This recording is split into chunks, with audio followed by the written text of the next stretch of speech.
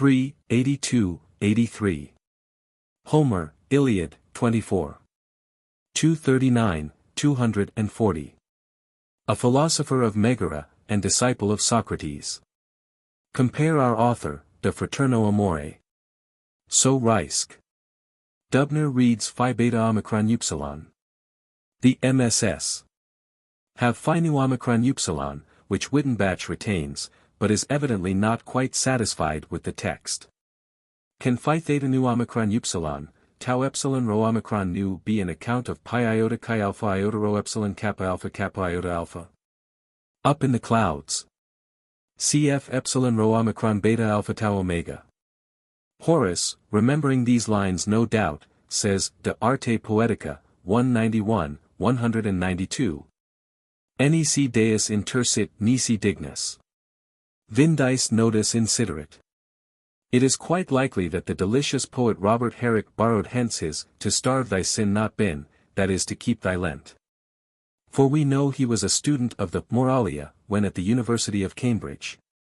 See Aeschylus, Eumenides, 107. Sophocles, Oedipus Coloneus, 481.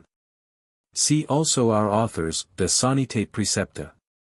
Jeremy Taylor has closely imitated parts of this dialogue in his Holy Living, Chapter 4. Sect. 8. 12 Remedies against Anger, by way of exercise, 13 Remedies against Anger, by way of consideration. Such a storehouse did he make of the Moralia. On contentedness of mind. Plutarch sends greeting to Pacius.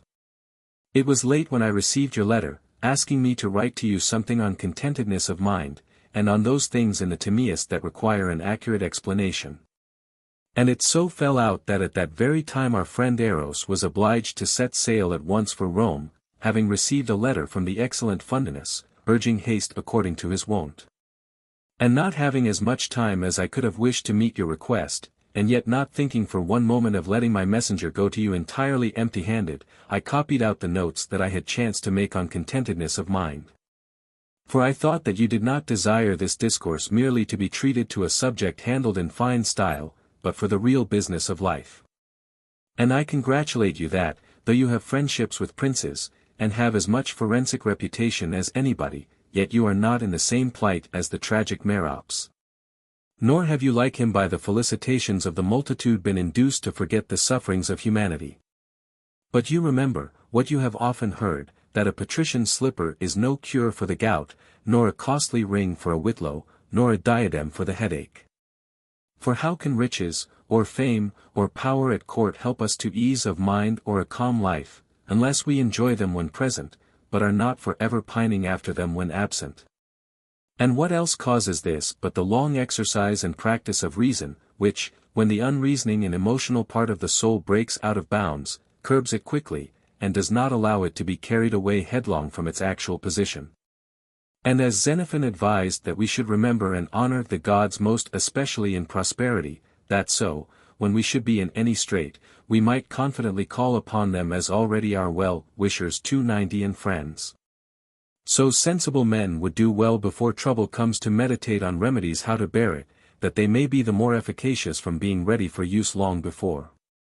For as savage dogs are excited at every sound, and are only soothed by a familiar voice, so also it is not easy to quiet the wild passions of the soul, unless familiar and well-known arguments be at hand to check its excitement. He then that said, that the man that wished to have an easy mind ought to have little to do either public or private, first of all makes ease of mind a very costly article for us, if it is to be bought at the price of doing nothing. As if he should advise every sick person, lie still, poor wretch, in bed. And indeed stupor is a bad remedy for the body against despair, nor is he any better physician of the soul who removes its trouble and anxiety by recommending a lazy and soft life and a leaving our friends and relations and country in the lurch. In the next place, it is false that those that have little to do are easy in mind. For then women would be easier in mind than men, since they mostly stay at home in inactivity, and even nowadays it is as Hesiod says.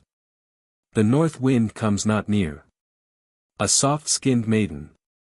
Yet griefs and troubles and unrest, proceeding from jealousy or superstition or ambition or vanity, inundate the women's part of the house with unceasing flow. And Laertes, though he lived for 20 years a solitary life in the country, with an old woman to attend on him, who duly set on board his meat and drink, and fled from his country and house and kingdom, yet had sorrow and dejection as a perpetual companion with leisure. And some have been often thrown into sad unrest merely from inaction, as the following. But fleet Achilles, Zeus sprung, son of Peleus, sat by the swiftly sailing ships and fumed, 291 nor ever did frequent ennobling counsel, nor ever join the war, but pined in heart, though in his tent abiding, for the fray. And full of emotion and distress at this state of things he himself says, a useless burden to the earth. I sit beside the ships. So even Epicurus thinks that those who are desirous of honor and glory should not rust in inglorious ease, but use their natural talents in public life for the benefit of the community at large, seeing that they are by nature so constituted that they would be more likely to be troubled and afflicted at inaction, if they did not get what they desired. But he is absurd in that he does not urge men of ability to take part in public life, but only the restless. But we ought not to estimate ease or unrest of mind by our many or few actions, but by their fairness or foulness. For the omission of fair actions troubles and distresses us, as I have said before, quite as much as the actual doing of foul actions. As for those who think that one kind of life is especially free from trouble, as some think that of farmers, others that of bachelors, others that of kings, Menander sufficiently exposes their error in the following lines. Phania. I thought those rich, who need not borrow, nor groan at nights, nor cry out, woe is me, kicked up and down, in this untoward world, but sweet and gentle sleep they may enjoy. He then goes on to remark that he saw the rich suffering the same as the poor. Trouble and life are truly near akin with the luxurious or the glorious life trouble consorts, and in the life of poverty lasts with it to the end. But just as people on the sea, timid and prone to seasickness, think they will suffer from it less on board a merchantman than on a boat, and for the same reason shift their quarters to a trireme, but do not attain anything by these changes. For they take with them their timidity and qualmishness, so changes of life do not remove the sorrows and troubles 292 of the soul, which proceed from want of experience and reflection, and from inability or ignorance rightly to enjoy the present. These afflict the rich as well as the poor, these trouble the married as well as the unmarried. These make people shun the forum, but find no happiness in retirement, these make people eagerly desire introductions at court, though when got they straightway care no more about them. The sick are peevish in their straits and needs. For the wife bothers them, and they grumble at the doctor, and they find the bed uneasy, and, as Ion says, the friend that visits them tires their patience, and yet they do not like him to depart. But afterwards, when the illness is over, and a sounder condition supervenes, health returns and makes all things pleasant and acceptable. He that yesterday loathed eggs and cakes of finest meal and purest bread will today eat eagerly and with appetite coarsest bread with a few olives and cress. Such contentedness and change of view in regard to every kind of life does the infusion of reason bring about. When Alexander heard from Anaxarchus of the infinite number of worlds, he wept, and when his friends asked him what was the matter, he replied, Is it not a matter for tears that, when the number of worlds is infinite, I have not conquered one? But Crates, who had only a wallet and threadbare cloak, passed all his life jesting and laughing as if at a festival. Agamemnon was troubled with his rule over so many subjects. You look on Agamemnon, Atreus' son, whom Zeus has plunged forever in a mass of never-ending cares. But Diogenes when he was being sold sat down and kept jeering at the auctioneer, and would not stand up when he bade him, but said joking and laughing, Would you tell a fish you were selling to stand up? And Socrates in prison played the philosopher and discoursed with his 293 friends. But Phaethon, when he got up to heaven, wept because nobody gave to him his father's horses and chariot. As therefore the shoe is shaped by the foot, and not the foot by the shoe, so does the disposition make the life similar to itself. For it is not, as one said, custom that makes the best life seem sweet to those that choose it, but it is sense that makes that very life at once the best and sweetest. Let us cleanse therefore the fountain of contentedness, which is within us, that so external things may turn out for our good, through our putting the best face on them. Events will take their course, it is no good our being angry at them, he is happiest who wisely turns them to the best account. Plato compared human life to a game at dice, wherein we ought to throw according to our requirements, and, having thrown, to make the best use of whatever turns up. It is not in our power indeed to determine what the throw will be, but it is our part, if we are wise, to accept in a right spirit whatever fortune sends, and so to contrive matters that what we wish should do us most good, and what we do not wish should do us least harm. For those who live at random and without judgment, like those sickly people who can stand neither heat nor cold, are unduly elated by prosperity, and cast down by adversity. And in either case suffer from unrest, but 'tis their own fault, and perhaps they suffer most in what are called good circumstances. Theodorus, who was surnamed the atheist, used to say that he held out arguments with his right hand, but his hearers received them with their left, so awkward people frequently take in a clumsy manner the favors of fortune. But men of sense, as bees extract honey from thyme which is the strongest and driest of herbs, so from the least auspicious circumstances frequently derive advantage and profit. We ought then to cultivate such a habit as this, 294 like the man who threw a stone at his dog, and missed it, but hit his stepmother, and cried out, not so bad. Thus we may often turn the edge of fortune when things turn not out as we wish. Diogenes was driven into exile, not so bad, for his exile made him turn philosopher. And Zeno of Citium, when he heard that the only merchantman he had was wrecked, cargo and all, said, Fortune, you treat me handsomely, since you reduce me to my threadbare cloak and piazza. What prevents our imitating such men as these? Have you failed to get some office? You will be able to live in the country henceforth, and manage your own affairs. Did you court the friendship of some great man, and meet with a rebuff? You will live free from danger and cares. Have you again had matters to deal with that required labor and thought? Warm water will not so much make the limbs soft by soaking, to quote Pindar, as glory and honor and power make labor sweet, and toil to be no toil. Or has any bad luck or contumely fallen on you in consequence of some calumny or from envy? The breeze is favorable that will waft you to the Muses and the Academy, as it did Plato when his friendship with Dionysius came to an end. It does indeed greatly conduce to contentedness of mind to see how famous men have borne the same troubles with an unruffled mind. For example, does childlessness trouble you? Consider those kings of the Romans, none of whom left his kingdom to a son. Are you distressed at the pinch of poverty? Who of the Boeotians would you rather prefer to be than Epaminondas, or of the Romans than Fabricius? Has your wife been seduced? Have you never read that inscription at Delphi? Agis the king of land and sea erected me. And have you not heard that his wife Timea was seduced by Alcibiades, and in her whispers to her handmaidens called the child that was born Alcibiades? Yet this did not prevent Agis from being the most famous and greatest 295 of the Greeks. Neither again did the licentiousness of his daughter prevent Stilpo from leading the merriest life of all the philosophers that were his contemporaries. And when Metrocles reproached him with her life, he said, Is it my fault or hers?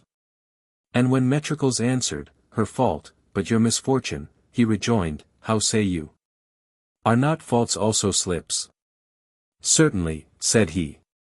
And are not slips mischances in those matters wherein we slip? Metrocles assented. And are not mischances misfortunes in those matters wherein we mischance? By this gentle and philosophical argument he demonstrated the cynic's reproach to be an idle bark. But most people are troubled and exasperated not only at the bad in their friends and intimates, but also in their enemies. For railing and anger and envy and malignity and jealousy and ill will are the bane of those that suffer from those infirmities, and trouble and exasperate the foolish, as for example the quarrels of neighbors, and peevishness of acquaintances. And the want of ability in those that manage state affairs. By these things you yourself seem to me to be put out not a little, as the doctors in Sophocles, who with bitter physic purge the bitter bile. So vexed and bitter are you at people's weaknesses and infirmities, which is not reasonable in you. Even your own private affairs are not always managed by simple and good and suitable instruments, so to speak, but very frequently by sharp and crooked ones. Do not think it then either your business, or an easy matter either, to set all these things to rights. But if you take people as they are, as the surgeon uses his bandages and instruments for drawing teeth, and with cheerfulness and serenity welcome all that happens, as you would look upon barking dogs as only following their nature, you will be happier in the disposition you will then have than you will be distressed at other people's disagreeableness and shortcomings. For you will forget to make a collection of disagreeable things, which 296 now inundate, as some hollow and low-lying ground, your littleness of mind and weakness, which fills itself with other people's bad points. For seeing that some of the philosophers censure compassion to the unfortunate, on the ground that it is good to help our neighbors, and not to give way to sentimental sympathy in connection with them, and, what is of more importance, do not allow those that are conscious of their errors and bad moral disposition to be dejected and grieved at them, but bid them cure their defects without grief at once, is it not altogether unreasonable, look you, to allow ourselves to be peevish and vexed, because all those who have dealings with us and come near us are not good and clever? Let us see to it, dear Pacius, that we do not, whether we are aware of it or not, play a part, really looking not at the universal defects of those that approach us, but at our own interests through our selfishness, and not through our hatred of evil. For excessive excitement about things, and an undue appetite and desire for them, or on the other hand aversion and dislike to them, engender suspiciousness and peevishness against persons, who were, we think, the cause of our being deprived of some things, and of being troubled with others. But he that is accustomed to adapt himself to things easily and calmly is most cheerful and gentle in his dealings with people. Wherefore let us resume our argument.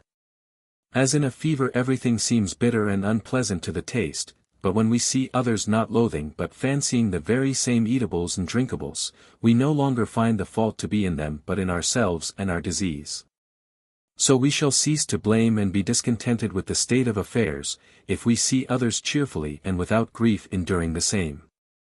It also makes for contentedness, when things happen against our wish, not to overlook our many advantages and comforts, but by looking at both good and bad to feel that the good preponderate.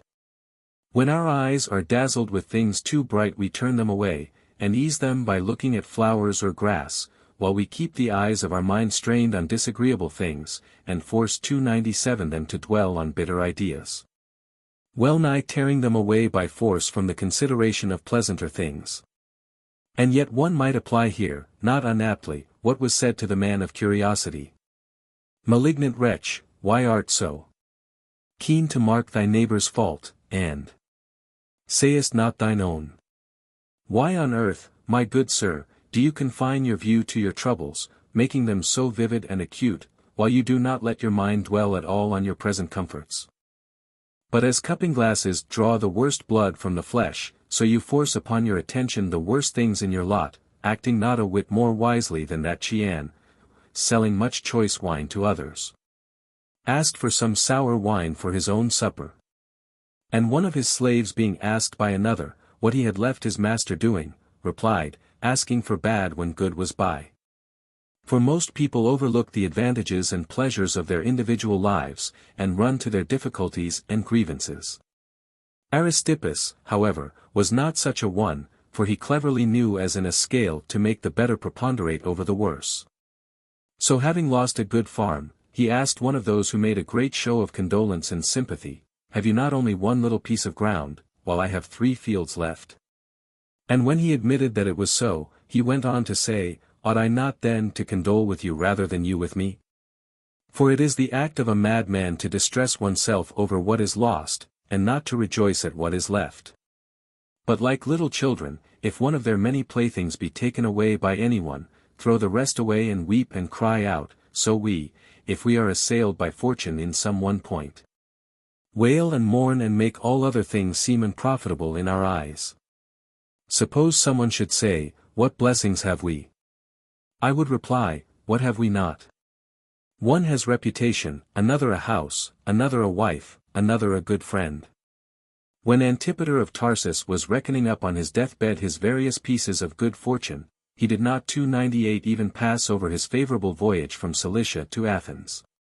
So we should not overlook, but take account of everyday blessings, and rejoice that we live, and are well, and see the sun, and that no war or sedition plagues our country, but that the earth is open to cultivation, the sea secure to mariners.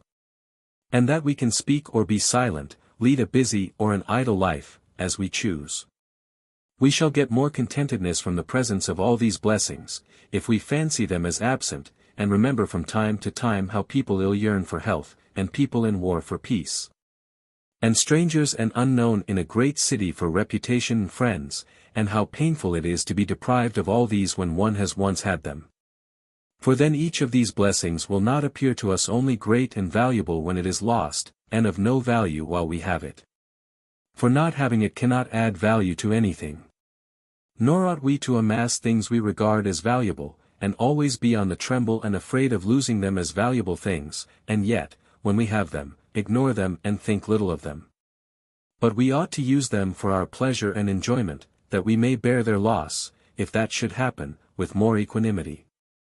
But most people, as our Cecilius said, think it right to inspect minutely and in every detail, perusing them alike with the eyes of the body and mind, other people's poems and paintings and statues, while they neglect to study their own lives, which have often many not unpleasing subjects for contemplation, looking abroad and ever admiring other people's reputations and fortunes, as adulterers admire other men's wives, and think cheap of their own.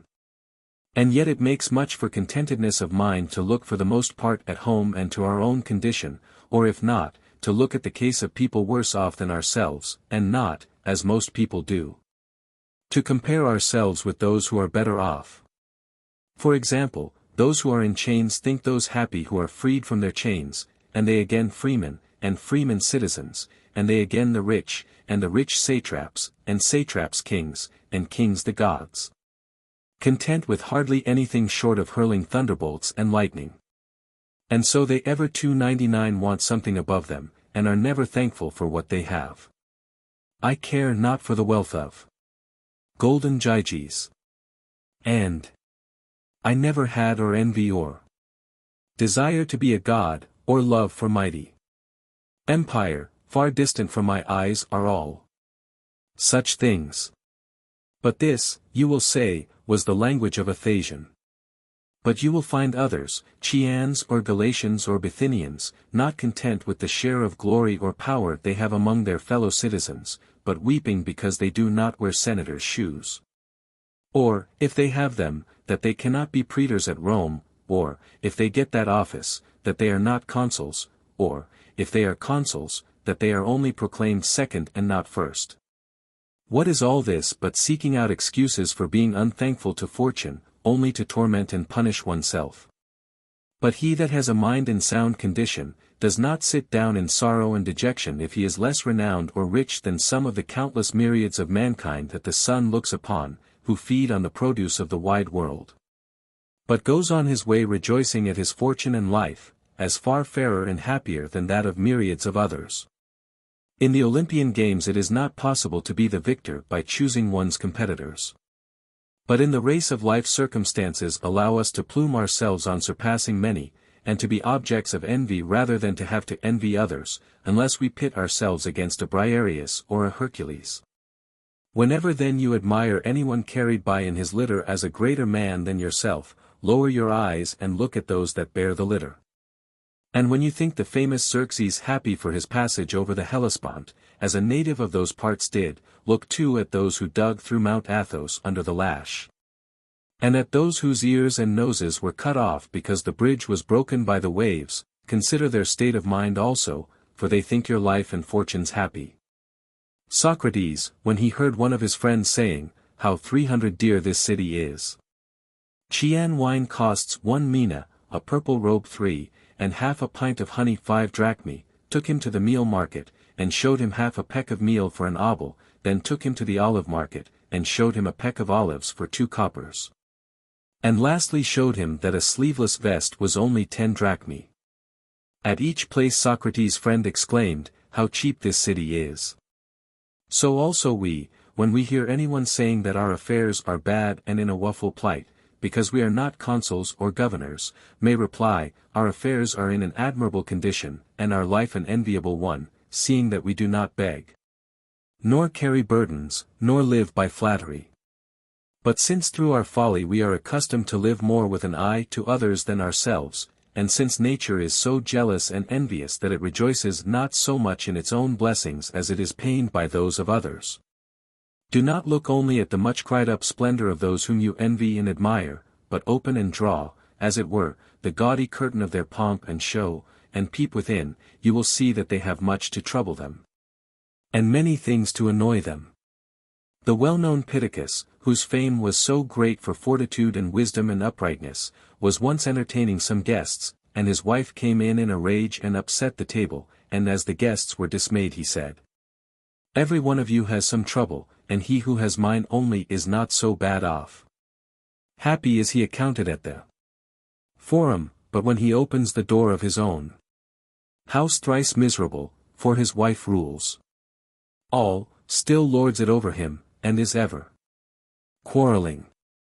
Many griefs has he that I wot not of. Many such cases are there, unknown to the public, for family pride casts a veil over them, to be found in wealth and glory in even in royalty. O happy son of Atreus, child of destiny, blessed thy lot.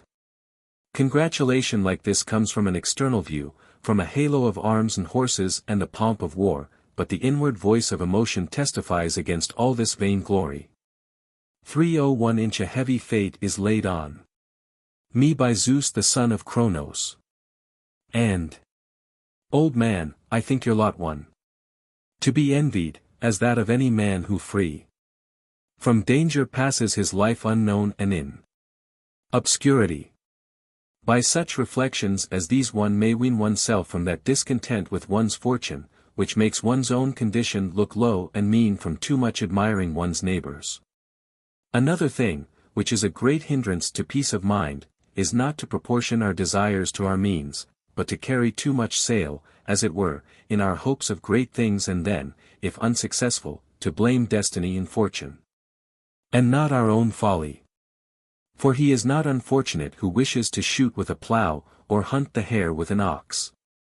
Nor has he an evil genius opposed to him, who does not catch deer with fishing nets, but merely is the dupe of his own stupidity and folly in attempting impossibilities. Self-love is mainly to blame, making people fond of being first and aspiring in all matters, and insatiably desirous to engage in everything. For people not only wish at one and the same time to be rich, and learned, and strong, and boon companions, and agreeable, and friends of kings, and governors of cities. But they are also discontented if they have not dogs and horses and quails and cocks of the first quality. Dionysius the elder was not content with being the most powerful monarch of his times, but because he could not beat Philoxenus the poet in singing, or surpass Plato in dialectics, was so angry and exasperated that he put the one to work in his stone quarries, and sent the other to Aegina and sold him there. Alexander was of a different spirit, for when Chryso the famous runner ran a race with him, and seemed to let the king outrun him on purpose, he was greatly displeased. Good also was the spirit of Achilles in Homer, who, when he said, none of the Achaean warriors is a match for me in war, 302 added, yet in the council hall others there are who better are than me. And when Megabyzus the Persian visited the studio of Apelles, and began to chatter about art, Apelles stopped him and said, while you kept silence you seemed to be somebody from your gold and purple. But now these lads that are grinding colors are laughing at your nonsense. But some who think the Stoics only talk idly, in styling their wise man not only prudent and just and brave but also orator and general and poet and rich man and king, yet claim for themselves all those titles. And are indignant if they do not get them. And yet even among the gods different functions are assigned to different personages. Thus one is called the god of war, another the god of oracles, another the god of gain, and Aphrodite, as she has nothing to do with warlike affairs, is dispatched by Zeus to marriages and bridals.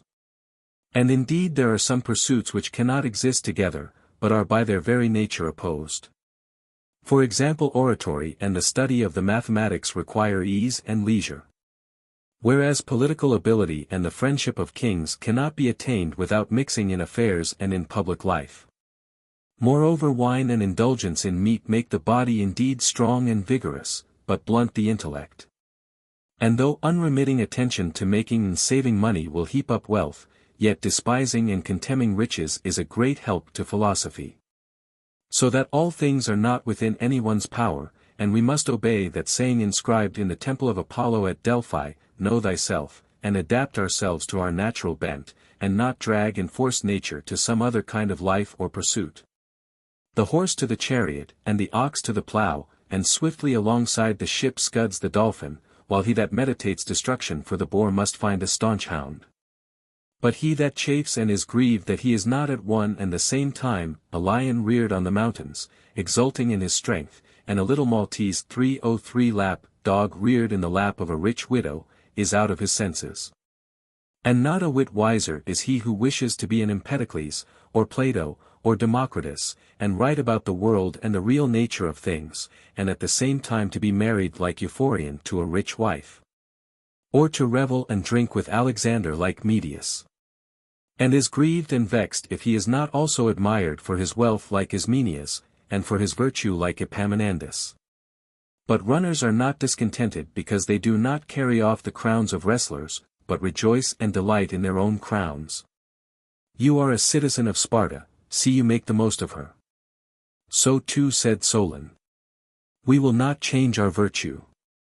For their wealth, for virtue never dies.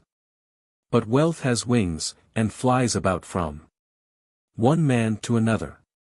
And Strato the natural philosopher, when he heard that Menedemus had many more pupils than he had, said, Is it wonderful at all that more wish to wash than to be anointed? And Aristotle, writing to Antipater, said, Not only has Alexander a right to plume himself on his rule over many subjects, but no less legitimate is satisfaction at entertaining right opinions about the gods. For those that think so highly of their own walk in life will not be so envious about their neighbors. We do not expect a vine to bear figs, nor an olive grapes, yet nowadays, with regard to ourselves, if we have not at one and the same time the privilege of being accounted rich and learned, generals and philosophers, flatterers and outspoken, stingy and extravagant, we slander ourselves and are dissatisfied, and despise ourselves as living a maimed and imperfect life. Furthermore, we see that nature teaches us the same lesson. For as she provides different kinds of beasts with different kinds of food, and has not made all carnivorous, or seed pickers, or root diggers, so she has given to mankind various means of getting a livelihood, one by keeping sheep, another by ploughing, another by fowling, and another by catching the fish of the sea. 304 We ought each therefore to select the calling appropriate for ourselves and labor energetically in it, and leave other people to theirs, and not demonstrate Hesiod as coming short of the real state of things when he said, Potter is wroth with potter, smith with smith. For not only do people envy those of the same trade and manner of life, but the rich envy the learned, and the famous the rich, and advocate sophists, aye, and freemen and patricians admire and think happy comedians starring it at the theatres, and dancers, and the attendants at kings' courts, and by all this envy give themselves no small trouble and annoyance.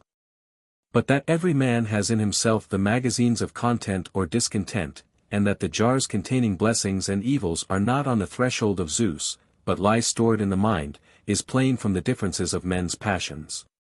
For the foolish overlook and neglect present blessings, through their thoughts being ever intent on the future, but the wise make the past clearly present to them through memory.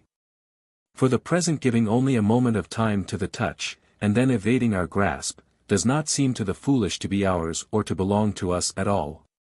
And like that person painted as rope-making in Hades and permitting an ass feeding by to eat up the rope as fast as he makes it, so the stupid and thankless forgetfulness of most people comes upon them and takes possession of them, and obliterates from their mind every past action, whether success, or pleasant leisure, or society, or enjoyment, and breaks the unity of life which arises from the past being blended with the present. For detaching today from both yesterday and tomorrow, it soon makes every event as if it had never happened from lack of memory. For as those in the schools, who deny the growth of our bodies by reason of the continual flux of substance, make each of us in theory different from himself and another man, so those who do not keep or recall to their memory former things, but let them drift, actually empty them 305 selves daily, and hang upon the morrow, as if what happened a year ago, or even yesterday and the day before yesterday, had nothing to do with them, and had hardly occurred at all. This is one great hindrance to contentedness of mind, and another still greater is whenever, like flies that slide down smooth places in mirrors, but stick fast in rough places or where there are cracks, men let pleasant and agreeable things glide from their memory, and pin themselves down to the remembrance of unpleasant things.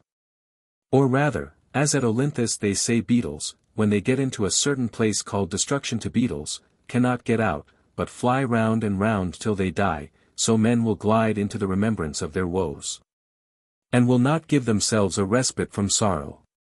But, as we use our brightest colors in a picture, so in the mind we ought to look at the cheerful and bright side of things, and hide and keep down the gloomy, for we cannot altogether obliterate or get rid of it. For, as the strings of the bow and lyre are alternately tightened and relaxed, so is it with the order of the world. In human affairs there is nothing pure and without alloy.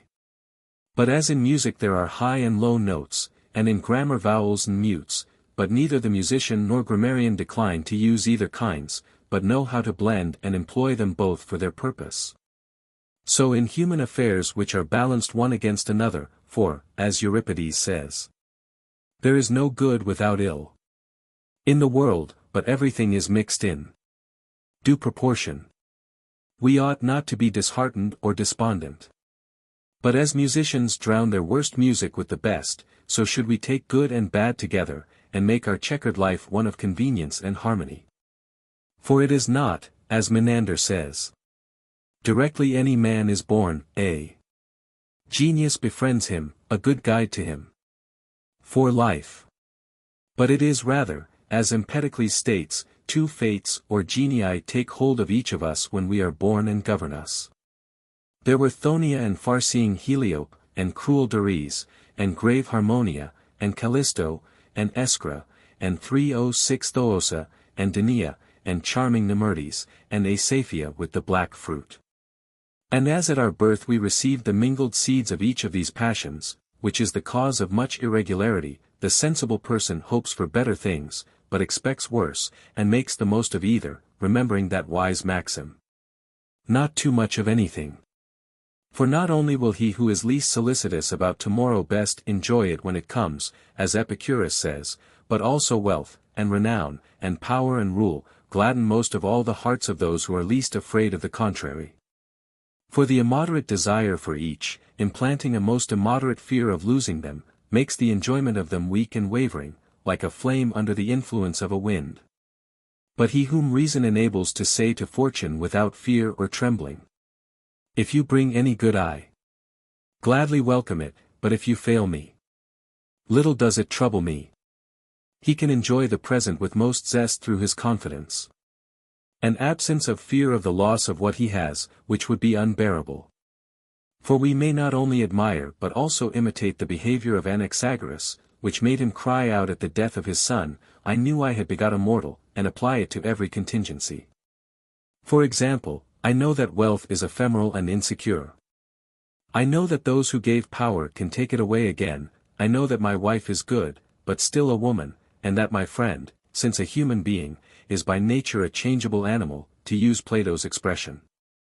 For such a prepared frame of mind, if anything happens unwished for but not unexpected, not admitting of such phrases as, I shouldn't have dreamed of it, or, I expected quite a different lot, or, I didn't look for this. abates the violent beatings and palpitations of the heart, and quickly causes wild unrest to subside. Carneades indeed reminds us that in great matters the unexpected makes the sum total of grief and dejection.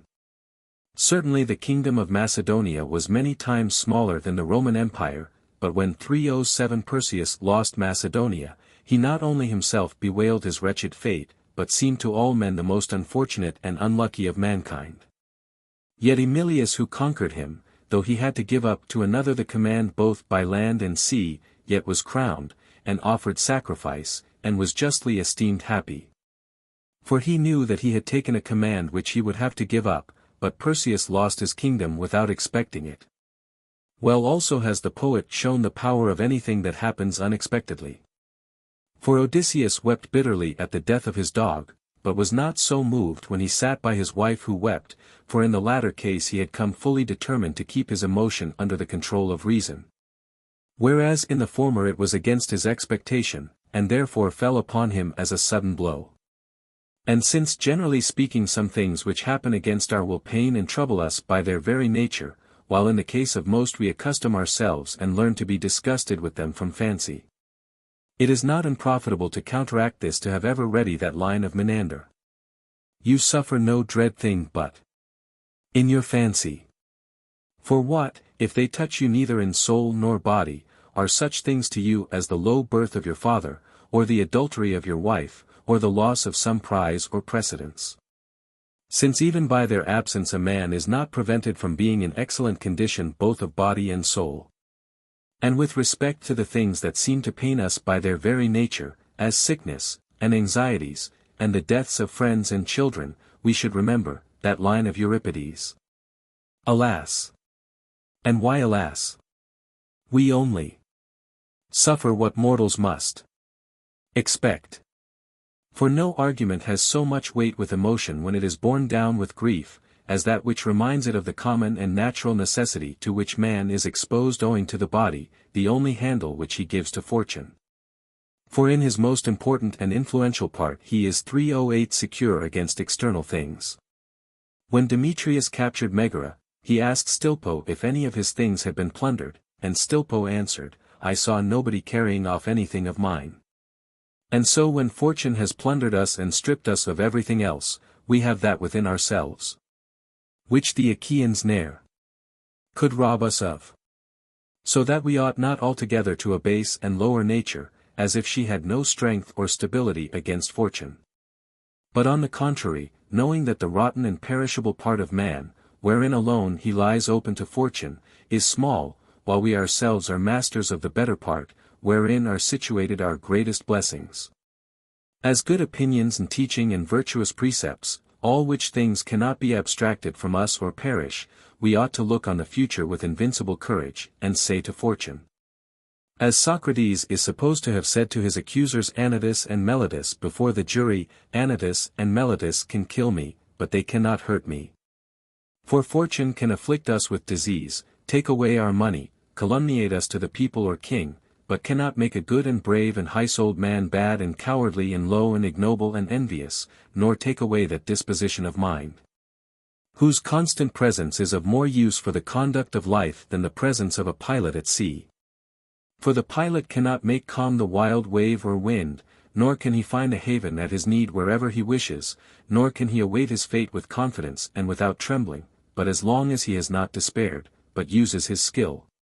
He scuds before the gale, lowering his big sail, till his lower mast is only just above the sea dark as Erebus, and sits at the helm trembling and quaking. But the disposition of a wise man gives calm even to the body, mostly cutting off the causes of diseases by temperance and plain living and moderate exercise. But if some beginning of trouble arise from without, as we avoid a sunken rock, so he passes by it with furled sail, as Asclepiades puts it. But if some unexpected 309 and tremendous gale come upon him and prove too much for him, the harbor is at hand, and he can swim away from the body, as from a leaky boat.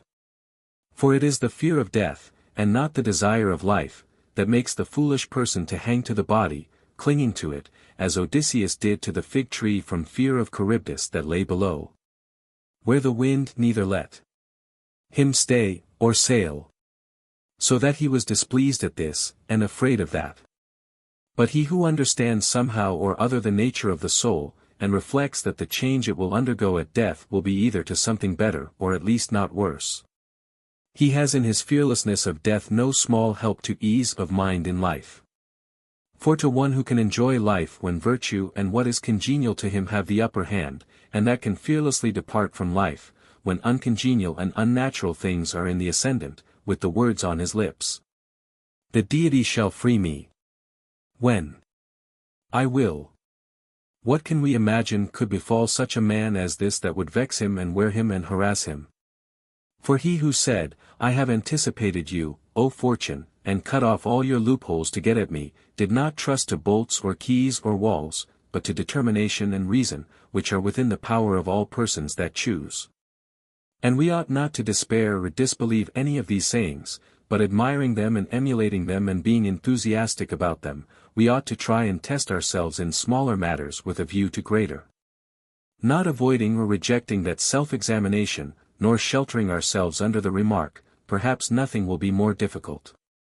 For inertia and softness are generated by that self-indulgence which ever occupies itself only with the easiest tasks, and flees from the disagreeable to what is most pleasant.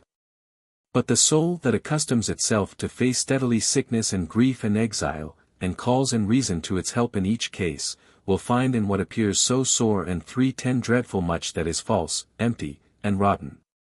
As reason will show in each case. And yet many shudder at that line of Menander. No one can say, "I shall not suffer this or that." Being ignorant how much it helps us to freedom from grief to practice to be able to look fortune in the face with our eyes open. And not to entertain fine and soft fancies, like one reared in the shade on many hopes that always yield and never resist. We can, however, answer Menander's line. No one can say, "I shall not suffer this or that." For a man can say, "I will not do this or that, I will not lie, I will not play the rogue, I will not cheat, I will not scheme." For this is in our power, and is no small but great help to ease of mind. As on the contrary, the consciousness of having done ill deeds, like a sore in the flesh, leaves in the mind a regret which ever wounds it and pricks it. For reason banishes all other griefs, but itself creates regret when the soul is vexed with shame and self-tormented. For as those who shudder in ague fits or burn in fevers feel more trouble and distress than those who externally suffer the same from cold or heat, so the grief is lighter which comes externally from chance, but that lament. None is to blame for this but I myself. Coming from within on one's own misdeeds, intensifies one's bitterness by the shame felt. And so neither costly house, nor quantity of gold, nor pride of race, nor weighty office, nor grace of language, nor eloquence, impart so much calm and serenity to life, as a soul pure from evil acts and desires, having an imperturbable and undefiled character as the source of its life, whence good actions flow, producing an enthusiastic and cheerful energy accompanied by loftiness of thought, and a memory sweeter and more lasting than that hope which Pindar says is the support of old age. Censers do not, as Carneades said, after they are emptied, long retain their sweet smell. But in the mind of the wise man good actions always leave a fresh and fragrant memory, by which joy is watered and flourishes, and 311 despises those who wail over life and abuse it as a region of ills, or as a place of exile for souls in this world. I am very taken with Diogenes' remark to a stranger at Lacedaemon, who was dressing with much display for a feast, "Does not a good man consider every day a feast? And a very great feast too, if we live soberly. For the world is a most holy and divine temple, into which man is introduced at his birth, not to behold motionless images made by hands. But those things, to use the language of Plato, which the divine mind has exhibited as the visible representations of invisible things, having innate in them the principle of life and motion, as the sun, moon and stars. And rivers ever flowing with fresh water, and the earth affording maintenance to plants and animals. Seeing then that life is the most complete initiation into all these things, it ought to be full of ease of mind and joy. Not as most people wait for the festivals of Kronos and Dionysus and the Panathenea and other similar days, that they may joy and refresh themselves with bought laughter, paying actors and dancers for the same. On such occasions indeed we sit silently and decorously, for no one wails when he is initiated, or groans when he beholds the Pythian games, or when he is drinking at the festival of Kronos, but men shame the festivals which the deity supplies us with and initiates us in, passing most of their time in lamentation and heaviness of heart and distressing anxiety. And though men delight in the pleasing notes of musical instruments, and in the songs of birds, and behold with joy the animals playing and frisking, and on the contrary are distressed when they roar and howl and look savage, yet in regard to their own life, when they see it without smiles and dejected, and ever oppressed and afflicted by the most wretched sorrows and toils and unending cares, they do not think of trying to procure alleviation and ease. How is this? Nay, they will not even listen to others' exhortation, which would enable them to acquiesce in the present without repining, and to remember the past with thankfulness, and to meet the future hopefully and cheerfully without fear or suspicion, or cheerfulness, or tranquility of mind. Jeremy Taylor has largely borrowed again from this treatise in his Holy Living, ch. 2. Section 6, of Contentedness in All Estates and Accidents. Reading with Salmasius Kappa Tau Iota Omicron Pi Alpha Tau Rho Kappa Iota Omicron. Locus Xenophontus est Syropid, L.I. Reisk. Euripides, Orestes, 258. So Wittenbach, Dubner. Vulgo nu alpha iota sigma theta eta sigma alpha, pi omicron nu alpha. Works and Days, 519. Odyssey, I, 191, 192. I read kappa alpha tau eta phi epsilon alpha nu. Iliad, I, 488 to 492. Iliad, 18. 104. Euripides, Orestes, 232. Homer, Iliad, X 88, 89. The story of Phaethon is a very well-known one, and is recorded very fully by Ovid in the Metamorphoses, Book 2. Euripides, Bellerophon. Fragm. 298. Supplying Phi Tau Nu with Reisk. In Cyprus. Zeno was the founder of the Stoics. Zeno and his successors taught in the piazza at Athens called the Painted Piazza. See Pausanias, I, 15. Pindar, Nem. 4, 6. Euripides, Bacchae, 66. Quoted again by our author, on restraining anger. As will be seen, I follow Wittenbach's guidance in this very corrupt passage, which is a true crux.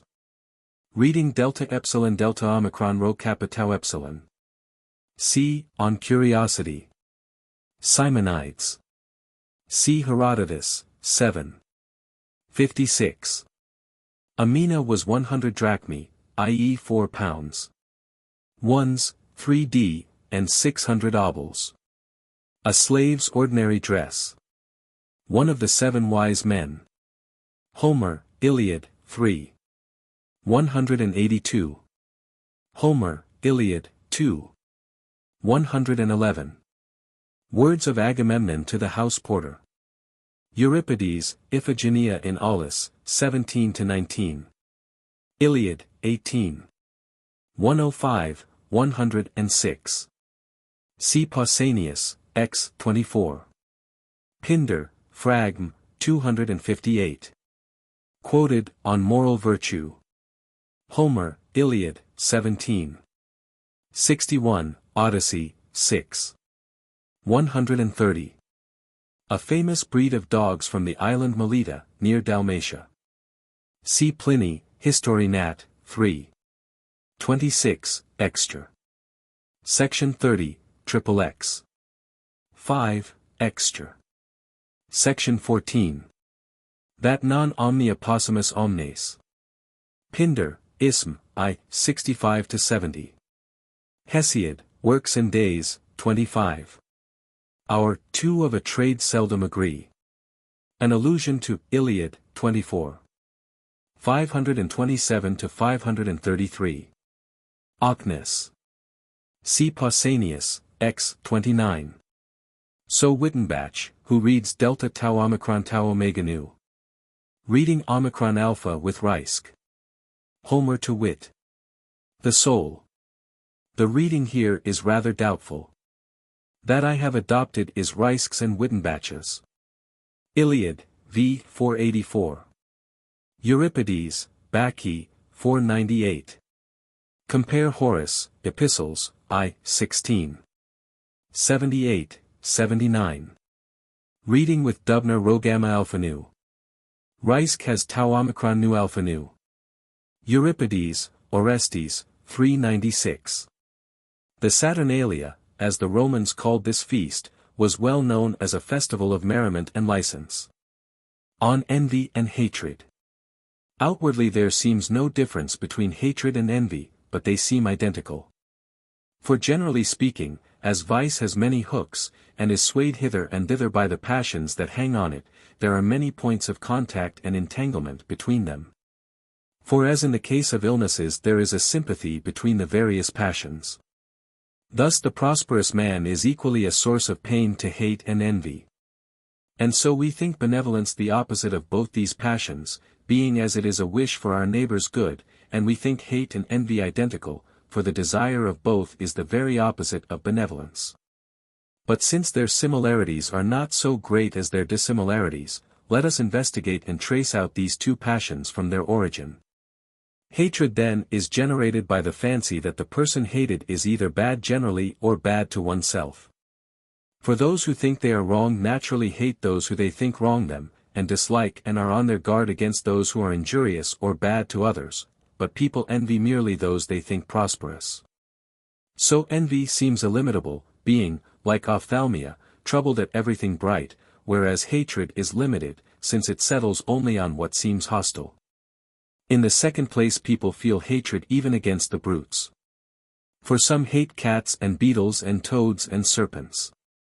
Thus Germanicus could not bear the crowing or sight of a cock, and the Persian magicians kill their mice, not only hating them themselves but thinking them hateful to their god, and the Arabians and Ethiopians abominate them as much. Whereas we envy only human beings.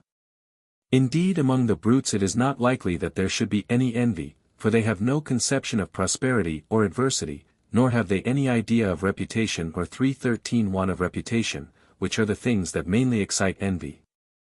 But they hate one another, and are hostile to one another, and fight with one another to the death, as eagles and dragons, crows and owls, titmice and finches, insomuch that they say that even the blood of these creatures will not mix. And if you try to mix it will immediately separate again. It is likely also that there is strong hatred between the cock and the lion, and the pig and the elephant, owing to fear. For what people fear they naturally hate. We see also from this that envy differs from hatred, for the animals are capable of the one, but not of the other. Moreover envy against anyone is never just, for no one wrongs another by his prosperity, though that is what he is envied for. But many are hated with justice, for we even think others worthy of hatred, if they do not flee from such, and are not disgusted and vexed at them. A great indication of this is that some people admit they hate many, but declare they envy nobody. Indeed hatred of evil is reckoned among praiseworthy things. And when some were praising Charillus, the nephew of Lycurgus and king of Sparta, for his mildness and gentleness, his colleagues said, "How can Charillus be good, who is not even harsh to the bad?" And so the poet described the bodily defects of Thersites at much length, whereas he expressed his vile moral character most shortly and by one remark, he was most hateful both to Achilles and Odysseus. For to be hated by the most excellent is the height of worthlessness. But people deny that they are envious, and, if they are charged with being so, they put forward 10,000 pleas, saying they are angry with the man or fear him or hate him, suggesting any other passion than envy. And concealing it as the only disorder of the soul which is abominable. Of necessity then these two passions cannot, like plants, be fed and nourished and grow on the same roots, for they are by nature different. For we hate people more as they grow worse, but they are envied only the 314 more the more they advance in virtue. And so Themistocles, when quite a lad, said he had done nothing remarkable, for he was not yet envied. For as insects attack most ripe corn and roses in their bloom, so envy fastens most on the good and on those who are growing in virtue and good repute for moral character. Again, extreme badness intensifies hatred.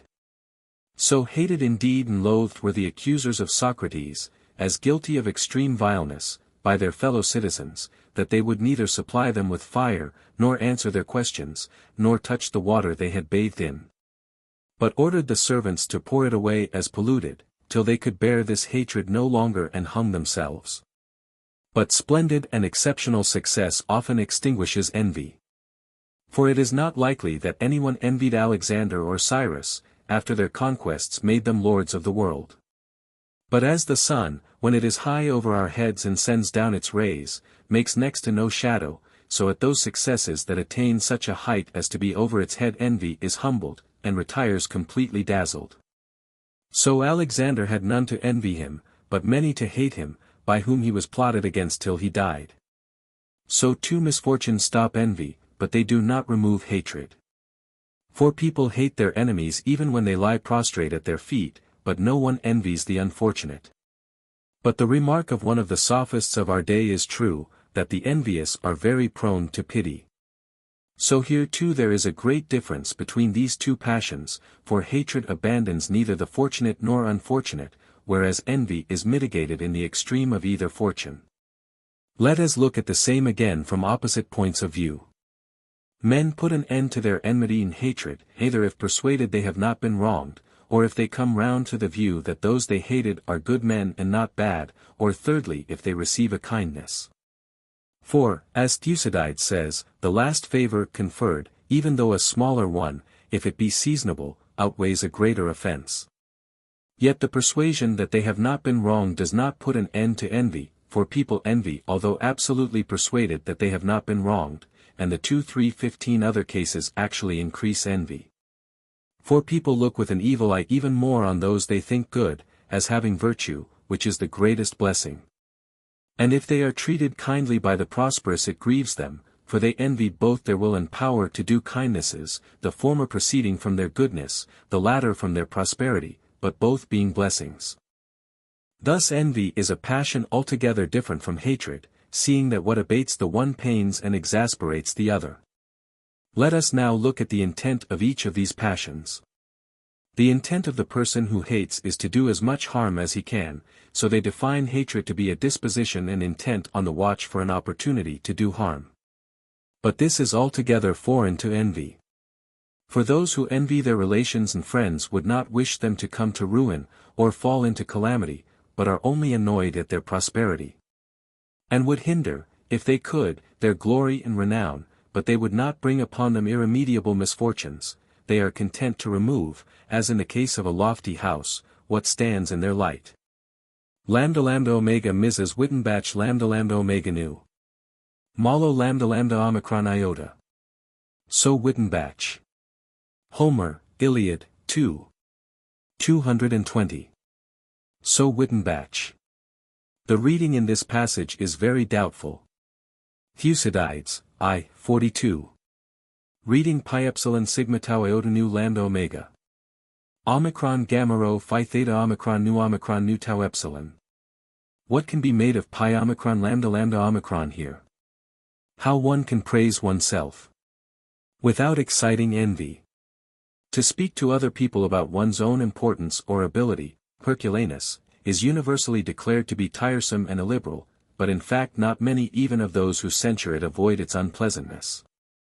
Thus Euripides, though he says, if words had to be bought by human beings, no one would wish to trumpet his own praises. But since one can get word sans any payment from lofty ether, everyone delights in speaking truth or falsehood of himself, for he can do it with impunity. Yet uses much tiresome boasting, intermixing with the passion and action of his plays irrelevant matter about himself. Similarly Pindar says, that to boast unseasoned 316 ably is to play an accompaniment to madness, yet he does not cease to talk big about his own merit, which indeed is well worthy of encomium. Who would deny it? But those who are crowned in the games leave it to others to celebrate their victories, to avoid the unpleasantness of singing their own praises. So we are with justice disgusted at Timotheus for trumpeting his own glory inelegantly and contrary to custom in the inscription for his victory over Phrynis. A proud day for you, Timotheus, was it when the herald cried out. The Milesian Timotheus is victorious over the son of Carbo and his Ionic notes. As Xenophon says, praise from others is the pleasantest thing a man can hear, but to others a man's self-praise is most nauseous. For first we think those impudent who praise themselves, since modesty would be becoming even if they were praised by others. Secondly, we think them unjust in giving themselves what they ought to receive from others. Thirdly, if we are silent we seem to be vexed and to envy them, and if we are afraid of this imputation, we are obliged to heap praise upon them contrary to our real opinion, and to bear them out. Undertaking a task more befitting gross flattery than honor. And yet, in spite of all this, there are occasions when a statesman may venture to speak in his own praise, not to cry up his own glory and merit, but when the time and matter demand that he should speak the truth about himself, as he would about another. Especially when it is mentioned that another has done good and excellent things, there is no need for him to suppress the fact that he has done as well. For such self-praise bears excellent fruit, since much more and better praise springs from it as from seed. For the statesman does not ask for reputation as a reward or consolation, nor is he merely pleased at its attending upon his actions, but he values it because credit and character give him opportunities to do good on a larger scale. For it is both easy and pleasant to benefit those who 3:17 believe in us and are friendly to us, but it is not easy to act virtuously against suspicion and calumny, and to force one's benefits on those that reject them. Let us now consider, if there are any other reasons warranting self-praise in a statesman, what they are, that, while we avoid vainglory and disgusting other people, we may not omit any useful kind of self-praise.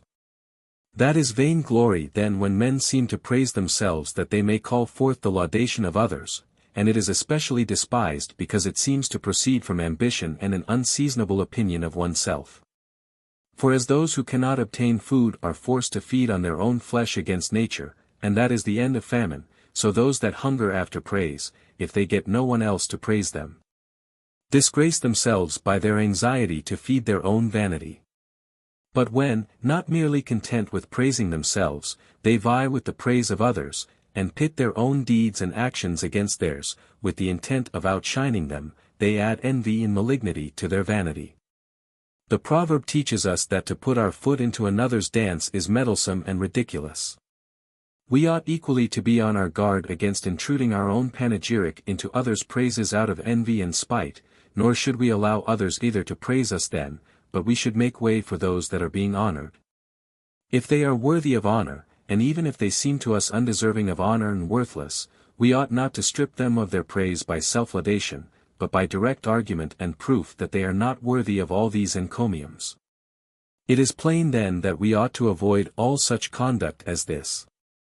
But self-praise cannot be blamed, if it is an answer to some charge or calumny, as those words of Pericles, and yet you are angry with such a man as me, a man I take it inferior to no one either in knowledge of what should be done, or in ability to point out the same, and a lover of my country to boot, and superior to bribes. For not only did he avoid all swagger and vainglory and ambition in talking thus loftily about himself, but he also Exhi 3:18 bided the spirit and greatness of his virtue, which could abase and crush envy because it could not be abased itself. For people will hardly condemn such men, for they are elevated and cheered and inspired by noble self-laudation such as this, if it have a true basis, as all history testifies.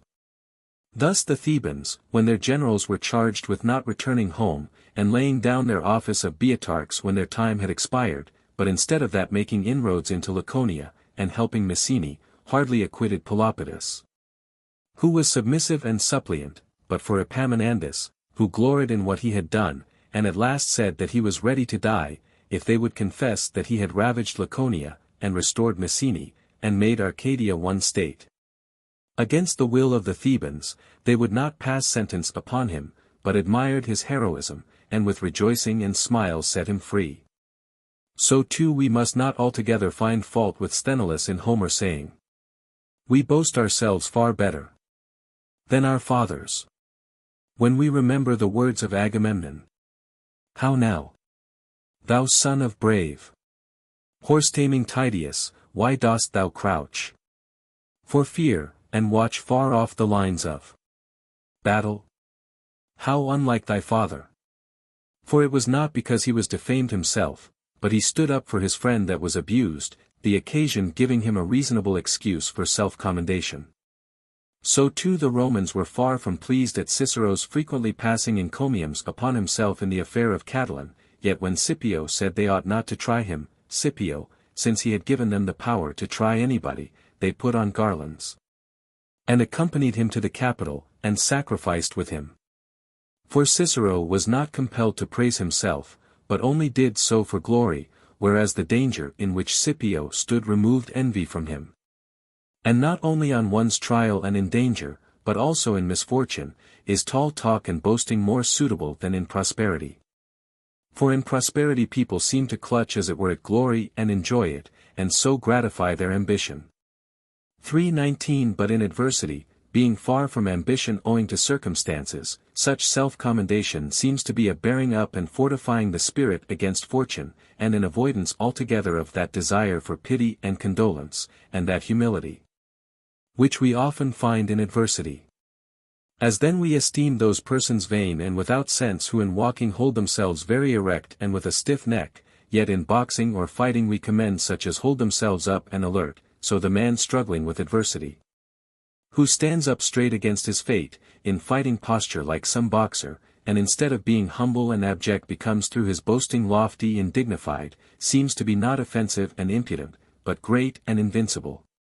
This is why, I suppose, Homer has represented Patroclus modest and without reproach in prosperity, yet at the moment of death saying grandiloquently, "Had 20 warriors fought me, such as thou, all had succumbed to my victorious spear."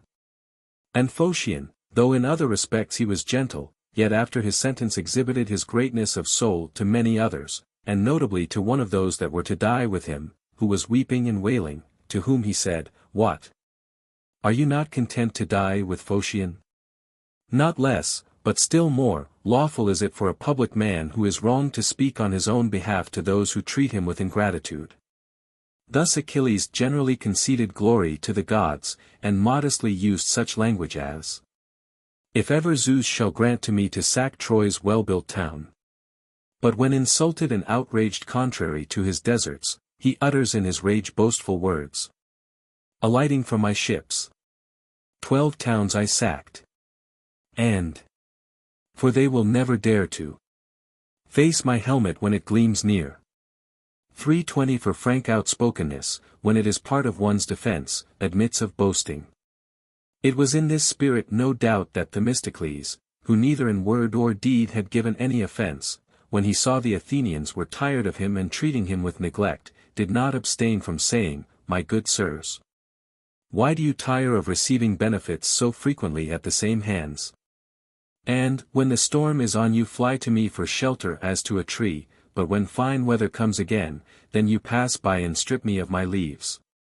They then that are wrong generally mention what they have done well to those who are ungrateful. And the person who is blamed for what he has done well is altogether to be pardoned, and not censured, if he passes encomiums on his own actions, for he is in the position of one not scolding but making his defense.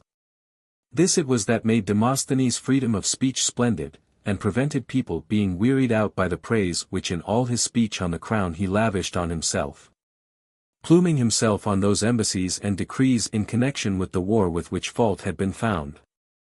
Not very unlike this is the grace of antithesis, when a person shows that the opposite of what he is charged with is base and low.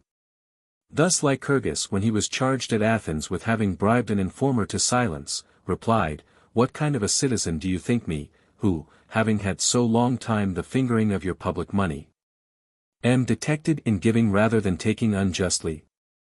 And Cicero, when Metellus told him that he had destroyed more as a witness than he had got acquitted as an advocate, answered, "Who denies that my honesty is greater than my eloquence?" Compare such sayings of Demosthenes as, "Who would not have been justified in killing me, had I tried in word only to impair the ancient glory of our city? And, what think you these wretches would have said, if the states had departed, when I was curiously discussing these points?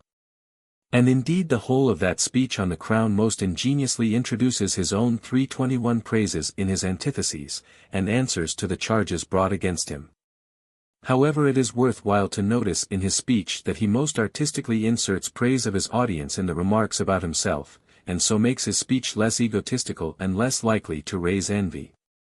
Thus he shows how the Athenians behaved to the Euboeans and to the Thebans, and what benefits they conferred on the people of Byzantium and on the Chersonese, claiming for himself only a subordinate part in the matter. Thus he cunningly insinuates into the audience with his own praises what they will gladly hear, for they rejoice at the enumeration of their successes, and their joy is succeeded by admiration and esteem for the person to whom the success was due.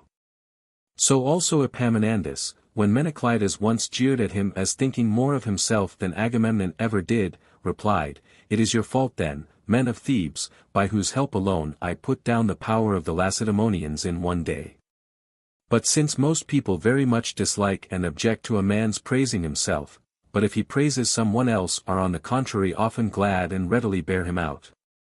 Some are in the habit of praising in season those that have the same pursuits, business and characters as themselves, and so conciliate and move the audience in their own favor. For the audience know at the moment such a one is speaking that, though he is speaking about another, yet his own similar virtue is worthy of their praise. For as one who throws in another's teeth things of which he is guilty himself must know that he upbraids himself most, so the good in paying honor to the good remind those who know their character of themselves. So that their hearers cry out at once, "Are not you such a one yourself?" Thus Alexander honoring Hercules, and Androcotus again honoring Alexander, got themselves honored on the same grounds. Dionysius on the contrary pulling Gelon to pieces, and calling him the Gelos of Sicily, was not aware that through his envy he was weakening the importance and dignity of his own authority. 322 These things then a public man must generally know and observe. But those that are compelled to praise themselves do so less offensively if they do not ascribe all the honor to themselves, but, being aware that their glory will be tiresome to others, set it down partly to fortune, partly to the deity. So Achilles said well, "Since the gods granted us to kill this hero." Well also did Timoleon, who erected a temple at Syracuse to the goddess of fortune after his success, and dedicated his house to the good genius. Excellently again did Pytho of Enos, when he came to Athens after killing Cotys, and when the demagogues vied with one another in praising him to the people, and he observed that some were jealous and displeased, in coming forward and saying, "Men of Athens, this is the doing of one of the gods, I only put my hands to the work." Sulla also forestalled envy by ever praising fortune, and eventually he proclaimed himself as under the protection of Aphrodite. For men would rather ascribe their defeat to fortune than the enemy's valor, for in the former case they consider it an accident, whereas in the latter case they would have to blame themselves and set it down to their own shortcomings. So they say the legislation of Zaleucus pleased the Locrians not least, because he said that Athene visited him from time to time, and suggested to him and taught him his laws, and that none of those he promulgated were his own idea and plan. Perhaps this kind of remedy by talking people over must be contrived for those who are altogether crabbed or envious, but for people of moderation it is not amiss to qualify excessive praise. Thus if anyone should praise you as learned, or rich, or influential, it would be well to bid him not talk about you in that strain, but say that you were good and harmless and useful. For the person that acts so does not introduce his own praise but transfers it, nor does he seem to rejoice in people passing encomiums upon him, but rather to be vexed at their praising him inappropriately and on wrong grounds. And he seems to 323 hide bad traits by better ones, not wishing to be praised, but showing how he ought to be praised. Such seems the intent of such words as the following: "I have not fortified the city with stones or bricks, but if you wish to see how I have fortified it, you will find arms and horses and allies." Still more in point are the last words of Pericles. For as he was dying, and his friends very naturally were weeping and wailing, and reminded him of his military services and his power, and the trophies and victories and towns he had won for Athens, and was leaving as a legacy. He raised himself up a little and blamed them as praising him for things common to many, and some of them the results of fortune rather than merit, while they had passed over the best and greatest of his deeds and one peculiarly his own. That he had never been the cause of any Athenians wearing mourning. This gives the orator an example, if he be a good man, when praised for his eloquence, to transfer the praise to his life and character. And the general who is admired for his skill and good fortune in war to speak with confidence about his gentleness and uprightness. And again, if any very extravagant praise is uttered, such as many people use in flattery which provokes envy, one can reply, I am no god, why do you liken me to the immortals? If you really know me, praise my integrity, or my sobriety, or my kind-heartedness, or my philanthropy. For even envy is not reluctant to give moderate praise to one that deprecates excessive praise, and true panegyric is not lost by people refusing to accept idle and false praise. So those kings who would not be called gods or the sons of gods, but only fond of their brothers or mother, or benefactors, or dear to the gods, did not excite the envy of those that honored them by those titles. That were noble but still such as men might claim. Again, people dislike those writers or speakers who entitle themselves wise, but they wel 324 come those who content themselves with saying that they are lovers of philosophy, and have made some progress. Or use some such moderate language about themselves as that, which does not excite envy.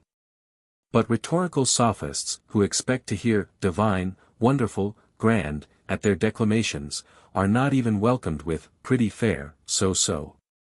Moreover, as people anxious not to injure those who have weak eyes, draw a shade over too much light, so some people make their praise of themselves less glaring and absolute, by pointing out some of their small defects, or miscarriages, or errors. And so remove all risk of making people offended or envious.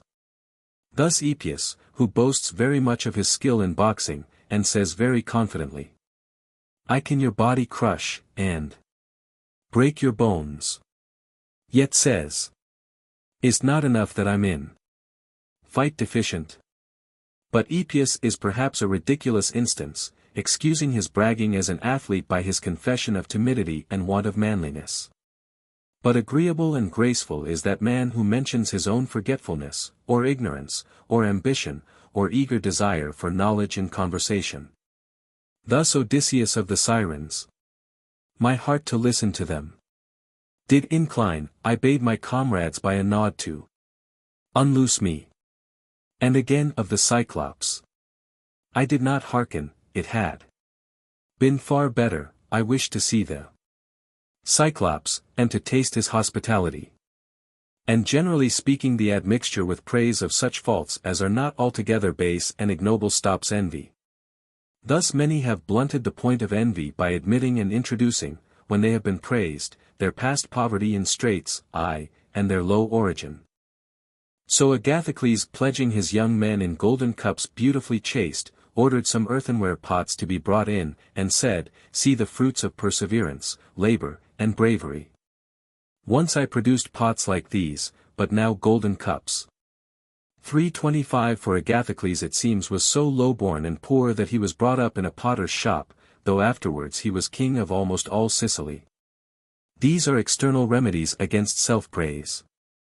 There are other internal ones as it were, such as Cato applied, when he said, he was envied, because he had to neglect his own affairs, and lie awake every night for the interests of his country.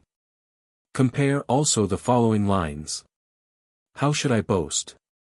Who could with ease have been enrolled among the many in the army, and had a fortune equal to the wisest? And I shrink from squandering past labor's grace, nor do I now reject all present toil. For as it is with house and farm, so also is it with glory and reputation. People for the most part envy those who have got them easily or for nothing, not those who have bought them at the cost of much toil and danger. Since then we can praise ourselves not only without causing pain or envy but even usefully and advantageously, let us consider, that we may not seem to have only that end in view but some other also. If we might praise ourselves to excite in our hearers emulation and ambition.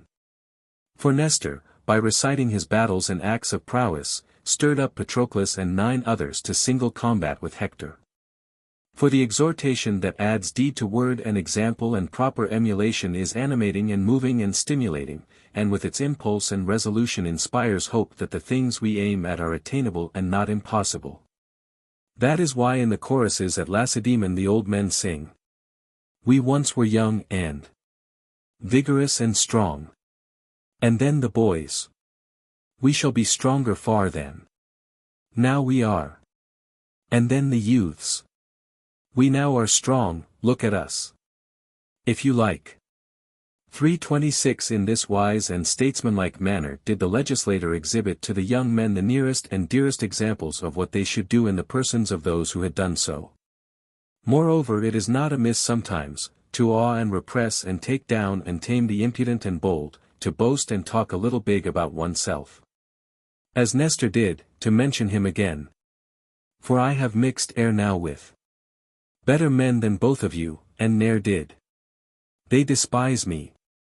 So also Aristotle told Alexander that not only had they that were rulers over many subjects a right to think highly of themselves, but also those that had right views about the gods. Useful too against our enemies and foes is the following line. "Ill-starred are they whose sons encounter me." Compare also the remark of Agesilaus about the king of the Persians, who was called great. How is he greater than me, if he is not also more upright? And that also of Epaminondas to the Lacedaemonians who were inveighing against the Thebans, "Anyhow we have made you talk at greater length than usual." But these kind of remarks are fitting for enemies and foes. But our boasting is also good on occasion for friends and fellow citizens, not only to abate their pride and make them more humble, but also when they are in fear and dejection to raise them up again and give them confidence.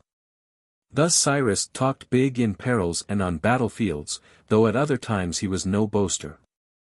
And the second Antigonus, though he was on all other occasions modest and far from vanity, yet in the sea fight off Cos, when one of his friends said to him, "See you not how many more ships the enemy have got than we have?" answered, "How many do you make me equal to then?" This Homer also seems to have noticed. For he has represented Odysseus, when his comrades were dreadfully afraid of the noise and whirlpool of Charybdis, reminding them of his former cleverness and valor. We are in no worse plight than when the Cyclops by force detained us in his hollow cave, but even then, thanks to my valor, judgment, and sense, we did escape. For such is not the self-praise of a demagogue or sophist, or of one that asks for clapping or applause, but of one who makes his valor and experience a pledge of confidence to his friends. For in critical conjunctures the reputation and credit of one who has experience and capacity in command plays a great part in ensuring safety. As I have said before, to pit oneself against another's praise and reputation is by no means fitting for a public man. However, in important matters, where mistaken praise is injurious and detrimental, it is not amiss to confute it. Or rather to divert the hearer to what is better by showing him the difference between true and false merit. Anyone would be glad, I suppose, when vice was abused and censured, to see most people voluntarily keep aloof from it. But if vice should be well thought of, and honor and reputation come to the person who promoted its pleasures or desires, no nature is so well constituted or strong that it would not be mastered by it. So the public man must oppose the praise not of men but of bad actions, for such praise is corrupting, and causes people to imitate and emulate what is base as if it were noble. But it is best refuted by putting it side by side with the truth, as Theodorus the tragic actor is reported to have said once to Satyrus the comic actor, "It is not so wonderful to make an audience laugh as to make them weep and cry." But what if some philosopher had answered him, "To make an audience weep and cry is not so noble a thing as to make them forget their sorrows." This kind of self-laudation benefits the hearer, and changes his opinion. Compare the remark of Zeno in reference to the number of Theophrastus scholars, "His is a larger body, but mine are better taught." And Phocion, when Leosthenes was still in prosperity, being asked by the orators what benefit he had conferred on the city, replied, "Only this, that during my period of office there has been no funeral oration." But all 328 the dead have been buried in their fathers' sepulchres. Wittily also did Crates parody the lines. Eating in wantonness and love's delights are all I value. With learning and those grand things the muses teach one are all I value. Such self-praise is good and useful and teaches people to admire and love what is valuable and expedient instead of what is vain and superfluous. Let so much suffice on the question proposed. It remains to me now to point out what our subject next demands and calls for, how everyone may avoid unseasonable self-praise. For there is a wonderful incentive to talking about oneself in self-love, which is frequently strongly implanted in those who seem to have only moderate aspirations for fame. For as it is one of the rules to preserve good health to avoid altogether places where sickness is, or to exercise the greatest precaution if one must go there, so talking about oneself has its slippery times and places that draw it on any pretext. For first, when others are praised, as I said before, ambition makes people talk about themselves, and a certain desire and impulse for fame which is hard to check bites and tickles that ambition. Especially if the other person is praised for the same things or less important things than the hearer thinks he is a proficient in. For as hungry people have their appetite more inflamed and sharpened by seeing others eat, so the praise of one's neighbors makes those who eagerly desire fame to blaze out into jealousy. In the second place, the narration of things done successfully and to people's mind entices many unawares to boasting and bragging in their joy. For falling into conversation about their victories, or success in state affairs, or their words or deeds commended by great men, they cannot keep themselves within bounds. With this kind of self-laudation you may see that soldiers and sailors are most taken. To be in this state of mind also frequently happens to those who have returned from important posts and responsible duties, for in their mention of illustrious 329 men and men of royal rank they insert the encomiums they have passed on themselves, and do not so much think they are praising themselves as merely repeating the praises of others about themselves. Others think their hearers do not detect them at all of self-praise, when they recount the greeting and welcome and kindness they have received from kings and emperors, but only imagine them to be enumerating the courtesy and kindliness of those great personages. So we must be very much on our guard in praising others to free ourselves from all suspicion of self-love and self-recommendation, and not to seem to be really praising ourselves, under pretext of Patroclus. Moreover, that kind of conversation that mainly consists of censuring and running down others is dangerous as giving opportunity for self-laudation to those who pine for fame. A fault into which old men especially fall, when they are led to scold others and censure their bad ways and faulty actions, and so extol themselves as being remarkably the opposite. In old men we must allow all this, especially if to age they add reputation and merit, for such fault-finding is not without use, and inspires those who are rebuked with both emulation and love of honor. But all other persons must especially avoid and fear that roundabout kind of self-praise. For since generally speaking censuring one's neighbors is disagreeable and barely tolerable and requires great wariness, he that mixes up his own praise with blame of another, and hunts for fame by defaming another, is altogether tiresome and inspires disgust, for he seems to wish to get credit through trying to prove others unworthy of credit. Furthermore, as those that are naturally prone and inclined to laughter must be especially on their guard against tickling and touching, such as excites that propensity by contact with the smoothest parts of the body, so those that have a great passion for reputation ought to be especially advised to abstain from praising themselves when they are praised by others. For a person ought to blush when praised, and not to be past blushing from 330 impudence, and ought to check those who extol him too highly, and not to rebuke them for praising him too little. Though very many people do so, themselves prompting and reminding their praisers of others of their own acts and virtues, till by their own praise they spoil the effect of the praise that others give them.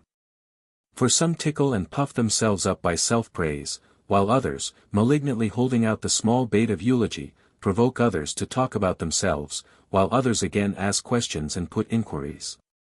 As was done to the soldier in Menander, merely to poke fun at him. How did you get this wound? Sir, by a javelin. How in the name of heaven. I was on a scaling ladder, fastened to a wall. I show my wound to them in serious earnest, but they for their part only mock at me. As regards all these points, then we must be on our guard as much as possible not to launch out into praise of ourselves, or yield to it in consequence of questions put to us to draw us. And the best caution and security against this is to pay attention to others who praise themselves, and to consider how disagreeable and objectionable the practice is to everybody, and that no other conversation is so offensive and tiring. For though we cannot say that we suffer any other evil at the hands of those who praise themselves, yet being naturally bored by the practice, and avoiding it, we are anxious to get rid of them and breathe again. Insomuch that even the flatterer and parasite and needy person in his distress finds the rich man or satrap or king praising himself hard to bear and well nigh intolerable. And they say that having to listen to all this is paying a very large shot to their entertainment, like the fellow in Menander. To hear their foolish saws, and soldier talk, such as this cursed braggart bellows forth, kills me. I get lean even at their feasts. For as we may use this language not only about soldiers or men who have newly become rich, who spin us a long 331 yarn of their great and grand doings, being puffed up with pride and talking big about themselves. If we remember that the censure of others always follows our self-praise, and that the end of this vainglory is a bad repute, and that, as Demosthenes says, the result will be that we shall only tire our hearers, and not be thought what we profess ourselves to be, we shall cease talking about ourselves, unless by so doing we can bestow great benefit on ourselves or our hearers. Pindar, Olymp. 9. 57, 58. Mentioned by Pausanias, 3. 12, 8. 50. Memorabilia, 2. L. 31. Reading as Wittenbach suggests, mu lambda iota sigma tau alpha delta tau alpha nu lambda gamma eta tau alpha iota tau lambda lambda pi epsilon pyro alpha gamma mu nu alpha sq. Thucydides, 2. 60. See Pausanias, 9. 14, 15. Homer, Iliad, 4. 405. Homer, Iliad, 4. 370, 371. Diomed. Sophocles, Trachiniae, 442. Homer, Iliad, 16. 847, 848. Plutarch only quotes the first line. I have added the second for the English reader, as necessary for the sense. Homer, Iliad, I. 128, 129. Iliad, 9. 328. Iliad, 16. 70, 71. So Wittenbach. Demosthenes, De Corona. De Corona. After Wittenbach. After Wittenbach. That is, laughing stock. A play on the word Gelen. Homer, Iliad, 22. 379, he speaks of Hector. Others take it as fortune's favorite. Words of Demosthenes, De Corona. Plutarch condenses them. Homer, Odyssey, 16. 187. Titles of the Ptolemies, Philadelphus Philometer, Euergetes. Homer, Iliad, 23. 673. Ibid, 670. Homer, Odyssey, 12. 192 to 194. Ibid, 9. 228, 229. Fragments from the Philoctetes of Euripides. Homer, Iliad, I. 260, 261. Homer, Iliad, 6. 127. Homer, Odyssey, 12. 209 to 212. An allusion to Homer, Iliad, 19. 302. Adopting the reading of Dubner. Adopting the reading of Salmasius. Nouveau riches, novae homines. Demosthenes, De Corona. On those who are punished by the deity late. A discussion between Patroclus, Plutarch, Timon, and Olympicus. When Epicurus had made these remarks, Quintus, and before any of us who were at the end of the porch could reply, he went off abruptly. And we, marveling somewhat at his rudeness, stood still silently but looked at one another, and then turned and pursued our walk as before. And Patroclus was the first to speak. "Are we," said he, "to leave the question unanswered, or are we to reply to his argument in his absence as if he were present?" Then said Timon, because he went off the moment he had thrown his missile at us, it would not be good surely to leave it sticking in us. For we are told that Brasidas plucked the javelin that had been thrown at him out of his body, and with it killed the hurler of it. But there is of course no need for us to avenge ourselves so on those that have launched on us an absurd or false argument, it will be enough to dislodge the notion before it gets fixed in us. Then said I, which of his words has moved you 332 most?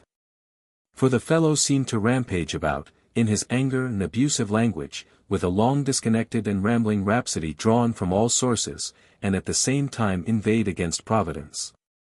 Then said Patroclus, the slowness and delay of the deity in punishing the wicked used to seem to me a very dreadful thing, but now in consequence of his speech I come as it were new and fresh to the notion. Yet long ago I was vexed when I heard that line of Euripides. He does delay, such is the deity in nature. For indeed it is not fitting that the deity should be slow in anything, and least of all in the punishment of the wicked, seeing that they are not slow or sluggish in doing evil, but are hurried by their passions into crime at headlong speed. Moreover, as Thucydides says, when punishment follows as closely as possible upon wrongdoing, it blocks up the road at once for those who would follow up their villainy if it were successful. For no debt so much as that of justice paid behind time damps the hopes and dejects the mind of the wronged person, and aggravates the audacity and daring of the wrongdoer. Whereas the punishment that follows crime immediately not only checks future outbreaks but is also the greatest possible comfort to the injured. And so I am often troubled when I consider that remark of Bias, who told, it seems, a bad man that he was not afraid that he would escape punishment, but that he would not live to see it. For how did the Messenians who were killed long before derive any benefit from the punishment of aristocrates? For he had been guilty of treason at the battle of the Great Trench, but had reigned over the Arcadians for more than 20 years without being found out, but afterwards was detected and paid the penalty, but they were no longer alive. Or what consolation was brought to the people of Orchomenus, who lost their sons and friends and relatives in consequence of the treason of 333 Lyciscus, by the disease which settled upon him long afterwards and spread all over his body? For he used to go and dip and soak his feet in the river, and uttered imprecations and prayed that they might rot off if he was guilty of treason or crime. Nor was it permitted to the children's children of those that were slain to see at Athens the tearing out of their graves the bodies of those atrocious criminals that had killed them, and the carrying them beyond their borders.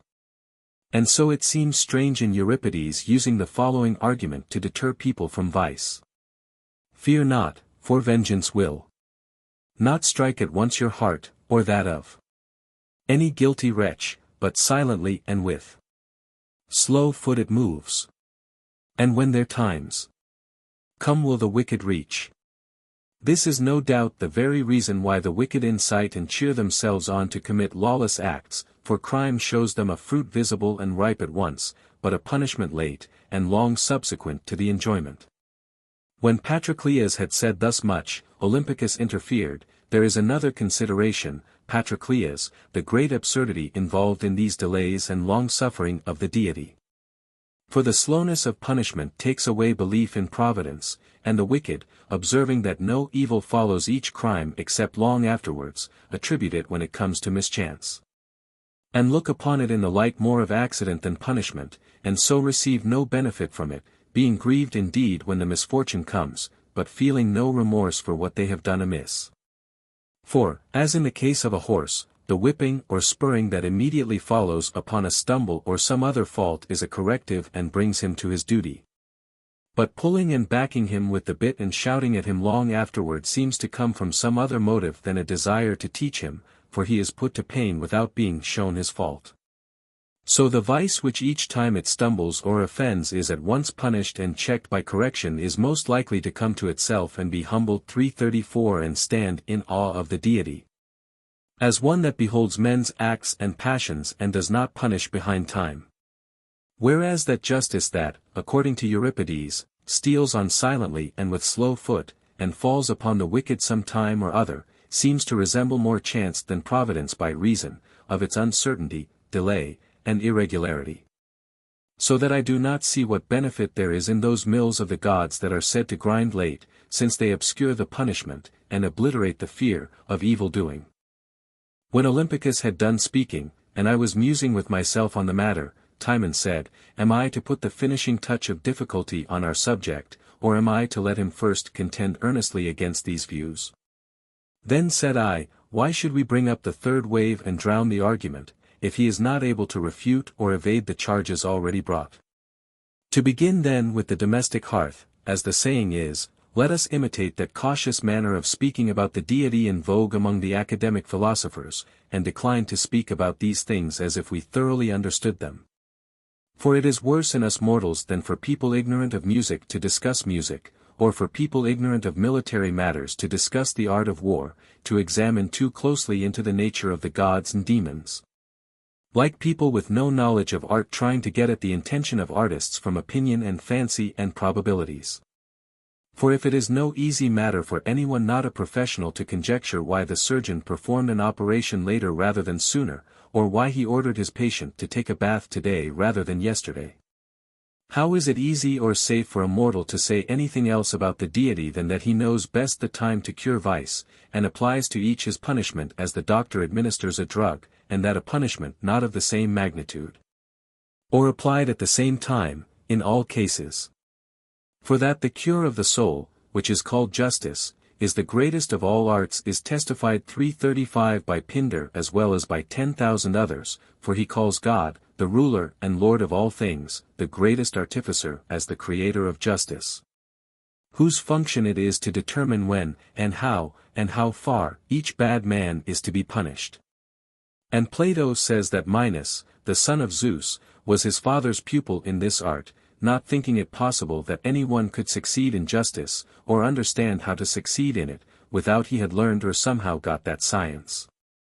For the laws which men make are not always merely reasonable, nor is their meaning always apparent, but some injunctions seem quite ridiculous. For example, the ephors at Lacedaemon make proclamation, directly they take office, that no one is to let his mustache grow, but that all are to obey the laws, that they be not grievous to them. And the Romans lay a light rod on the bodies of those they make freemen, and when they make their wills, they nominate some as their heirs, while to others they sell the property, which seems strange. But strangest of all is that ordinance of Solon, that the citizen who, when his city is in faction, will not side with either party is to lose his civic rights.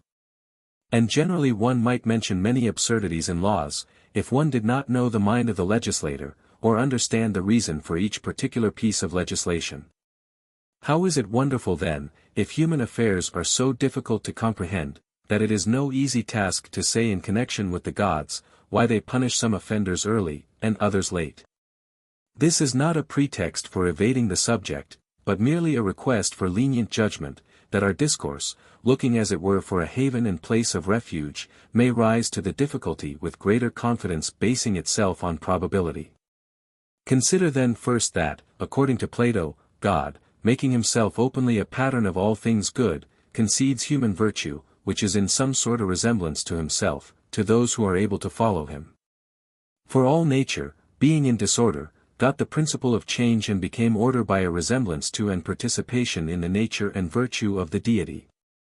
The same Plato also tells us that nature put eyesight into us, in order that 336 the soul by beholding and admiring the heavenly bodies might accustom itself to welcome and love harmony and order, and might hate disorderly and roving propensities, and avoid aimless reliance on chance, as the parent of all vice and error. For man can enjoy no greater blessing from God than to attain to virtue by the earnest imitation of the noblest qualities of the divine nature. And so he punishes the wicked leisurely and long after, not being afraid of error or after repentance through punishing too hastily, but to take away from us that eager and brutish thirst for revenge.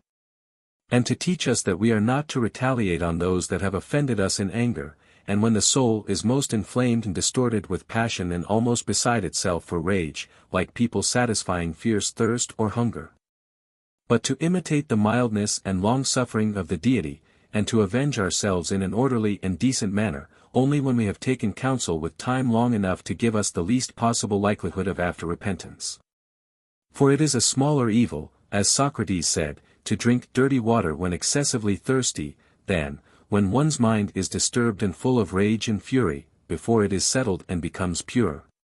To glut our revenge on the person of a relation and kinsman. For it is not the punishment that follows as closely as possible upon wrongdoing, as Thucydides said, but that which is more remote, that observes decorum. For as Melanthius says of anger, fell things it does when it the mind unsettles. So also reason acts with justice and moderation, when it banishes rage and passion. So also people are made milder by the example of other men, as when they hear that Plato, when he held his stick over his slave to correct him, waited some time, as he himself has told us, to compose his anger.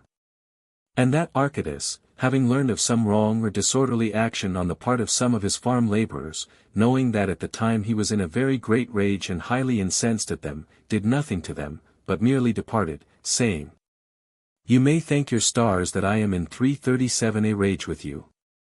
If then the remembrance of the words and recorded acts of men abates the fierceness and intensity of our rage, much more likely is it that we, observing that the Deity, though without either fear or repentance in any case, yet puts off his punishments and defers them for some time, shall be reserved in our views about such matters, and shall think that mildness and long-suffering which the God exhibits a divine part of virtue, reforming a few by speedy punishment, but benefiting and correcting many by a tardy one. Let us consider in the second place that punishments inflicted by men for offences regard only retaliation, and, when the offender is punished, stop and go no further. So that they seem to follow offences yelping at them like a dog, and closely pursuing at their heels as it were.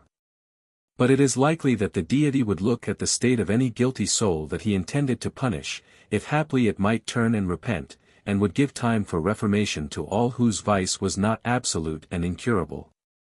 For knowing how great a share of virtue souls come into the world with, deriving it from him, and how strong and lasting is their nobility of nature, and how it breaks out into vice against its natural disposition through the corruption of bad habits and companions, and afterwards in some cases reforms itself and recovers its proper position, he does not inflict punishment on all persons alike.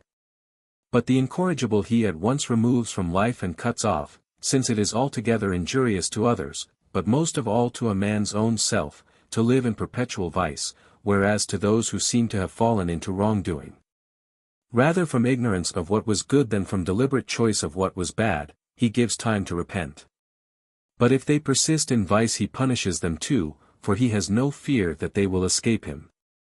Consider also how many changes take place in the life and character of men, so that the Greeks give the names tauro pi omicron and theta omicron to the character, the first word meaning change, and the latter the immense force and power of habit.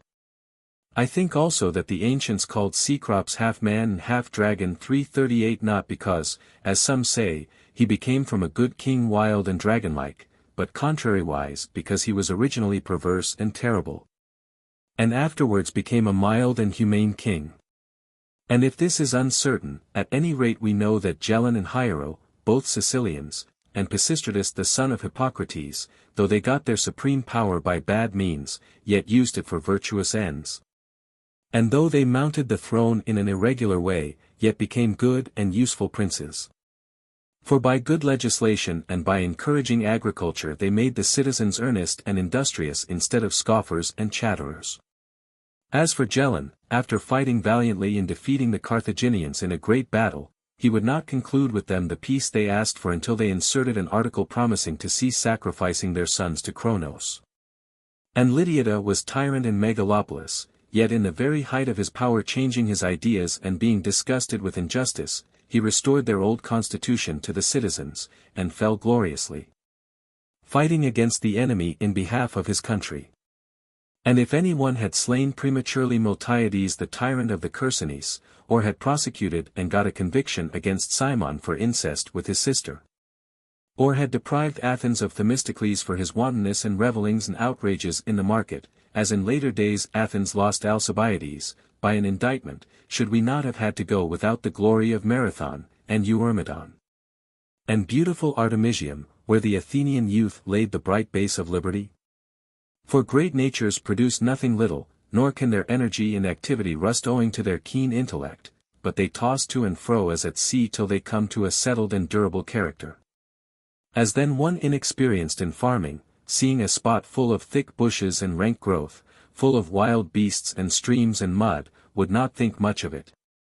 While to one who has learned how to discriminate and discern between different kind of soils all these are various tokens of the richness and goodness of the land, so great natures break out into many strange excesses, which exasperate us at first beyond bearing, so that we think it right to cut off such offenders and 339 stop their career at once, whereas a better judge, seeing the good and noble even in these, waits for age and the season which nature appoints for gathering fruit to bring sense and virtue. So much for this point. Do you not think also that some of the Greeks did well to adopt that Egyptian law which orders a pregnant woman condemned to death not to suffer the penalty till after she has given birth? Certainly, said all the company. I continued, put the case not of a woman pregnant, but of a man who can in process of time bring to light and reveal some secret act or plan, point out some unknown evil, or devise some scheme of safety, or invent something useful and necessary. Would it not be better to defer his execution, and wait the result of his meditation? That is my opinion, at least. So we all think, said Patroclus. Quite right, said I. For do but consider, had Dionysius had vengeance taken on him at the beginning of his tyranny, none of the Greeks would have dwelt in Sicily, which was laid waste by the Carthaginians. Nor would the Greeks have dwelt in Apollonia, or Anactorium, or the peninsula of the Leucadians, had not Periander's chastisement been postponed for a long time. I think also that Cassander's punishment was deferred that Thebes might be repeopled. And of the mercenaries that plundered this very temple most crossed over into Sicily with Timoleon, and after they had conquered the Carthaginians and put down their authority, perished miserably, miserable wretches that they were. For no doubt the deity makes use of some wicked men, as executioners, to punish others, and so I think he crushes as it were most tyrants. For as the gall of the hyena and rennet of the seal, both nasty beasts in all other respects, are useful in certain diseases, so when some need sharp correction, the deity casts upon them the implacable fury of some tyrant, or the savage ferocity of some prince, and does not remove the bane and trouble till their fault be got rid of and purged. Such a potion was Phalaris to the Agrigentines, and Marius to the Romans. And to the people of Sicyon the god distinctly foretold that their city needed a scourge, when they took away from the Cleonians, as if he was a Sicyonian, the lad Teletius, who was crowned 340 in the Pythian games, and tore him to pieces. As for the Sicyonians, Orthagoras became their tyrant, and subsequently Myro and Clisthenes, and these three checked their wanton outbreaks, but the Cleonians, not getting such a cure, went to ruin. You have of course heard Homer's lines. From a bad father sprang a son far better, excelling in all virtue. And yet that son of Coprius never performed any brilliant or notable action, but the descendants of Sisyphus and Autolycus and Phlegyas nourished in the glory and virtues of great kings. Pericles also sprang of a family under a curse, and Pompey the Great at Rome was the son of Pompeius Strabo, whose dead body the Roman people cast out and trampled upon, so great was their hatred of him. How is it strange then, since the farmer does not cut down the thorn till he has taken his asparagus, nor do the Libyans burn the twigs till they have gathered the ladanum, that God does not exterminate the wicked and rugged root of an illustrious and royal race till it has produced its fit fruit? For it would have been better for the Phocians to have lost 10,000 of the oxen and horses of Iphitus, and for more gold and silver to have gone from Delphi, than that Odysseus and Aesculapius should not have been born. Nor those others who from bad and wicked men became good and useful. And do you not all think that it is better that punishment should take place at the fitting time and in the fitting manner rather than quickly and on the spur of the moment? Consider the case of Calippus, who with the very dagger with which he slew Dion, pretending to be his friend, was afterwards slain by his own friends. And when Midias the Argive was killed in a tumult, a brazen statue in the marketplace fell on his murderer and killed him during the public games. And of course, Patroclus, you know all about Bessus the Paeonian, and about Aristo the Aeaean leader of mercenaries. Not I, by Zeus, said Patroclus, but I should like to hear. Aristo, I 341 continued, at the permission of the tyrants removed the necklace of Eriphyle which was hung up in this temple, and took it to his wife as a present. But his son being angry with his mother for some reason or other, set the house on fire, and burnt all that were in it. As for Bessus, it seems he had killed his father, though his crime was long undiscovered. But at last going to sup with some strangers, he knocked down a nest of swallows, pricking it with his lance, and killed all the young swallows. And when the company said, as it was likely they would, whatever makes you act in such a strange manner? Have they not, he replied, been long bearing false witness against me, crying out that I had killed my father? And the company, astonished at his answer, laid the matter before the king, and the affair was inquired into, and Bessus punished. These cases, I continued, we cite supposing, as has been laid down, that there is a deferring of punishment to the wicked. And, for the rest, I think we ought to listen to Hesiod, who tells us, not like Plato, who asserts that punishment is a condition that follows crime, that it is contemporaneous with it, and grows with it from the same source and root. For Hesiod says, evil advice is worse to the adviser, and he who plots mischief gainst another brings it first on his own pate. The cantharus is said to have in itself the antidote to its own sting, but wickedness, creating its own pain and torment, pays the penalty of its misdeeds not afterwards but at the time of its ill-doing. And as every malefactor about to pay the penalty of his crime in his person bears his cross, so vice fabricates for itself each of its own torments, being the terrible author of its own misery in life. Wherein in addition to shame it has frequent fears and fierce passions and endless remorse and anxiety. But some are just 342 like children, who, seeing malefactors in the theatres in golden tunics and purple robes with crowns on and dancing, admire them and marvel at them, thinking them happy. Till they see them goaded and lashed and issuing fire from their gaudy but cheap garments. For most wicked people, though they have great households and conspicuous offices and great power, are yet being secretly punished before they are seen to be murdered or hurled down rocks. Which is rather the climax and end of their punishment than the punishment itself. For as Plato tells us that Herodicus the Cylindrian having fallen into consumption, an incurable disease, was the first of mankind to mix exercise with the art of healing.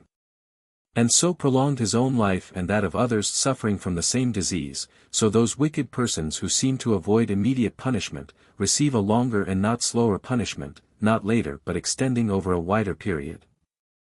For they are not punished in their old age, but rather grow old in perpetual punishment.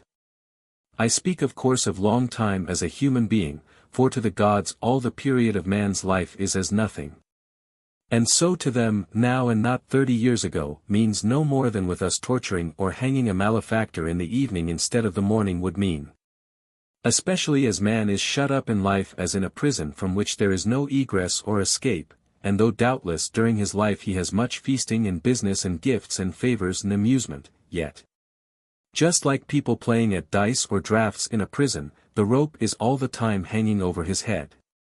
And indeed what prevents our asserting that people in prison under sentence of death are not punished till their heads are cut off, or that the person who has taken hemlock, and walks about till he feels it is getting into his legs, suffers not at all till he is deprived of sensation by the freezing and curdling of his blood, if we consider the last moment of punishment all the punishment, and ignore all the intermediate sufferings and fears and anxiety and remorse. The 343 destiny of every guilty wretch. That would be arguing that the fish that has swallowed the hook is not caught, till we see it boiled by the cook or sliced at table. For every wrongdoer is liable to punishment, and soon swallows the pleasantness of his wrongdoing like a bait, while his conscience still vexes and troubles him. As through the sea the impetuous tunny darts. For the recklessness and audacity of vice is strong and rampant till the crime is committed, but afterwards, when the passion subsides like a storm, it becomes timid and dejected and a prey to fears and superstitions. So that Stesichorus in his account of Clytemnestra's dream may have represented the facts and real state of the case, where he says, a dragon seemed to appear to her with its lofty head smeared all over with blood. And out of it seemed to come King Orestes the grandson of Plisthenes. For visions in dreams, and apparitions during the day, and oracles, and lightning, and whatever is thought to come from the deity, bring tempests of apprehension to the guilty. So they say that one time Apollodorus in a dream saw himself flayed by the Scythians, and then boiled, and that his heart out of the cauldron spoke to him in a low voice and said, I am the cause of this. And at another time he dreamed that he saw his daughters running round him in a circle all on fire and in flames. And Hipparchus the son of Pisistratus, a little before his death, dreamt that Aphrodite threw some blood on his face out of a certain phial. And the friends of Ptolemy Ceraunus dreamed that he was summoned for trial by Seleucus, and that the judges were vultures and wolves, who tore his flesh and distributed it wholesale among his enemies.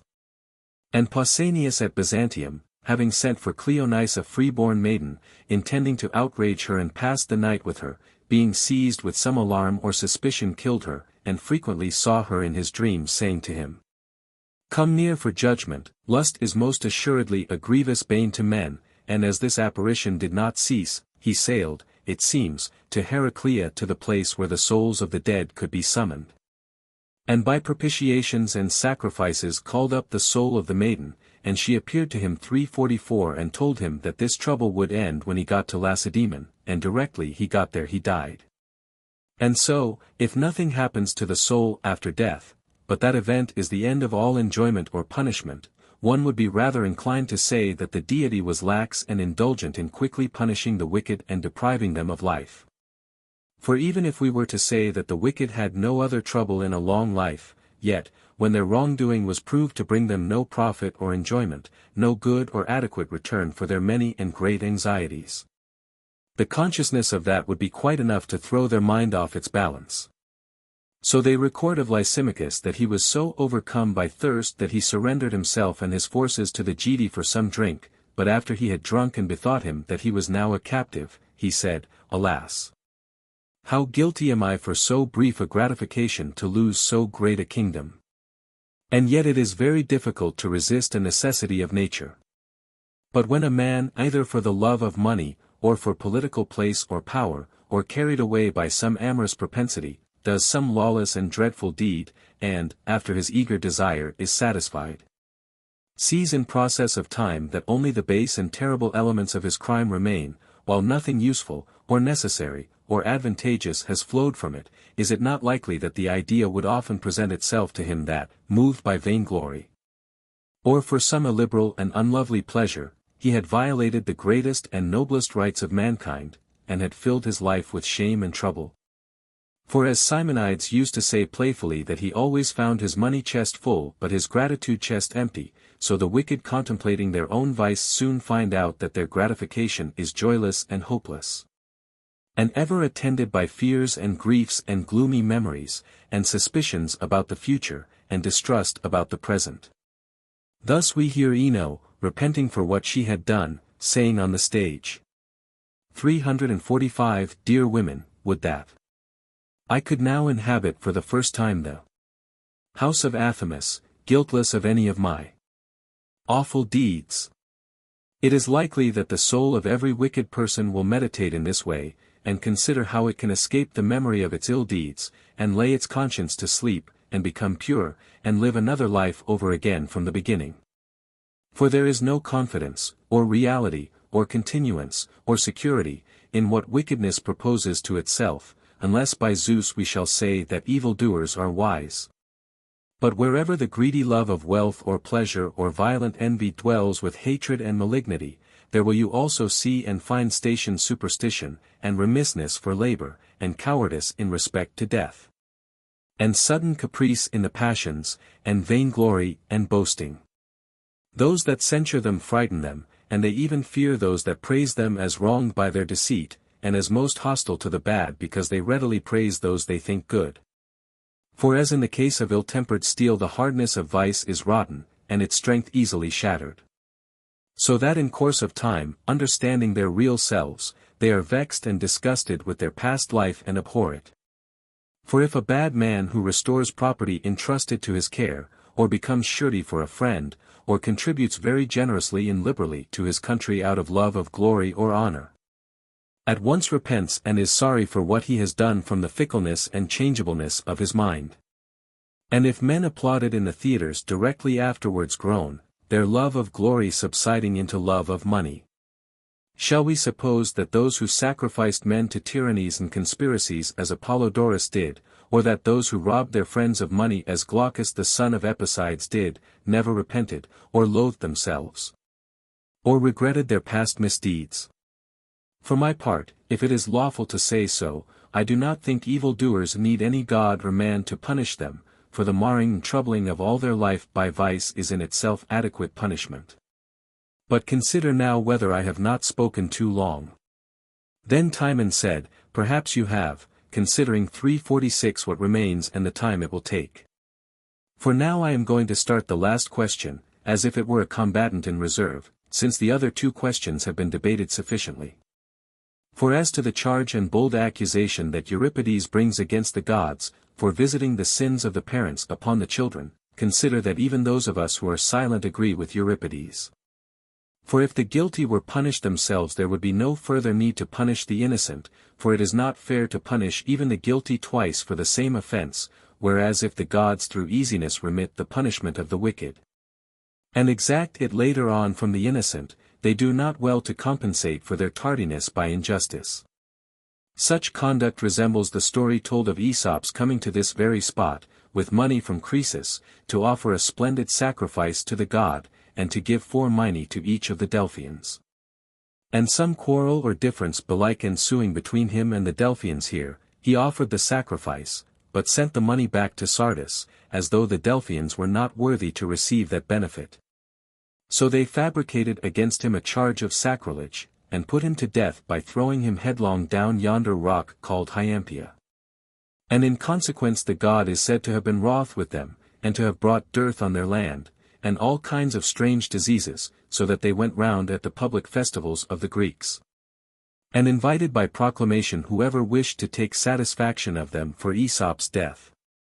And 3 generations afterwards came Idmon a Samian, no relation of Aesop's, but a descendant of those who had purchased Aesop as a slave at Samos, and by giving him satisfaction the Delphians got rid of their trouble.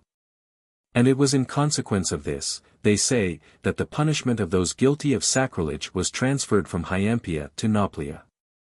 And even great lovers of Alexander, as we are, do not praise his destroying the city of the Branchidae and putting everybody in it to death because their great-grandfathers betrayed the 347 temple at Miletus. And Agathocles, the tyrant of Syracuse, laughing and jeering at the Corcyraeans for asking him why he wasted their island, replied, Because, by Zeus, your forefathers welcomed Odysseus. And when the people of Ithaca likewise complained of his soldiers carrying off their sheep, he said, Your king came to us, and actually put out the shepherd's eye to boot. And is it not stranger still in Apollo punishing the present inhabitants of Phoenius, by damming up the channel dug to carry off their water, and so flooding the whole of their district, because 1,000 years ago, they say, Hercules carried off to Phoenius the oracular tripod? And in telling the Sybarites that the only end of their troubles would be propitiating by their ruin on 3 occasions the wrath of Leucadian Hera? And indeed it is no long time since the Locrians have ceased sending maidens to Troy, who without upper garments, and barefooted, like slave girls, in the early morning swept around Athene's altar, all unveiled, till old age came upon them, with its burdens, all because Ajax violated Cassandra. Where is the reason or justice in all this? Nor do we praise the Thracians who to this day, in honor of Orpheus, mark their wives, nor the barbarians on the banks of the Eridanus who, they say, were mourning for Phaethon. And I think it would be still more ridiculous if the people living at the time Phaethon perished had neglected him, and those who lived 5 or 10 generations after his tragic death had begun the practice of wearing mourning and grieving for him. And yet this would be only folly, there would be nothing dreadful or fatal about it, but what should make the anger of the gods subside at once and then afterwards, like some rivers, burst out against others till they completely ruin them. 348 Directly he left off, fearing that if he began again he would introduce more and greater absurdities, I asked him, well, do you believe all this to be true? And he replied, if not all, but only some, of it is true. Do you not think that the subject presents the same difficulty? Perhaps, said I, it is as with those in a raging fever, whether they have few or many clothes on the bed they are equally hot or nearly so, yet to ease them we shall do well to remove some of the clothes. But let us waive this point, if you don't like the line of argument, though a good deal of what you have said seems myth and fable, and let us recall to our minds the recent festival in honor of Apollo called Theoxenia. And the noble share in it which the heralds expressly reserved for the descendants of Pindar, and how grand and pleasant it seemed to you. Who could help being pleased, said he, with such a delightful honor, so Greek and breathing the simple spirit of antiquity, had he not, to use Pindar's own phrase, a black heart forged when the flame was cold. I pass over then, said I, the similar proclamation at Sparta, after the Lesbian singer, in honor and memory of old Terpander, for it is a similar case. But you yourselves certainly lay claim to be better than other Boeotians as descended from Opheltes, and than other Phocians because of your ancestor Diophantus. And you were the first to give me help and assistance in preserving for the Lycormi and Satilae their hereditary privilege of wearing crowns as descendants of Hercules. When I contended that we ought to confirm the honors and favors of the descendants of Hercules more especially because, though he was such a benefactor to the Greeks, he had had himself no adequate favor or return. You remind me, he said, of a noble effort, and one well worthy of a philosopher. Dismiss then, said I, my dear fellow, your vehement accusation against the gods, and do not be so vexed that some of a bad or evil stock are punished by them, or else do not joy in and approve of the honor paid to descent 349 from a good stock. For it is unreasonable, if we continue to show favor to a virtuous stock, to think punishment wrong in the case of a criminal stock, or that it should not correspond with the adequate reward of merit. And he that is glad to see the descendants of Cimon honored at Athens, but is displeased and indignant that the descendants of Lachares or Aristo are in exile, is too soft and easy, or rather too fault-finding and peevish with the gods. Accusing them if the descendants of a bad and wicked man are fortunate, and accusing them also if the progeny of the bad are wiped off the face of the earth. Thus finding fault with the deity alike, whether the descendants of the good or bad father are unfortunate.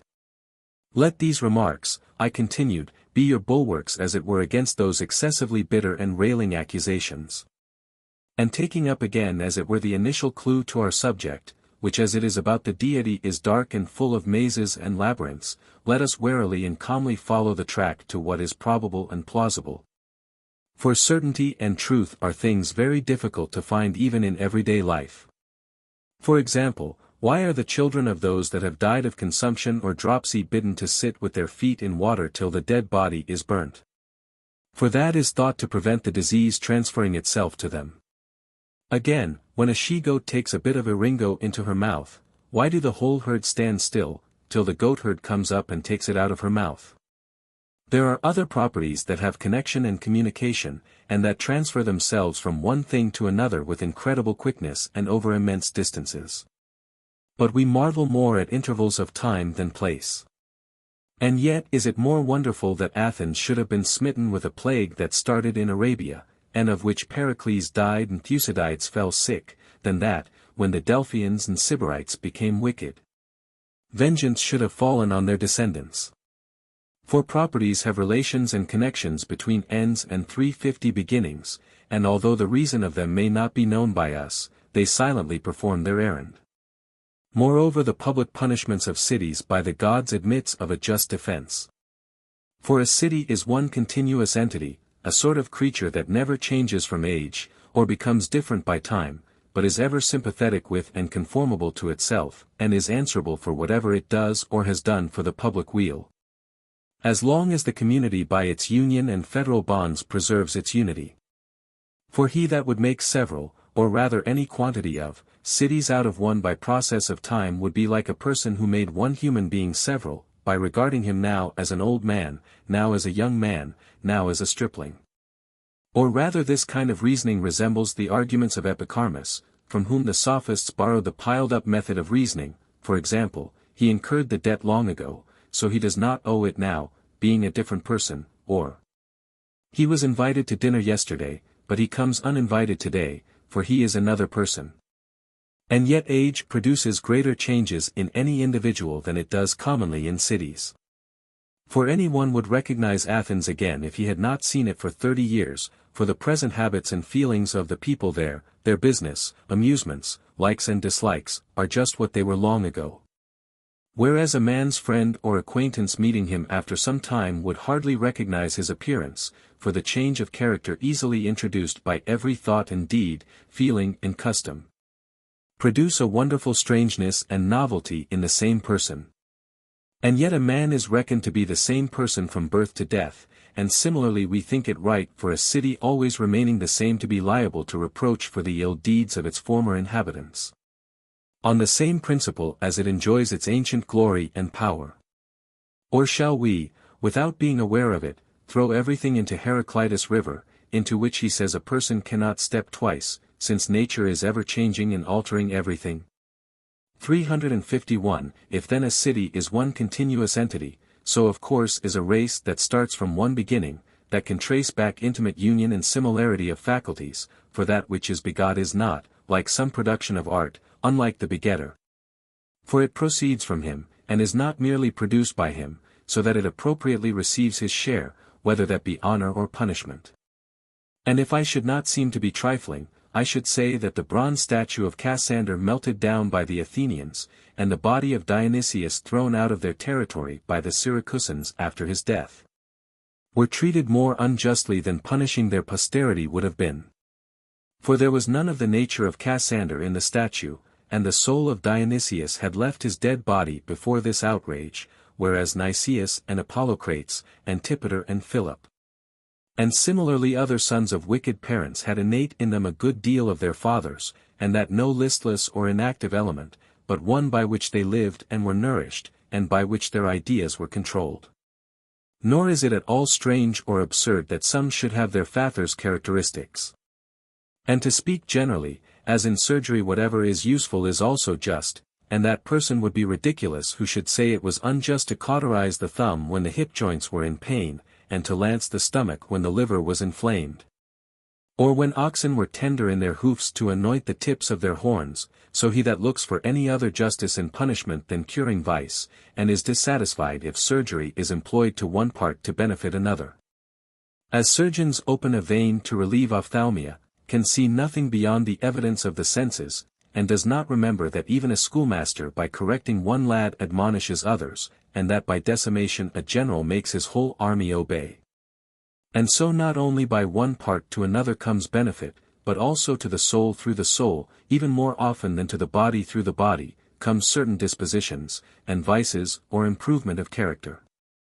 For just as it is likely in the case of the body that the same feelings and changes will take place, so the soul, being worked upon by fancies, naturally 352 becomes better or worse according as it has more confidence or fear.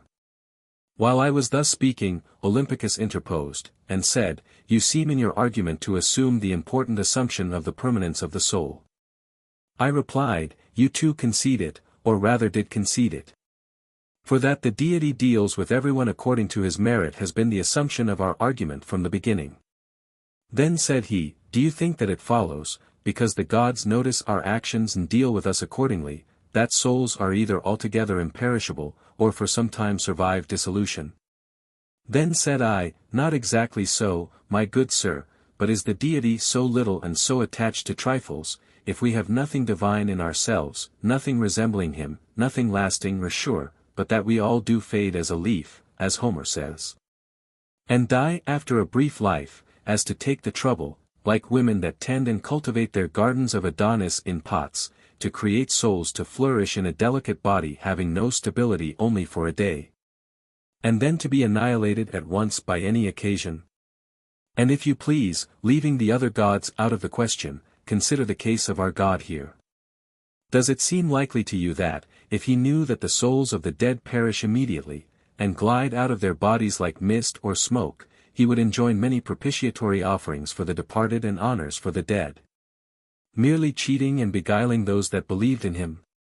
For my own part, I shall never abandon my belief in the permanence of the soul, unless some second Hercules shall come and take away the tripod of the Pythian priestess, and abolish and destroy the oracle.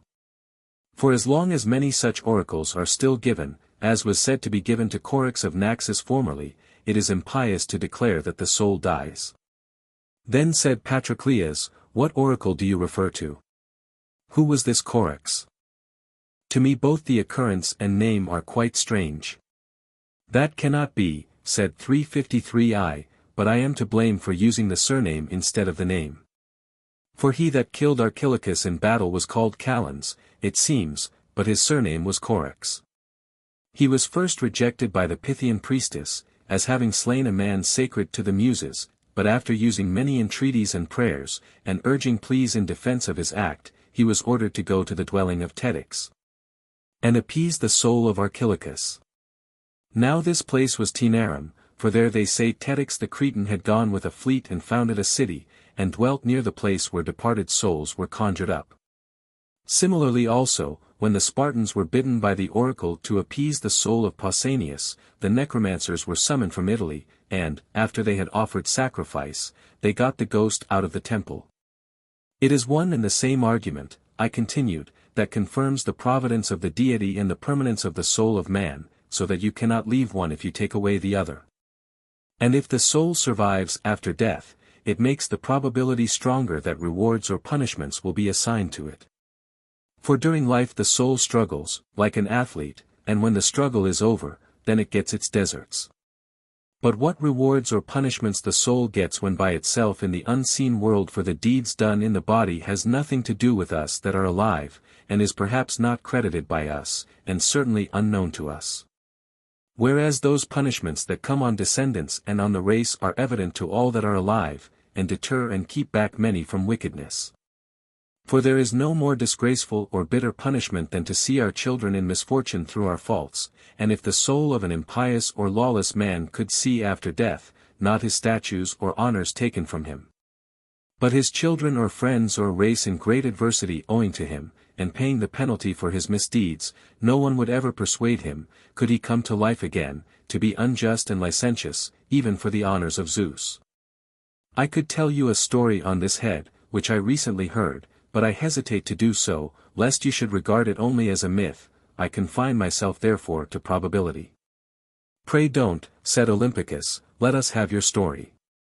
And as the others made 354 the same request, I said, permit me first to finish my discourse according to probability, and then, if you like, I will set my myth a-going, if it is a myth. Bion says the deity in punishing the children of the wicked for their fathers' crimes is more ridiculous than a doctor administering a potion to a son or grandson for a father's or grandfather's disease.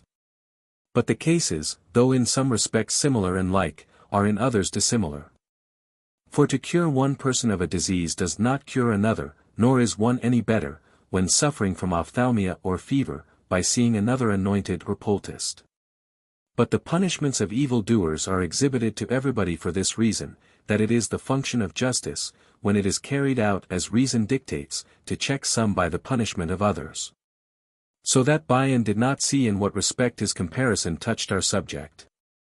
For sometimes, when a man falls into a grievous but not incurable malady, which afterwards by intemperance and negligence ruins his constitution and kills him, is not his son, who is not supposed to be suffering from the same malady but only to have a predisposition for it, enjoined to a careful manner of living by his medical man, or friend, or intelligent trainer in gymnastics, or honest guardian, and recommended to abstain from fish and pastry, wine and women, and to take medicine frequently, and to go in for training in the gymnasiums, and so to dissipate and get rid of the small seeds of what might be a serious malady. if he allowed it to come to a head? Do we not indeed give advice of this kind to the children of diseased fathers or mothers, bidding them take care and be cautious and not to neglect themselves, but at once to arrest the first germ of the malady, nipping it in the bud while removable, and before it has got a firm footing in the constitution? Certainly we do, said all the company. We are not then, I continued, acting in a strange or ridiculous but in a necessary and useful way, in arranging their exercise and food and physic for the sons of epileptic or atrabilious or gouty people, not when they are ill, but to prevent their becoming so. For the offspring of a poor constitution does not require punishment, but it does require medical treatment and care, and if any one stigmatizes this, because it curtails pleasure and involves some self-denial 355 and pain, as a punishment inflicted by cowardice and timidity, we care not for his opinion. Can it be right to tend and care for the body that has an hereditary predisposition to some malady, and are we to neglect the growth and spread in the young character of hereditary taint of vice, and to dally with it, and wait till it be plainly mixed up with the feelings, and, to use the language of Pindar, produce malignant fruit in the heart? Or is the deity in this respect no wiser than Hesiod, who exhorts and advises, not to beget children on our return from a sad funeral, but after a banquet with the gods, as though not vice or virtue only, but sorrow or joy and all other propensities, came from generation, to which the poet bids us come gay and agreeable and sprightly. But it is not Hesiod's function, or the work of human wisdom, but it belongs to the deity, to discern and accurately distinguish similarities and differences of character, before they become obvious by resulting in crime through the influence of the passions.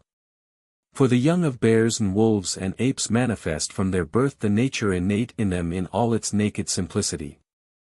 Whereas mankind, under the influence of customs and opinions and laws, frequently conceal their bad qualities and imitate what is good, so as altogether to obliterate and escape from the innate taint of vice, or to be undetected for a long time, throwing the veil of craft round their real nature, so that we are scarce conscious of their villainy till we feel the blow or smart of some unjust action. So that we are in fact only aware that there is such a thing as injustice when men act unjustly, or as vice when men act viciously, or as cowardice when men run away, just as if one were to suppose that scorpions had a sting only when they stung us, or that vipers were venomous only when they bit us, which would be a very silly idea. For every bad man is not bad only when he breaks out into crime, but he has the seeds of vice in his nature, and is only vicious in act when he has opportunity and means, as opportunity makes the thief steal, and the tyrant violate the laws. But the deity is 356 not ignorant of the nature and disposition of every man, inasmuch as by his very nature he can read the soul better than the body, and does not wait to punish violence in the act, or shamelessness in the tongue, or lasciviousness in the members. For he does not retaliate upon the wrongdoer as having been ill-treated by him, nor is he angry with the robber as having been plundered by him, nor does he hate the adulterer as having himself suffered from his licentiousness. But it is to cure him that he often punishes the adulterous or avaricious or unjust man in embryo, before he has had time to work out all his villainy, as we try to stop epileptic fits before they come on. Just now we were dissatisfied that the wicked were punished late and tardily, whereas at present we find fault with the deity for correcting the character and disposition of same before they commit crime. From our ignoring that the future deed may be worse and more dreadful than the past, and the hidden intention than the overt act. For we are not able fully to understand the reasons why it is better to leave some alone in their ill deeds, and to arrest others in the intention. Just as no doubt medicine is not appropriate in the case of some patients, which would be beneficial to others not ill, but yet perhaps in a more dangerous condition still. And so the gods do not visit all the offenses of parents on their children, but if a good man is the son of a bad one, as the son of a sickly parent is sometimes of a good constitution, he is exempt from the punishment of his race, as not being a participator in its viciousness. But if a young man imitates his vicious race, it is only right that he should inherit the punishment of their ill deeds, as he would their debts. For Antigonus was not punished for Demetrius, nor, of the old heroes, Phyleus for Augeas, or Nestor for Neleus, for though their sires were bad they were good, but those whose nature liked and approved the vices of their ancestors. These justice punished, taking vengeance on their similarity in viciousness.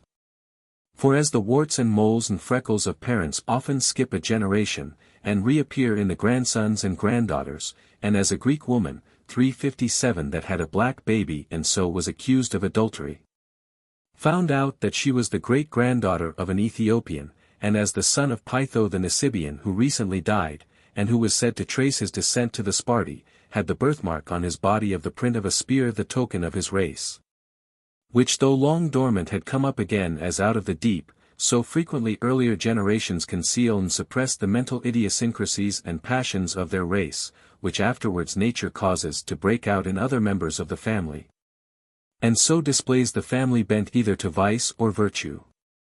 When I had said thus much I was silent, but Olympicus smiled and said, "We do not praise you, lest we should seem to forget your promised story, as though what you had advanced was adequate proof enough. But we will give our opinion when we have heard it." Then I began as follows. Thespesius of Soli, an intimate friend of that Protogenes who lived in this city with us for some time, had been very profligate during the early part of his life, and had quickly run through his property. And for some time owing to his straits had given himself up to bad practices, when repenting of his old ways, and following the pursuit of riches, he resembled those profligate husbands that pay no attention to their wives while they live with them, but get rid of them, and then, after they have married other men, do all they can wickedly to seduce them. Abstaining then from nothing dishonorable that could bring either enjoyment or gain, in no long time he got together no great amount of property, but a very great reputation for villainy. But what most damaged his character was the answer he received from the oracle of Amphilochus. For he sent it seems a messenger to consult the god whether he would live the rest of his life better, and the answer was he would do better after his death. And indeed this happened in a sense not long after. For he fell headlong down from a great height, and though he had received no wound 358 nor even a blow, the fall did for him, but 3 days after, just as he was about to be buried, he recovered. He soon picked up his strength again, and went home, and so changed his manner of life that people would hardly credit it. For the Cilicians say that they know nobody who was in those days more fair-dealing in business, or more devout to the deity, or more disagreeable to his enemies, or more faithful to his friends. Insomuch that all who had any dealings with him desired to hear the reason of this change, not thinking that so great a reformation of character could have proceeded from chance, and their idea was correct, as his narrative to Protogenes and others of his great friends showed. For he told them that, when his soul left the body, the change he first underwent was as if he were a pilot thrown violently into the sea out of a ship. Then raising himself up a little, he thought he recovered the power of breathing again altogether, and looked round him in every direction, as if one eye of the soul was open. But he saw none of the things he had ever seen before, but stars enormous in size and at immense distance from one another, sending forth a wonderful and intense brightness of color.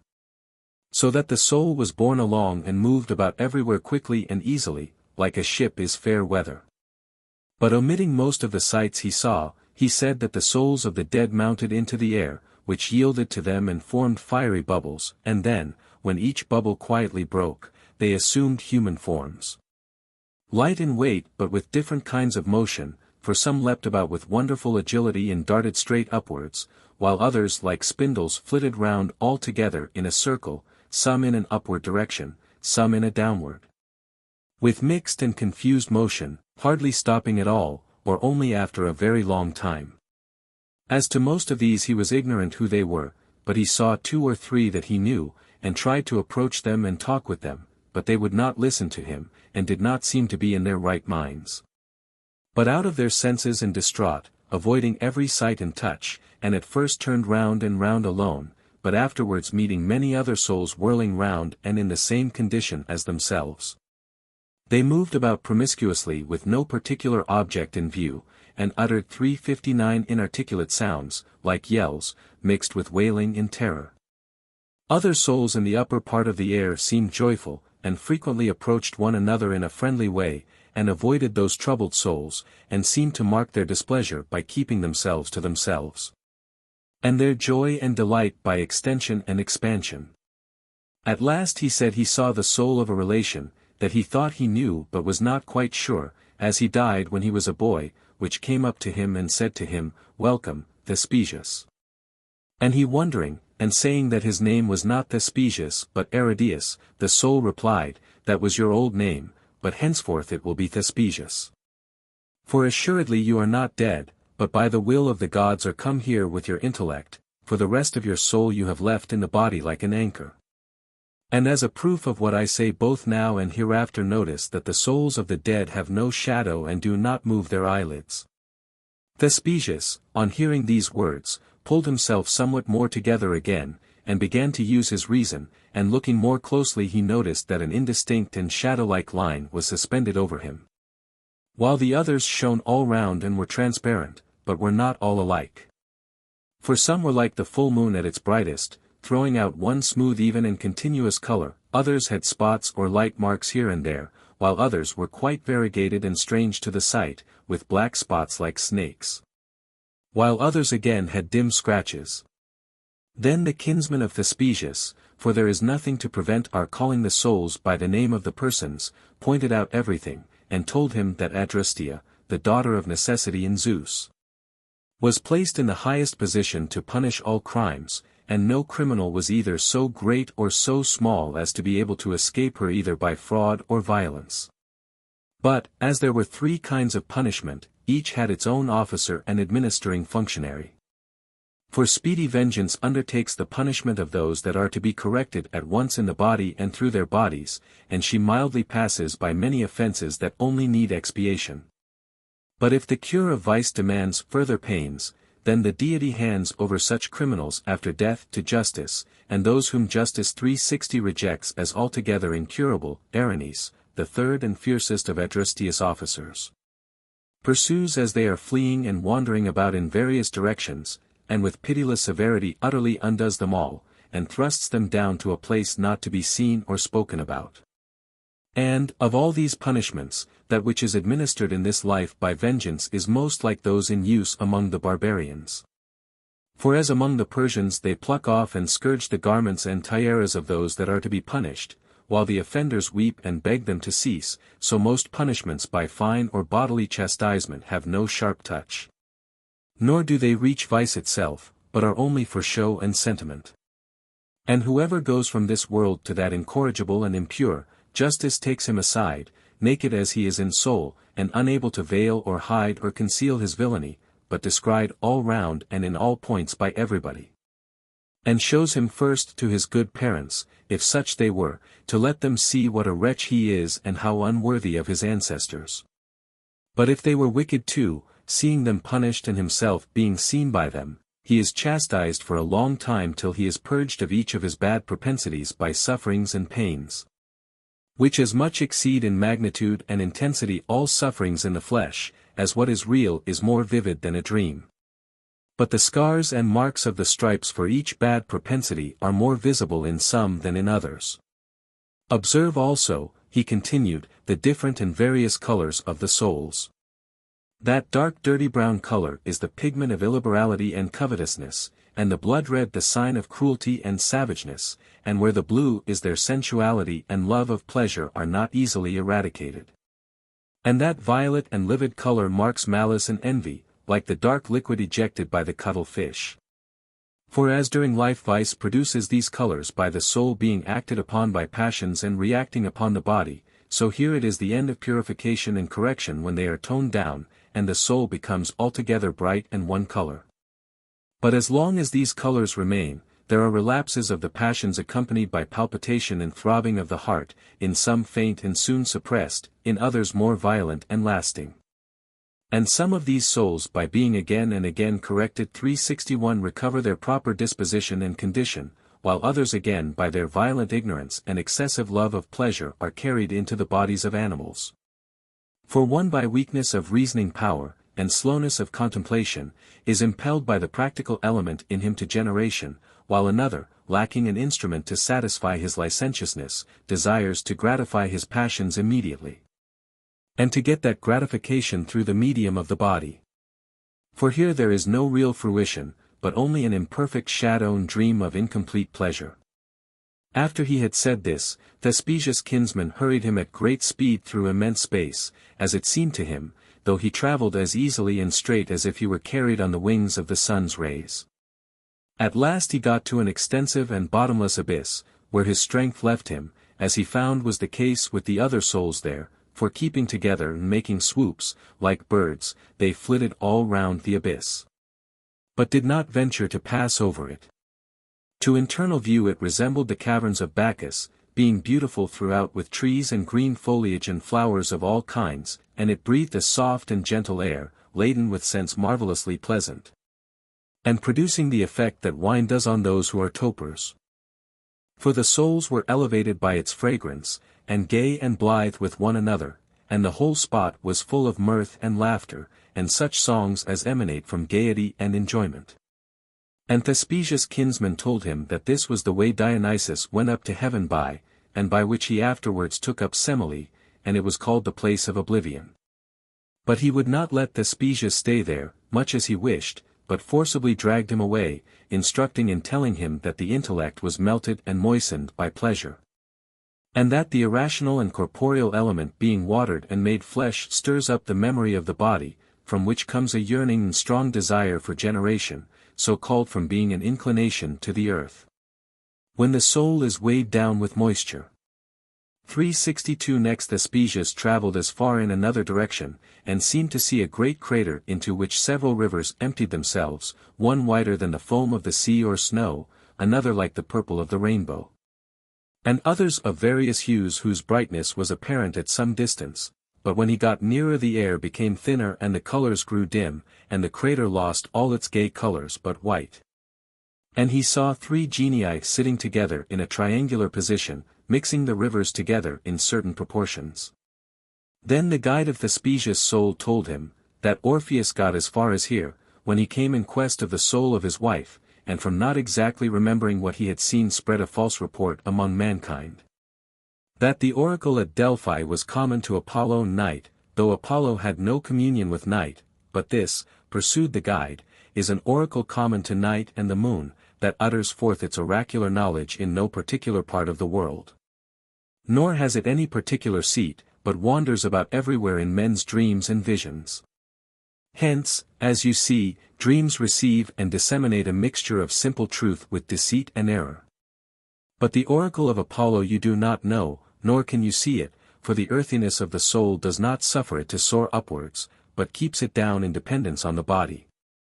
And taking him nearer his guide tried to show him the light from the tripod, which, as he said, shone as far as Parnassus through the bosom of Themis, but though he desired to see it he could not for its brightness. But as he passed by he heard the shrill voice of a woman speaking in verse several things, among others, he thought, telling the time of his death. That, said the genius, was the voice of the Sibyl, who sang about the future as she was being borne about in the orb of the moon. Though desirous then to hear more, he was conveyed into another direction by the violent motion of the moon, as if he had been in the eddies of a whirlpool, so that he heard very little more, only a prophecy about him to Vesuvius and that Dicaurcia would be destroyed by fire, and a short piece about the 363 emperor then reigning, that, though he was good he would lose his empire through sickness. After this Thespesius and his guide turned to see those that were undergoing punishment. And at first they saw only distressing and pitiable sights, but after that, Thespesius, little expecting it, found himself among his friends and acquaintances and kinsfolk who were being punished, and undergoing dreadful sufferings and hideous and bitter tortures, and who wept and wailed to him.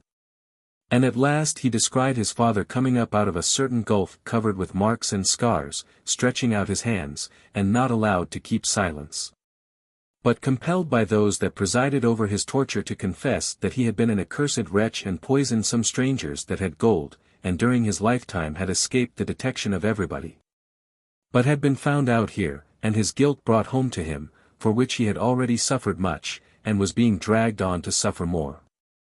So great was his consternation and fear that he did not dare to intercede or beg for his father's release, but wishing to turn and flee he could no longer see his gentle and kind guide, but he was thrust forward by some persons horrible to look at.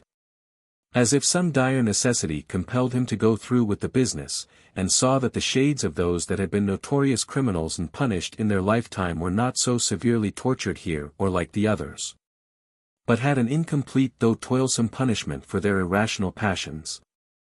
Whereas those who under the mask and show of virtue had lived all their lives in undetected vice were forced by their torturers with labor and pain to turn their souls inside out, unnaturally wriggling and writhing about. Like the sea scolopendras who, when they have swallowed the hook, turn themselves inside out. But some of them their torturers flayed and crimped so as to show their various inward vices which were only skinned over, which were deep in their soul the 364 principal part of man. And he said he saw other souls, like snakes 2 or 3 or even more twined together, devouring one another in malignity in malevolence for what they had suffered or done in life. He said also that there were several lakes running parallel, one of boiling gold, another most cold of lead, another hard of iron, and several demons were standing by, like smiths, who lowered down and drew up by turns with instruments the souls of those whose criminality lay in insatiable cupidity. For when they were red-hot and transparent through their bath in the lake of gold, the demons thrust them into the lake of lead and dipped them in that. And when they got congealed in it and hard as hail, they dipped them into the lake of iron, and there they became wonderfully black, and broken and crushed by the hardness of the iron, and changed their appearance. And after that they were dipped again in the lake of gold, after suffering, he said, dreadful agony in all these changes of torment. But he said those souls suffered most piteously of all that, when they seemed to have escaped justice, were arrested again, and these were those whose crimes had been visited on their children or descendants. For whenever one of these latter happened to come up, he fell into a rage and cried out, and showed the marks of what he had suffered, and upbraided and pursued the soul of the parent, that wished to fly and hide himself but could not. For quickly did the ministers of torture pursue them, and hurry them back again to justice, wailing all the while on account of their foreknowledge of what their punishment would be.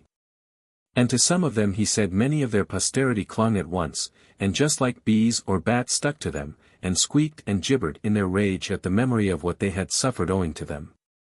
Last of all he saw the souls of those that were to come into the world a second time, forcibly molded and transformed into various kinds of animals by artificers appointed for the very purpose with instruments and blows, who broke off all the limbs of some, and only wrenched off some of others, and polished others down or 365 annihilated them altogether, to fit them for other habits and modes of life. Among them he saw the soul of Nero tortured in other ways, and pierced with red-hot nails. And the artificers having taken it in hand and converted it into the semblance of a Pindaric viper, which gets its way to life by gnawing through its mother's womb, a great light, he said, suddenly shone, and a voice came out of the light, ordering them to change it into something milder, so they devised of it the animal that croaks about lakes and marshes, for he had been punished sufficiently for his crimes, and now deserved some favor at the hands of the gods. For he had freed Greece, the noblest nation of his subjects and the best beloved of the gods. So much did Thespesius behold, but as he intended to return a horrible dread came upon him. For a woman, marvelous in appearance and size, took hold of him and said to him, "Come here that you may the better remember everything you have seen." And she was about to strike him with a red-hot iron pin, such as the encaustic painters use, when another woman prevented her. And he was suddenly sucked up, as through a pipe, by a strong and violent wind, and lit upon his own body, and woke up and found that he was close to his tomb. In the temple at Delphi, the scene of the discussion, as we see later on, section 12. Reading Delta Kappa Epsilon Iota with Risk. Euripides, Orestes, 420. Cf. Ion, 1615. Thucydides, 3. 38. See the circumstances in Pausanias, 4. 17 and 22. Compare Petronius, Satyricon, 44, Di pedes lanatos habent. Compare also Tibullus, I, 9. 4. Sera tementacitus pena venit pedibus. Reading mu lambda iota sigma tau alpha, 4 mu lambda iota, with Wittenbach. An allusion to the proverb psi epsilon theta epsilon nu lambda omicron upsilon sigma iota mu lambda omicron iota, lambda omicron upsilon sigma iota delta lambda epsilon pi tau. C. Erasmus, Adagia. Cf. Plato, Republic, 472a. See note, on abundance of friends. Reading epsilon gamma. Or a world. See above. Quoted also in, On Restraining Anger. It seems necessary to read either pi omicron rho zeta epsilon iota nu with Mes, or rho zeta epsilon iota nu with Wittenbach. Compare Aristophanes, Vespi, 438. See Pausanias, 8. 27. Pindar. Homer, Iliad, 15. 641, 642. See Thucydides, I, 127. See Pausanias, v. 17, 8. 24, 9. 41, x. 29. Hesiod, Works and Days, 266. Ibid, 265. Compare Pausanias, 2. 9, Ovid, AI, 655, 656. Significat Martyrs Christianos, in Tunica Molesta Fumantes. Reisk. Like the Sword of Damocles. See Horace, Odes, 3. 1, 17, 21. See also Pausanias, 3. 17. Surely nu alpha tau rho pi omicron iota must be read. Compare, on curiosity. The reading is very doubtful. I adopt delta omicron nu mu nu epsilon theta kappa epsilon nu iota nu chi rho iota nu, lambda pi delta omicron rho eta mu omicron nu epsilon rho sigma kappa omicron upsilon sigma iota. Euripides, Eno. See Herodotus, 6. 86, Juvenal, 13, 199-207. The company are in the temple at Delphi, be it remembered. Called Iadmon in Herodotus, 2. 134, where this story is also told. Wittenbach suggests Daulis. To Xerxes. The allusion is to the well-known story of Odysseus and the Cyclops Polyphemus, who is supposed to have dwelt in the island of Sicily, where Agathocles was tyrant. See Pausanias, 8. 14. 2 were to be sent for 1,000 continuous years. So the oracle. See Pausanias 9. 30, Herodotus, v. 6. See Pausanias, 7. 27, Athenaeus, 372a. A former king of Thebes. See Pausanias, 9. 5. Called Daphens, Pausanias, x. 1. Reading pi sigma tau omicron iota with Xylander. The famous plague. See Thucydides, 2. 47-54. The allusion is to the circumstances mentioned in Videtur idem cum serita esse. Reisk. Compare our author, de Ei apud Delphos, see also Seneca, Epist, 58. And Plato, Cratylus, 402a. Sons of Dionysius. Sons of Cassander. Iliad, 6. 146-149. Compare Plato, Phaedrus, 276b. These gardens of Adonis were what we might call flower-pot gardens. See Erasmus, Adagia. Epsilon theta seems the best reading, epsilon is flat. Apollo. C. Hesiod, Works and Days, 735, 736. Compare the French proverb, L'occasion fait le larron. And Juvenal's Nemo repent fut turpissimus. So Reisk very ingeniously. A rather far-fetched pedigree. See Pausanias, 8. 11, 9. 5, 10. See also Ovid, Metamorphoses, Book 3. 100-130. Compare, On Love. At Malus, in Cilicia. See Pausanias, I, 34. Reading Phi iota lambda eta delta omicron nu alpha sigma with Reisk. Reading delta iota alpha pi epsilon pi omicron iota kappa iota lambda mu nu omicron nu with Wittenbach. A paranomasia on gamma nu epsilon sigma iota as if pi gamma nu epsilon sigma iota. We cannot English it. Eurydice. Mu iota gamma nu mu epsilon nu omicron nu, turn, et bong, Reisk. Surely the right reading. Latin Puteoli. Vespasian. C. Suetonius, Vespasian, ch. 24, as to the particulars of his death. The reading is very doubtful. I have followed Wittenbach in reading tau rho iota beta omicron mu nu eta nu tau rho iota beta nu tau epsilon lambda. Such as that of the Danaides. So Wittenbach. Adopting the arrangement of Wittenbach. Compare Homer, Odyssey, 24. 5-10. See Pausanias, 7. 17, for a sneaking kindness for Nero. See Athenaeus, 687b. Reading delta iota with Reisk. Against borrowing money. Plato in his laws does not permit neighbors to use one another's water, unless they have first dug for themselves as far as the clay, and reached ground that is unsuitable for a well. For clay, having a rich and compact nature, absorbs the water it receives, and does not let it pass through. But he allows people that cannot make a well of their own to use their neighbor's water, for the law ought to relieve necessity.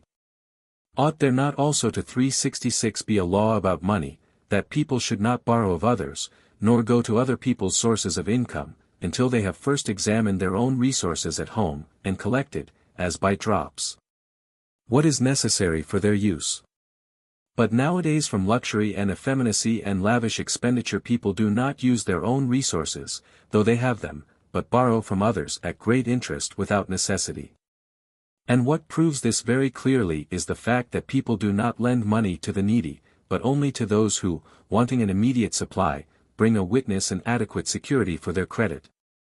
So that they can be in no actual necessity of borrowing. Why pay court to the banker or trader? Borrow from your own table. You have cups, silver dishes, pots and pans. Use them in your need. Beautiful Aulis or Tenedos will furnish you with earthenware instead, purer than silver, for they will not smell strongly and unpleasantly of interest, a kind of rust that daily soils your sumptuousness. Nor will they remind you of the calends and the new moon, which, though the most holy of days, the money-lenders make ill-omened and hateful. For those who instead of selling them put their goods out at pawn cannot be saved even by Zeus the protector of property, they are ashamed to sell, they are not ashamed to pay interest on their goods when out at pawn. And yet the famous Pericles made the ornament of Athene, which weighed 40 talents of fine gold, removable at will, for, so, he said, we can use the gold in war, and at some other time restore as costly a one. So should we too in our necessities, as in a siege, not receive a garrison imposed on us by a hostile money-lender, nor allow our goods to go into slavery. But stripping our table, our bed, our carriages, and our diet, of superfluities, we should keep ourselves free, intending to restore all those things again, if we have good luck.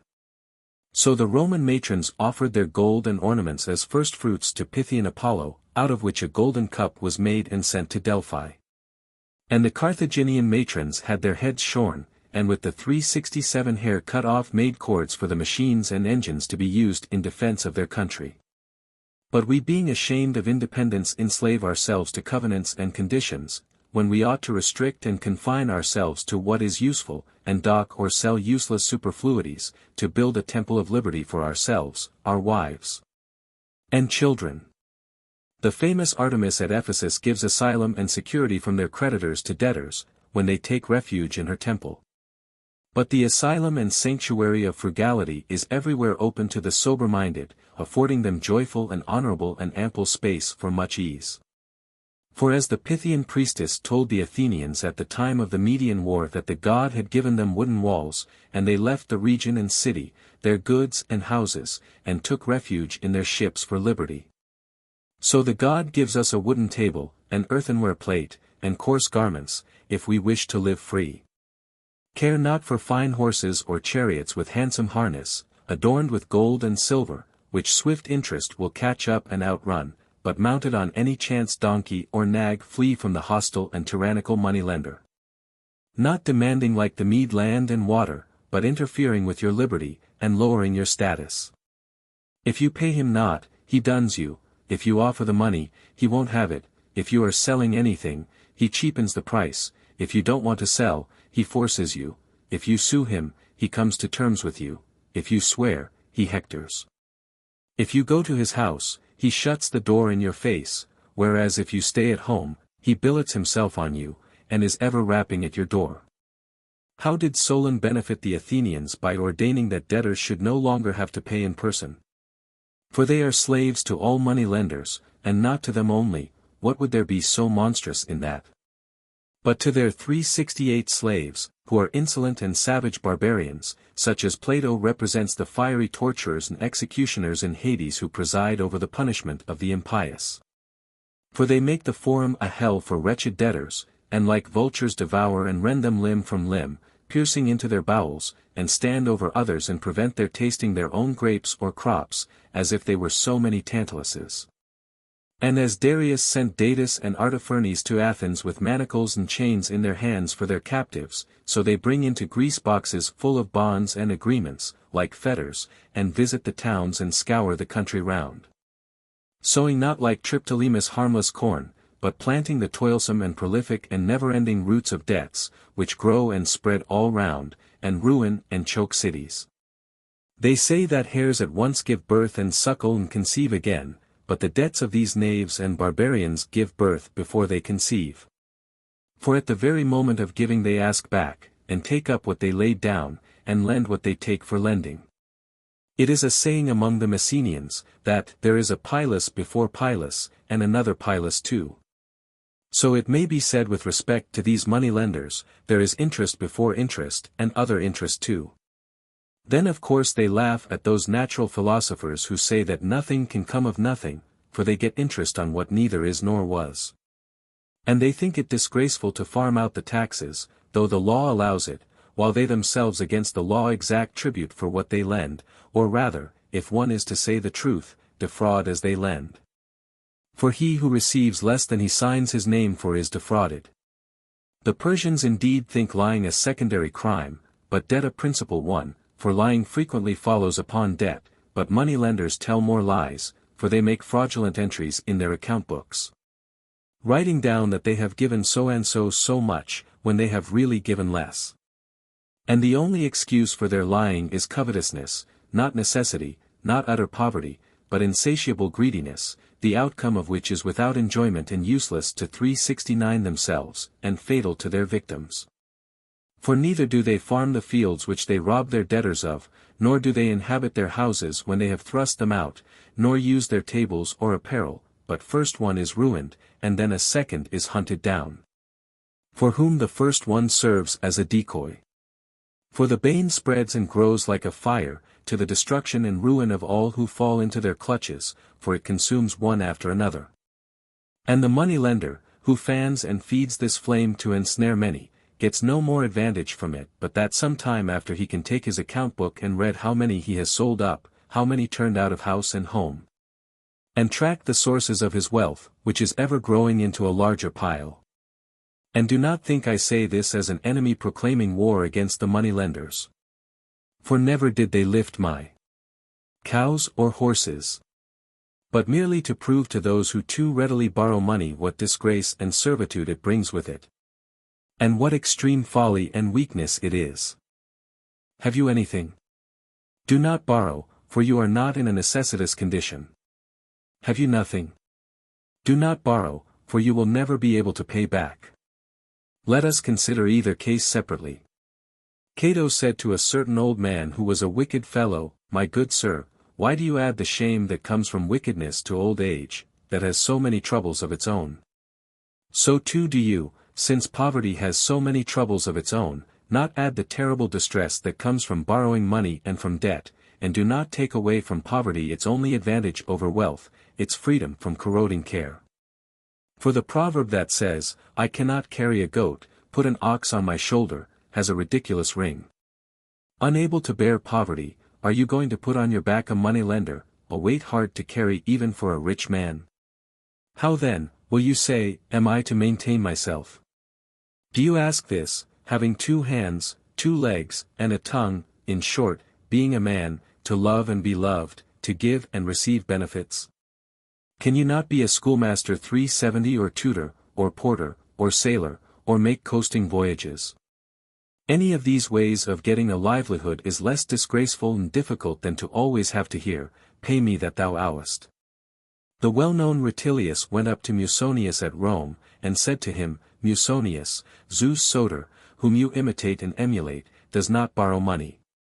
And Musonius smilingly answered, neither does he lend. For you must know Rutilius, himself a lender, was bantering Musonius for being a borrower. What stoic inflatedness was all this? What need was there to bring in Zeus Soter? For all nature teaches the same lesson. Swallows do not borrow money, nor do ants, although nature has given them no hands, or reason, or profession. But men have intellect in excess, and so ingenious are they that they keep near them horses, and dogs, and partridges, and jackdaws. Why then do you despair, who are as impressible as a jackdaw, have as much voice as a partridge, and are as noble as a dog, of getting some person to befriend you, by looking after him, winning his affections, guarding him, fighting his battles? Do you not see how many opportunities there are both on land and sea? As Crate says, Mixilus and his wife, to ward off famine in these bad times, I saw both carding wool. And King Antigonus asked Cleanthes, when he saw him at Athens after a long interval, do you still grind, Cleanthes? And he replied, I do, O king, but for my living, yet so as not to desert philosophy. Such was the admirable spirit of the man who, coming from the mill and kneading trough, wrote with the hand that had baked and ground about the gods, and the moon, and stars, and the sun. But those kinds of labor are in our view servile. And so that we may appear free we borrow money, and flatter and dance attendance on slaves, and give them dinners and presents, and pay taxes as it were to them, not on account of our poverty, for no one lends money to a poor man, but from our love of lavish expenditure. For if we were content with things necessary for subsistence, the race of money-lenders would be as extinct as centaurs and 371 gorgons are. It is luxury that has created them as much as goldsmiths, and silversmiths, and perfumers, and dyers in bright colors. For we do not owe money for bread and wine, but for estates, and slaves, and mules, and dining rooms, and tables, and for our lavish public entertainments, in our unprofitable and thankless ambition. And he that is once involved in debt remains in it all his time, like a horse bit and bridled that takes one rider after another, and there is no escape to green pastures and meadows. But they wander about like those demons who were driven out of heaven by the gods, who are thus described by Empedocles. Into the sea the force of heaven thrusts them, the sea rejects them. Back upon the land. To the sun's rays unresting earth remits them, the sun anon whirls them to heaven again. So one after another usurer or trader gets hold of the poor wretch, hailing either from Corinth, or Patri, or Athens, till he gets set on to buy them all, and torn to bits, and cut into mincemeat as it were for his interest. For as a person who is fallen into the mire must either get up out of it or remain in it, and if he turns about in it, and wallows in it, and bedabbles his body all over in it, he contracts only the greater defilement.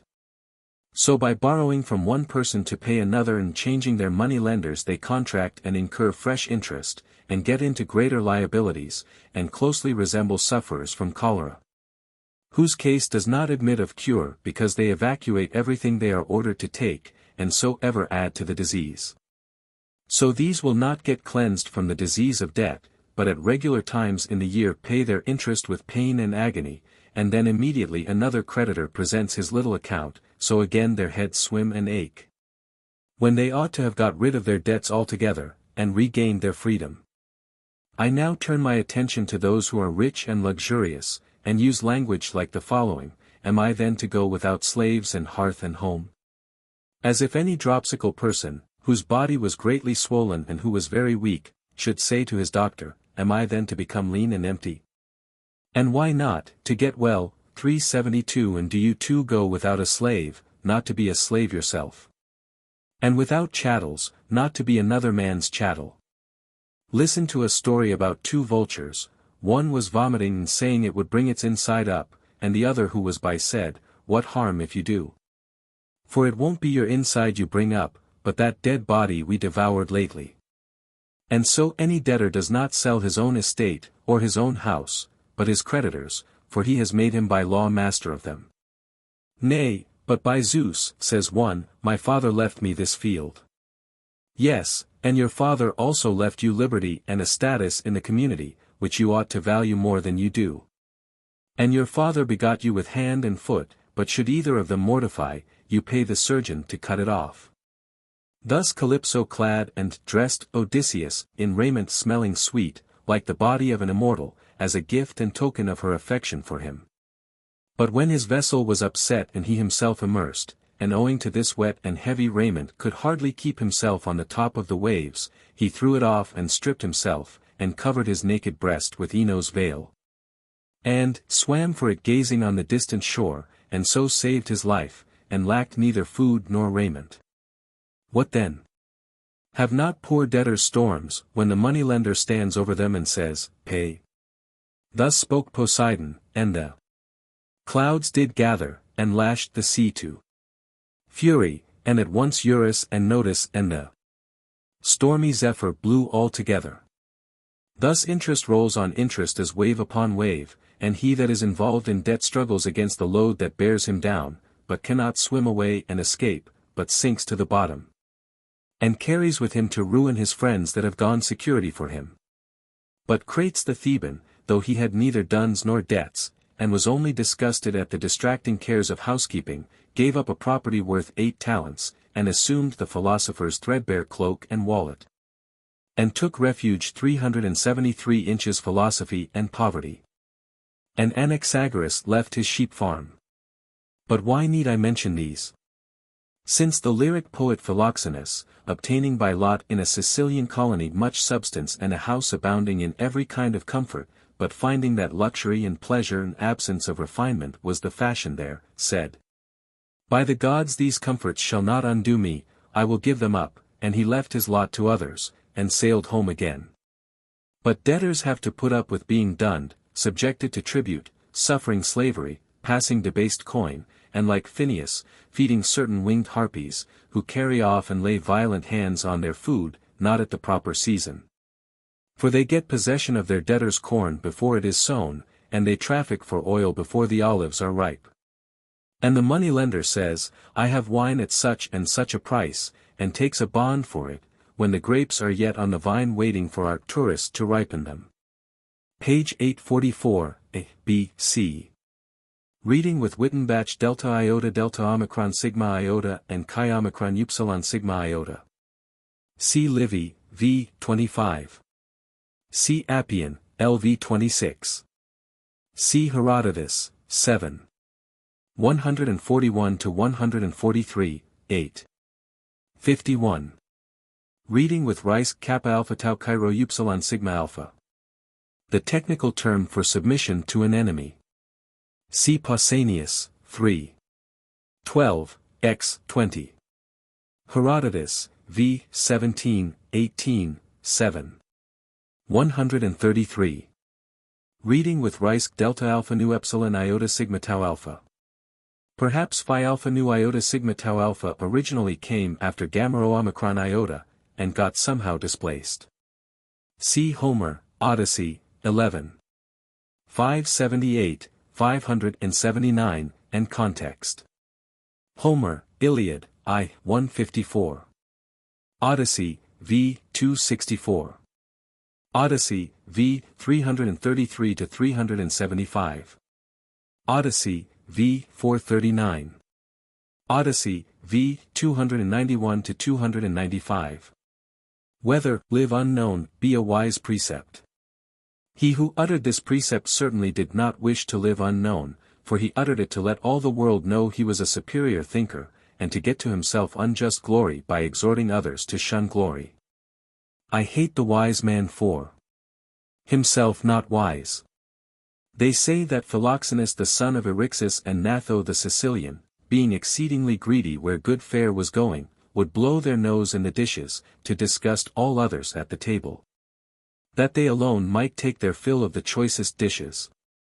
So those that are insatiable pursuers of glory calumniate glory to others who are their rivals, that they may get it without antagonists.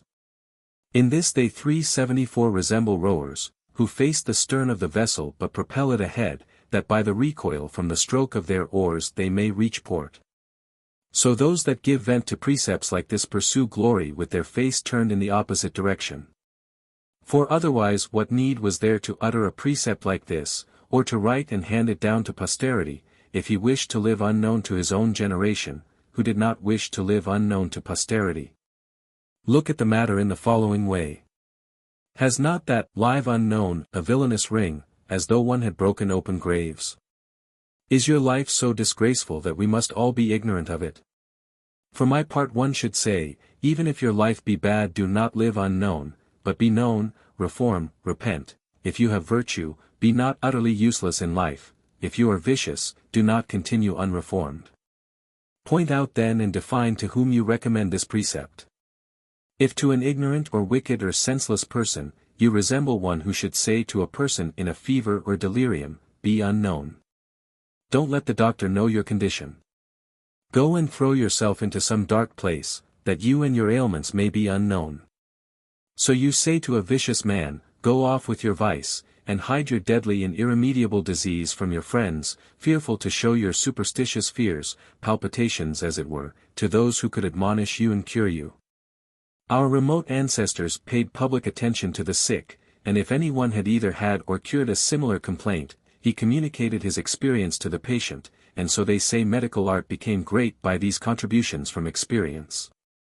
We ought also in the same way to expose to everyone diseased lives and the passions of the soul, and to handle them, and to examine the condition of each, and say, are you a passionate man? Be on your guard against anger. Are you of a jealous turn? Look to it. Are you in love? I myself was in love once, but I had to repent.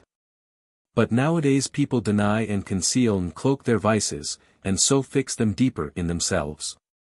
Moreover, if you advise men of worth to live on 375 known and in obscurity, you say to Epaminondas, do not be a general, and to Lycurgus, do not be a legislator, and to Thrasybulus, do not be a tyrannicide, and to Pythagoras, do not teach.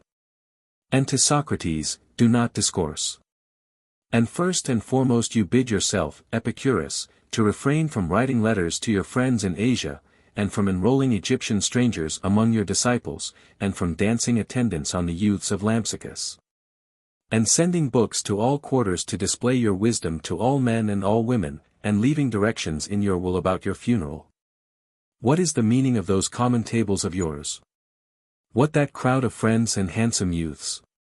Why those many thousand lines written and composed so laboriously on Metrodorus, and Aristobulus, and Charidemus, that they may not be unknown even in death, if you ordain for virtue oblivion, for art inactivity, for philosophy silence, and for success that it should be speedily forgotten?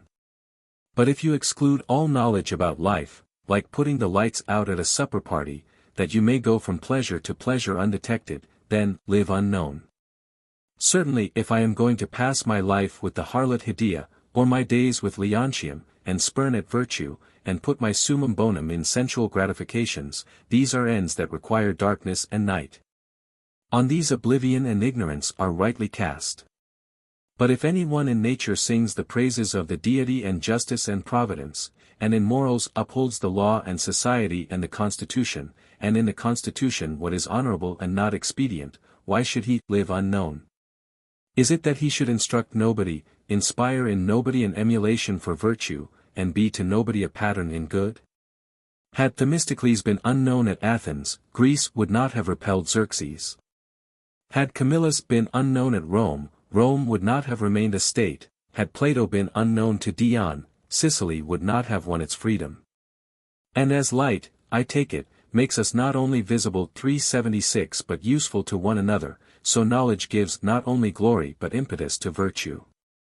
Epaminondas in obscurity up to his 40th year was no use to the Thebans, but when his merits became known and he was put into power, he saved his state from ruin and liberated Greece from slavery, making his abilities efficacious in emergency through his reputation like the bright shining of a light. For Sophocles' words, "Brightly shines brass in use, but when unused it groweth dull in time, and mars the house," are also appropriate to the character of a man, which gets rusty and senile by not mixing in affairs but living in obscurity. For mute inglorious ease, and a sedentary life devoted to leisure, not only injure the body but also the soul, and as hidden waters overshadowed and stagnant get foul because they have no outlet, so the innate powers of unruffled lives, that neither imbibe nor pass on anything, even if they had any useful element in them once, seem to be effete and wasted. Have you never noticed how when night comes on a tired languor seizes the body, and inactive torpor overpowers the soul, and reason shrinks within itself like a fire going out, and feeling quite worn out is gently agitated by disordered fancies, only just indicating that the man is alive? But when the sun rises and scares away deceitful dreams, and brings on as it were the everyday world and with its light rouses and stimulates the thoughts and actions of everybody, then, as Democritus says, men form new ideas for the day, and betake themselves to their various pursuits with mutual impetuosity, as if drawn by a strong impulse. And I think that life itself, and the way we come into the world, is so ordained by the Deity that we should know one another. For everyone comes into this great universe obscure and unknown casually and by degrees, but when he mixes with his fellows and grows to maturity he shines forth, and becomes well known instead of obscure, 377 and conspicuous instead of unknown. For knowledge is not the road to being, as some say, but being to knowledge, for being does not create but only exhibits things, as death is not the reducing of existence to non-existence, but rather the result of dissolution is obscurity. So people considering the sun as Apollo according to hereditary and ancient institutions, call him Delius and Pythias. Whereas the lord of the world of darkness, whether god or demon, they call Hades, for when we die we go into an unseen and invisible place, and the lord of dark night and idle sleep. And I think our ancestors called man himself by a word meaning light, because by their relationship to light all have implanted in them a strong and vehement desire to know and to be known. And some philosophers think that the soul itself is light in its essence, inferring so on other grounds and because it can least endure ignorance about facts, and hates everything obscure, and is disturbed at everything dark, which inspires fear and suspicion in it, whereas light is so dear and welcome to it that it thinks nothing otherwise delightful bearable without it, as indeed light makes every pleasure pastime and enjoyment gay and cheerful, like the application of some sweet and general flavor. But the man who thrusts himself into obscurity, and wraps himself up in darkness and buries himself alive, is like one who is dissatisfied with his birth, and renounces his being. And yet Pindar tells us that the abode of the blessed is a glorious existence, where the sun shines bright through the entire night in meadows red with roses, an extensive plain full of shady trees ever in bloom and ever in fruit, watered by gentle purling streams, and there the blessed ones pass their time away in thinking and talking about the past and present in social converse. But the third road is of those who have lived unholy and lawless lives, that thrusts their souls to Erebus and the bottomless pit, where sluggish streams of murky night belch forth endless darkness, which receive those that are to be punished 378 and conceal them in forgetfulness and oblivion. For vultures do not always prey on the liver of wicked persons lying on the ground, for it is destroyed by fire or has rolled away. Nor does the carrying of heavy burdens press upon and tire out the bodies of those that undergo punishment, for their strength has no longer flesh and bones. Nor have the dead any vestige of body that can receive the infliction of punishment that can make impression. But in reality the only punishment of those who have lived ill is infamy and obscurity and utter annihilation, which hurries them off to the dark river of oblivion, and plunges them into the abyss of a fathomless sea, involving them in uselessness and idleness, ignorance and obscurity. Probably Epicurus, as we infer from the very personal Euripides, Phragm. 930. Reading with Wittenbach, lambda lambda tau omicron mu nu tau alpha tau. Reading kappa sigma tau omicron upsilon for kappa alpha sigma tau omicron nu. Reisk proposed kappa sigma tau omega nu. Reading epsilon, for nu alpha, with Xylander and Wittenbach. Reading with Wittenbach. Adopting the suggestion of Wittenbach, forte kappa alpha lambda omicron, at amiat. Frag. 742. Dormiens quisque in peculiarum abest mundum, expurge factus in communum redit. Xylander. Compare Herrick's poem, Dreams. Bright. Invisible. Phi. Reading with Wittenbach chi theta alpha rho epsilon iota. Reading phi eta sigma nu for phi sigma iota nu. Hiatus hic vald deflendus. As was fabled about Titius, Odyssey, 11. 576 to 579. Odyssey, 11. 219. So Reisk, pi omicron tau alpha mu nu tau lambda theta eta. On exile. They say those discourses, like friends, are best and surest that come to our refuge and aid in adversity, and are useful. For many who come forward do more harm than good in the remarks they make to the unfortunate, as people unable to swim trying to rescue the drowning get entangled with them and sink to the bottom together. Now the discourse that ought to come from friends and people disposed to be helpful should be consolation, and not mere assent with a man's sad feelings. For we do not in adverse circumstances need people to weep and wail with us like choruses in a tragedy, but people to speak plainly to us and instruct us, that grief and dejection of mind are in all cases useless and idle and senseless.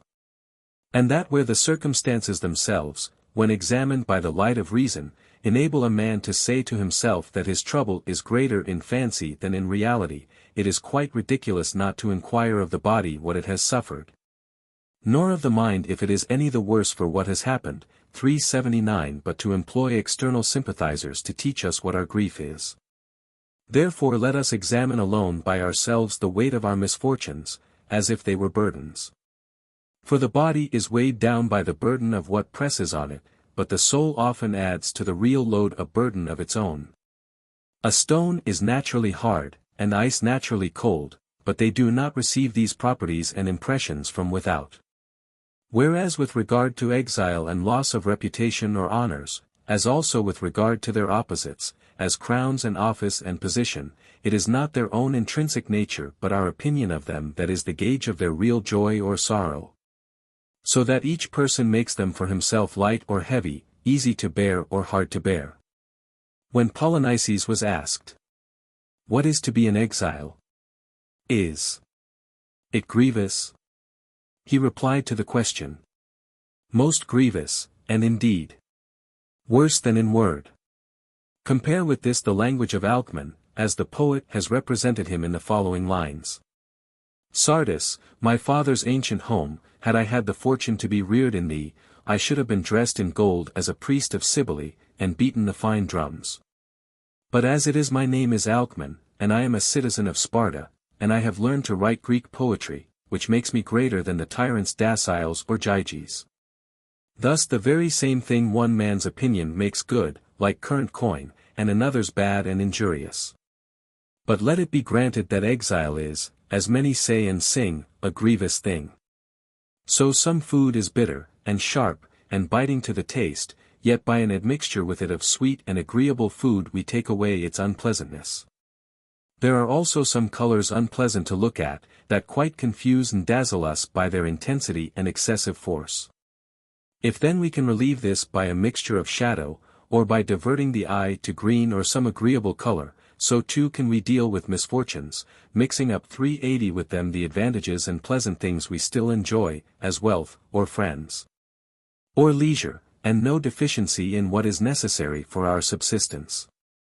For I do not think that there are many natives of Sardis who would not choose your fortune even with exile, and be content to live as you do in a strange land, rather than, like snails who have no other home than their shells, enjoy no other blessing but staying at home in ease. As then he in the comedy that was exhorting an unfortunate friend to take courage and bear up against fortune, when he asked him, how, answered, as a philosopher, so may we also play the philosopher's part and bear up against fortune manfully. How do we do when it rains, or when the north wind doth blow? We go to the fire, or the baths, or the house, or put on another coat, we don't sit down in the rain and cry. So too can you more than most revive and cheer yourself for the chill of adversity, not standing in need of outward aid, but sensibly using your actual advantages. The surgeon's cupping glasses extract the worst humors from the body to relieve and preserve the rest of it, whereas the melancholy and querulous by ever dwelling on their worst circumstances, and thinking only of them, and being engrossed by their troubles, make even useful things useless to them, at the very time when the need is most urgent. For as to those 2 jars, my friend, that Homer says are stored in heaven, one full of good fortunes, one of bad, it is not Zeus that presides as the dispenser of them, giving to some a gentle and even portion, and to others unmixed streams of evils, but ourselves. For the sensible make their life pleasanter and more endurable by mitigating their sorrows with the consideration of their blessings, while most people, like sieves, let the worst things stick to them while the best pass through. And so, if we fall into any real trouble or evil, we ought to get cheerfulness and ease of mind from the consideration of the actual blessings that are still left to us, mitigating outward trouble by private happiness. And as to those things which are not really evil in their nature, 381 but only so from imagination and empty fancy, we must act as we do with children who are afraid of masks, by bringing them near, and putting them in their hands, and turning them about, we accustom them never to heed them at all, and so we by bringing reason to bear on it may discover the rottenness and emptiness and exaggeration of our fancy. As a case in point let us take your present exile from what you deem your country. For in nature no country, or house, or field, or smithy, as Aristo said, or surgery, is peculiarly ours, but all such things exist or rather take their name in connection with the person who dwells in them or possesses them. For man, as Plato says, is not an earthly and immovable but heavenly plant, the head making the body erect as from a root, and turned up to heaven.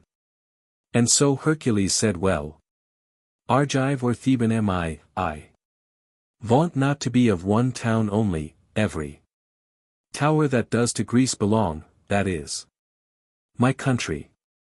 But better still said Socrates, that he was not an Athenian or Greek, but a citizen of the world, as a man might say he was a Rhodian or Corinthian, for he did not confine himself to Sunium, or Tinarum, or the Ceronian mountains. See you the boundless reach of sky above, and how it holds the earth in its soft arms.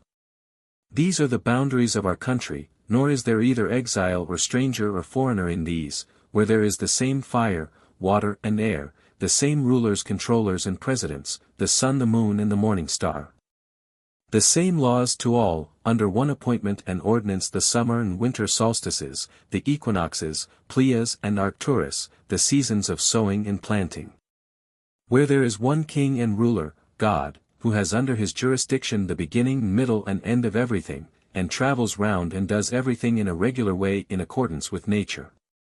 And in his wake to punish all transgressions of the divine law follows justice, whom 382 all men naturally invoke in dealing with one another as fellow citizens.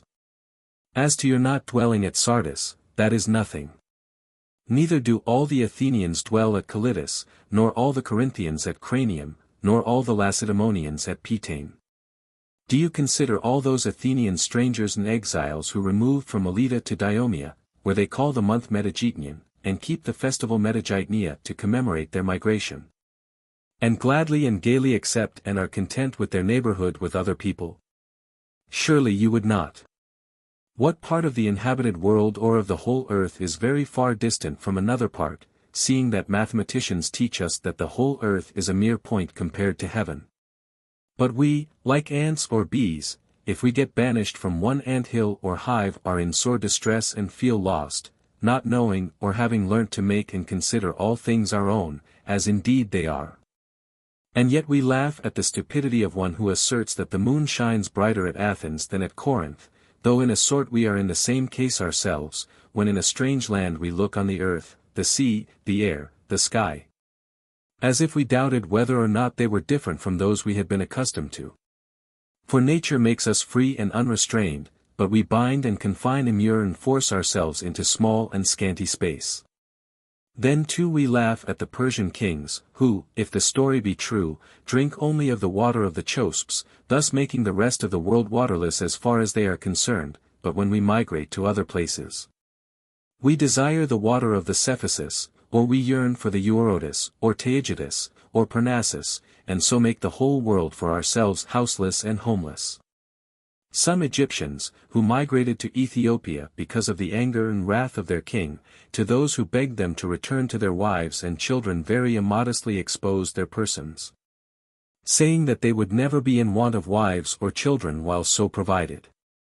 It is far more becoming and less low to say that whoever 383 has the good fortune to be provided with the few necessaries of life is nowhere a stranger, nowhere without home and hearth, only he must have besides these prudence and sense, as an anchor and helm, that he may be able to moor himself in any harbor. For a person indeed who has lost his wealth, it is not easy quickly to get another fortune, but every city is at once his country to the man who knows how to make it such, and has the roots by which he can live and thrive and get acclimatized in every place, as was the case with Themistocles and Demetrius of Phalerum. The latter after his banishment became a great friend of Ptolemy at Alexandria, and not only passed his days in abundance, but also sent gifts to the Athenians. And Themistocles, who was publicly entertained at the king's expense, is stated to have said to his wife and children, "We should have been ruined, if we had not been ruined." And so Diogenes the Cynic to the person who said to him, "The people of Sinope have condemned you to banishment from Pontus," replied, "And I have condemned them to stay in Pontus, by the high cliffs of the inhospitable sea." And Stratonicus asked his host at Seriphus, for what offense exile was the appointed punishment, and being told that they punished rogues by exile, said, "Why then are not you a rogue, to escape from this hole of a place?" For the comic poet says they get their crop of figs down there with slings, and that the island is very barely supplied with the necessaries of life. For if you look at the real facts and shun idle fancy, he that has one city is a stranger and foreigner in all others. For it does not seem to such a one fair and just to leave his own city and dwell in another.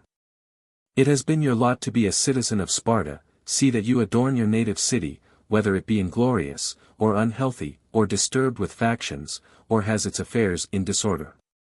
But the person whom fortune has deprived of his own city, she allows to make his home in any he fancies. That was an excellent precept of Pythagoras, choose the best kind of life, custom will make it easy. So too it is wise and profitable to say here, choose the best and pleasantest 384 city, time will make it your country, and a country that will not always distract you and trouble you and give you various orders such as, contribute so much money, go on an embassy to Rome, entertain the prefect, perform public duties.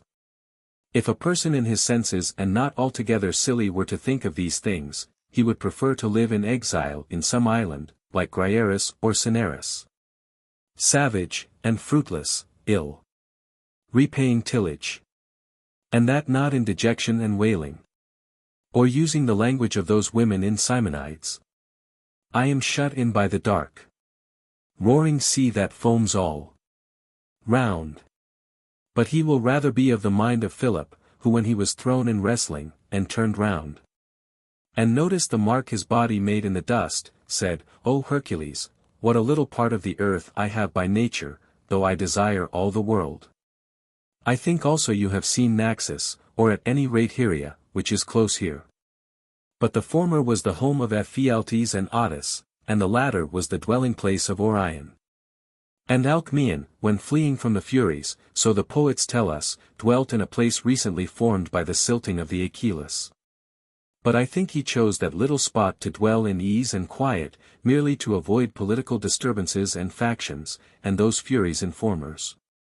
And the Emperor Tiberius lived the last 7 years of his life in the island of Capri, and the sacred governing power of the world enclosed in his breast during all that time never changed its abode.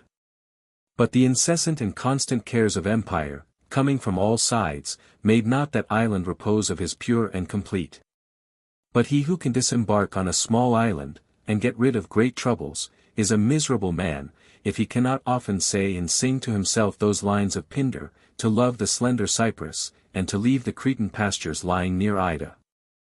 I have but little land, where I grow strong, and have nothing to do with sorrow or faction, or the ordinances of princes, 385 or public duties in political emergencies, or state functions hard to get off. For if that seems a good saying of Callimachus, do not measure wisdom by a Persian rope, much less should we measure happiness by ropes and parasangs, and if we inhabit an island containing 200 furlongs only, and not, like Sicily, for days sail round, ought we to wail and lament as if we were very unfortunate? For how does plenty of room bring about an easy life? Have you not heard Tantalus saying in the play, I sow a field that takes 12 days to travel round the Berecintian region. But shortly after he says, my fortunes, that were once as high as heaven, now to the ground are fallen. And do say to me, learn not to make too much of earthly things.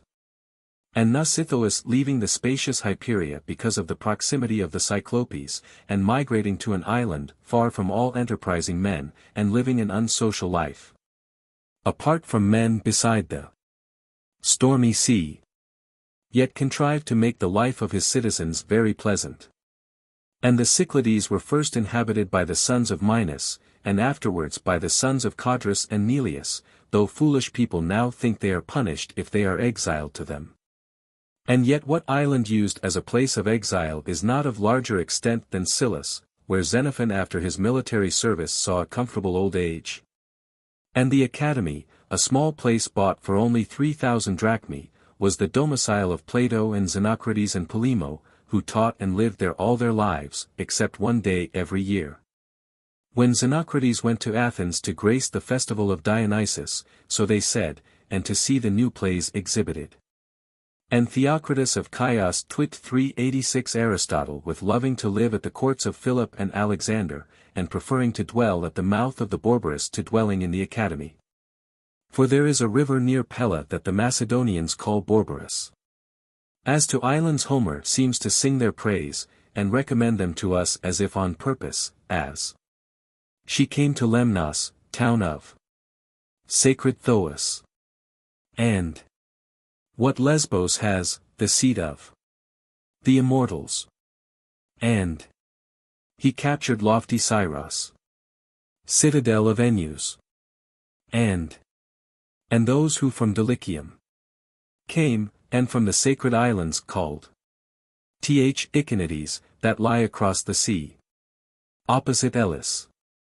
And of the illustrious men that dwelt in islands he mentions Aeolus the favourite of the gods, and Odysseus most wise, and Ajax most brave, and Alcinous most kind to strangers. When Zeno learned that the only ship he had left was with all its freight lost at sea, he said, Fortune, you deal kindly with me, confining me to my threadbare cloak and the life of a philosopher. And a man not altogether silly, or madly in love with crowds, might, I think, not blame fortune for confining him in an island, but might even praise her for relieving him from weariness and anxiety, and wanderings in foreign countries, and perils by sea, and the uproar of the forum, and for giving him truly a secure, quiet, undistracted and private life, putting him as it were inside a circle in which everything necessary for him was contained. For what island has not a house, a promenade, a bath, and fish and hares for those who love fishing and field sports? And the greatest blessing, quiet, which others frequently pant for, you can freely enjoy.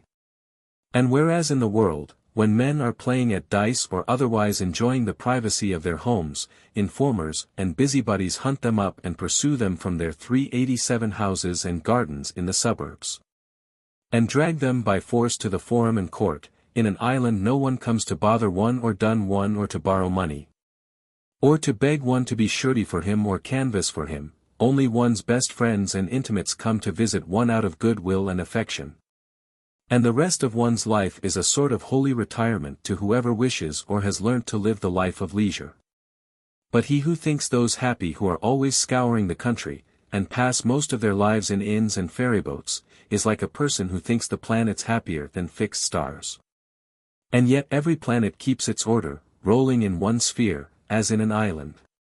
For, as Heraclitus says, the sun will never deviate from its bounds, for if it did, the Furies, who are the ministers of justice, would find it out. Let us use such and similar language, my friend, and harp upon it, to those who are banished to an island, and are debarred all access with others. By the sea waves, which many keep apart. But you who are not tied down to one spot, but only forbidden to live in one, have by that prohibition liberty to go to all others.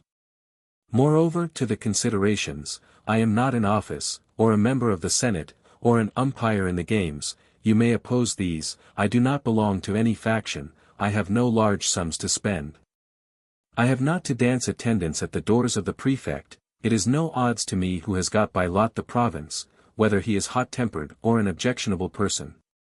But just as Archilochus overlooked the fruitful fields and vineyards of Thasos, and abused that island as rocky and uneven, and said of it, "It stands like donkey's chine, crowned with wild forest."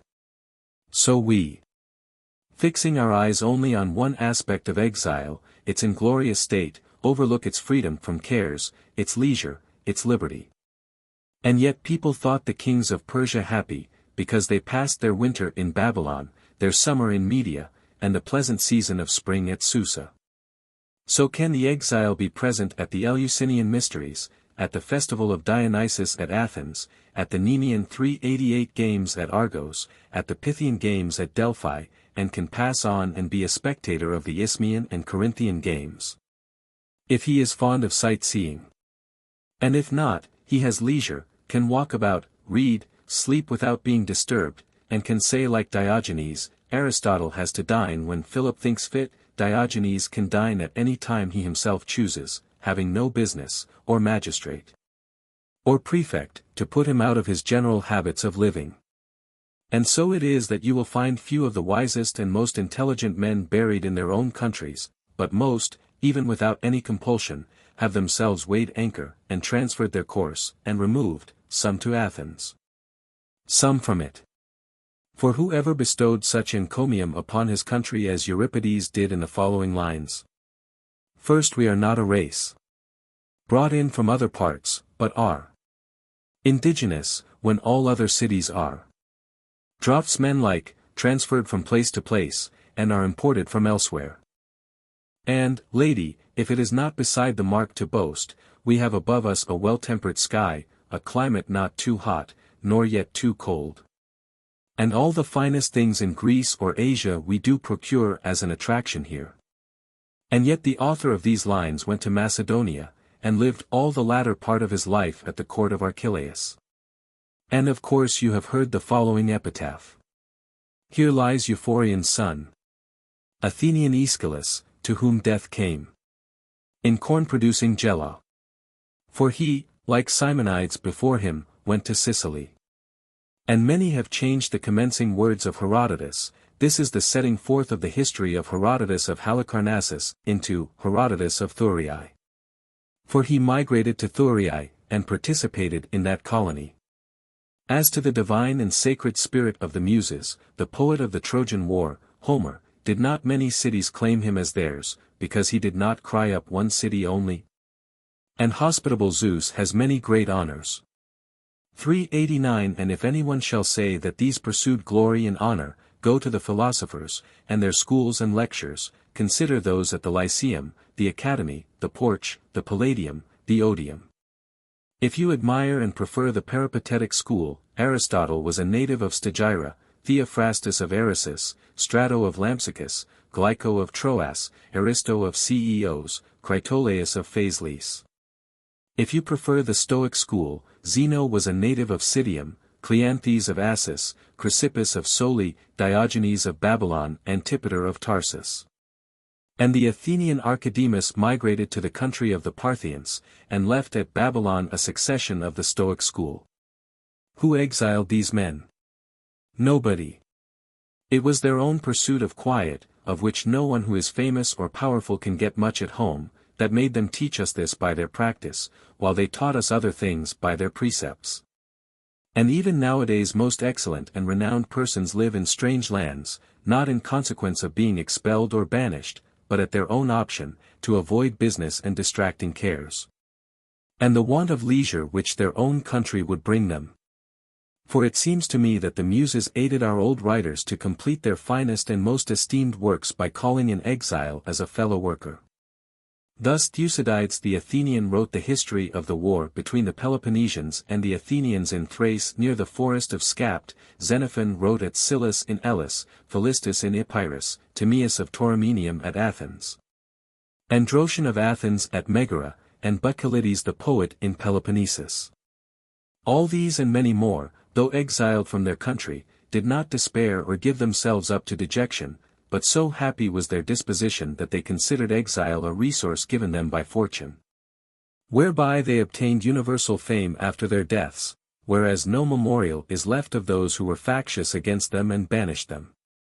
He therefore is ridiculous who thinks that any ignominy attaches itself to exile.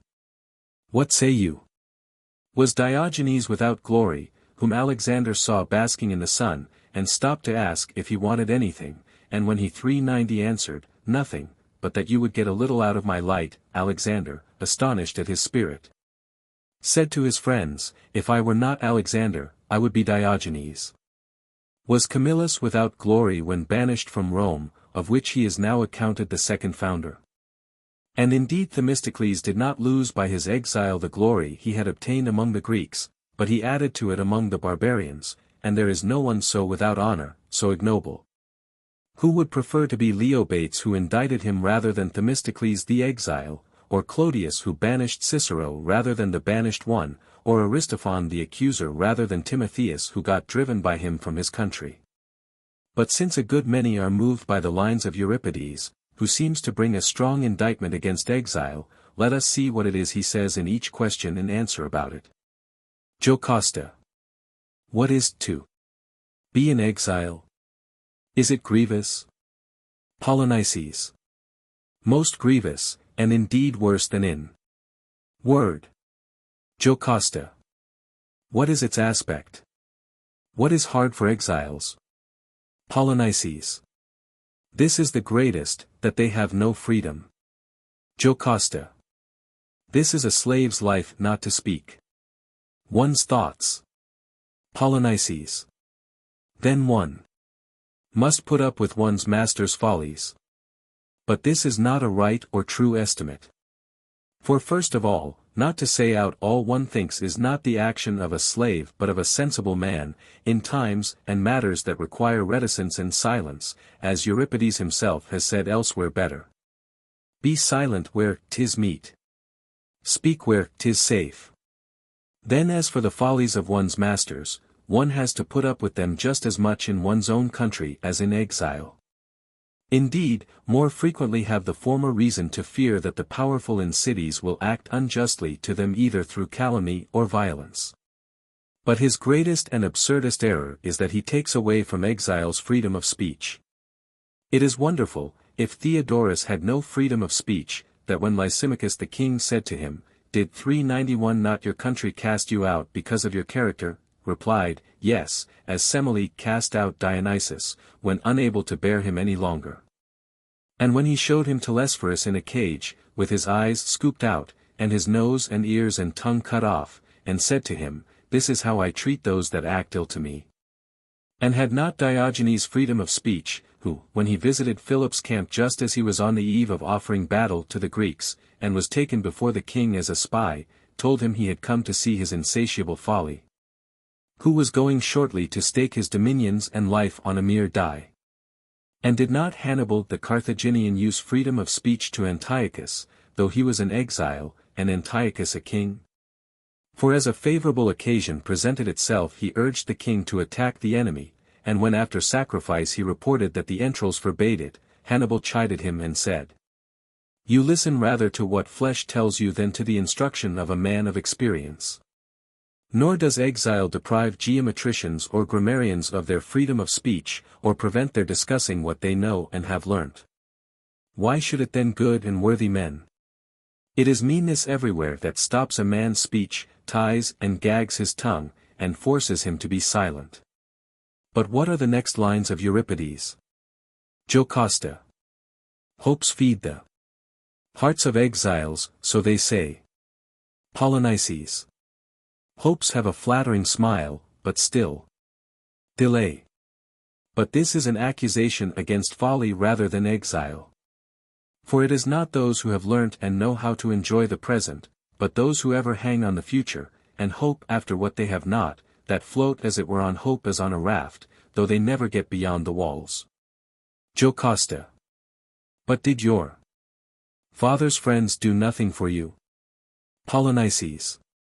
Be fortunate. Friends are no use in trouble. Jocasta. Did not your good birth better your condition? Polynices. 'Tis bad to want. Birth brought no bread to me. 392 But it was ungrateful in Polynices thus to rail against exile as discrediting his good birth and robbing him of friends, for it was on account of his good birth that he was deemed worthy of a royal bride though in exile. And he came to fight supported by a band of friends and allies, a great force, as he himself admits a little later. Many of the princes of the Danai and from Mycenae are with me, bestowing a sad but necessary kindness on me. Nor was there any more justice in the lament of his mother. I never lit for you the nuptial torch in marriage customary, nor did Ismenus furnish you with the usual solemn bath. She ought to have been pleased and content to hear that her son dwelt in such a palace as that at Argos, and in lamenting that the nuptial torch was not lit, and that he had not had the usual bath in the river Ismenus. As though there was no water or fire at Argos for wedded people, she lays on exile the evils really caused by pride and stupidity. But exile, you will say, is a matter of reproach. It may be among fools, who also jeer at the beggar, the bald man, the dwarf, aye, and even the stranger and resident alien. But those who are not carried away in that manner admire good men, whether they are poor, or strangers or exiles. Do we not see that all men adore the temple of Theseus as well as the Parthenon and Eleusinium? And yet Theseus was an exile from Athens, though it was owing to him that Athens is now inhabited, and he was banished from a city which he did not merely dwell in, but had himself built. And what glory is left to Eleusis, if we are ashamed of Eumolpus, who migrated from Thrace, and taught the Greeks, as he still teaches them, the mysteries? And who was the father of Codrus that reigned at Athens? Was it not Melanthus, an exile from Messene? And do you not praise the answer of Antisthenes to the person who told him that his mother was a Phrygian, so also is the mother of the gods? If you 393 are twit then with exile, why do you not answer, the father of the glorious victor Hercules was an exile? And Cadmus, the grandfather of Dionysus, when he was sent from home to find Europa, and never came back, though a Phoenician born he changed his country, and migrated to Thebes, and became the grandfather of Dionysus, who rejoices in the cry of Evo, the exciter of women, who delights in frantic honors. As for what Aeschylus obscurely hints at in the line, Apollo the chaste god, exile from heaven. Let me keep a religious silence, as Herodotus says. And Empedocles commences his system of philosophy as follows: it is an ordinance of necessity, an ancient decree of the gods, when anyone stains his hands with crime and murder, the long-lived demons get hold of him, so that he wanders away from the gods for 30,000 years. Such is my condition now, that of an exile and wanderer from the gods. In these words he not only speaks of himself, but points out that all of us men similarly are strangers and foreigners and exiles in this world. For he says, O men, it is not blood or a compounded spirit that made the being or beginning of the soul, but it is your earth-born and mortal body that is made up of these. He calls speciously by the mildest of names the birth of the soul that has come from elsewhere a living in a strange country. But the truth is the soul is an exile and wanderer, being driven about by the divine decrees and laws, and then, as in some sea-girt island, gets joined to the body like an oyster to its shell, as Plato says. Because it cannot call to mind or remember from what honor and greatness of happiness it migrated, not from Sardis to Athens, nor from Corinth to Lemnos or Syros, but exchanging heaven and the moon for earth and life upon earth.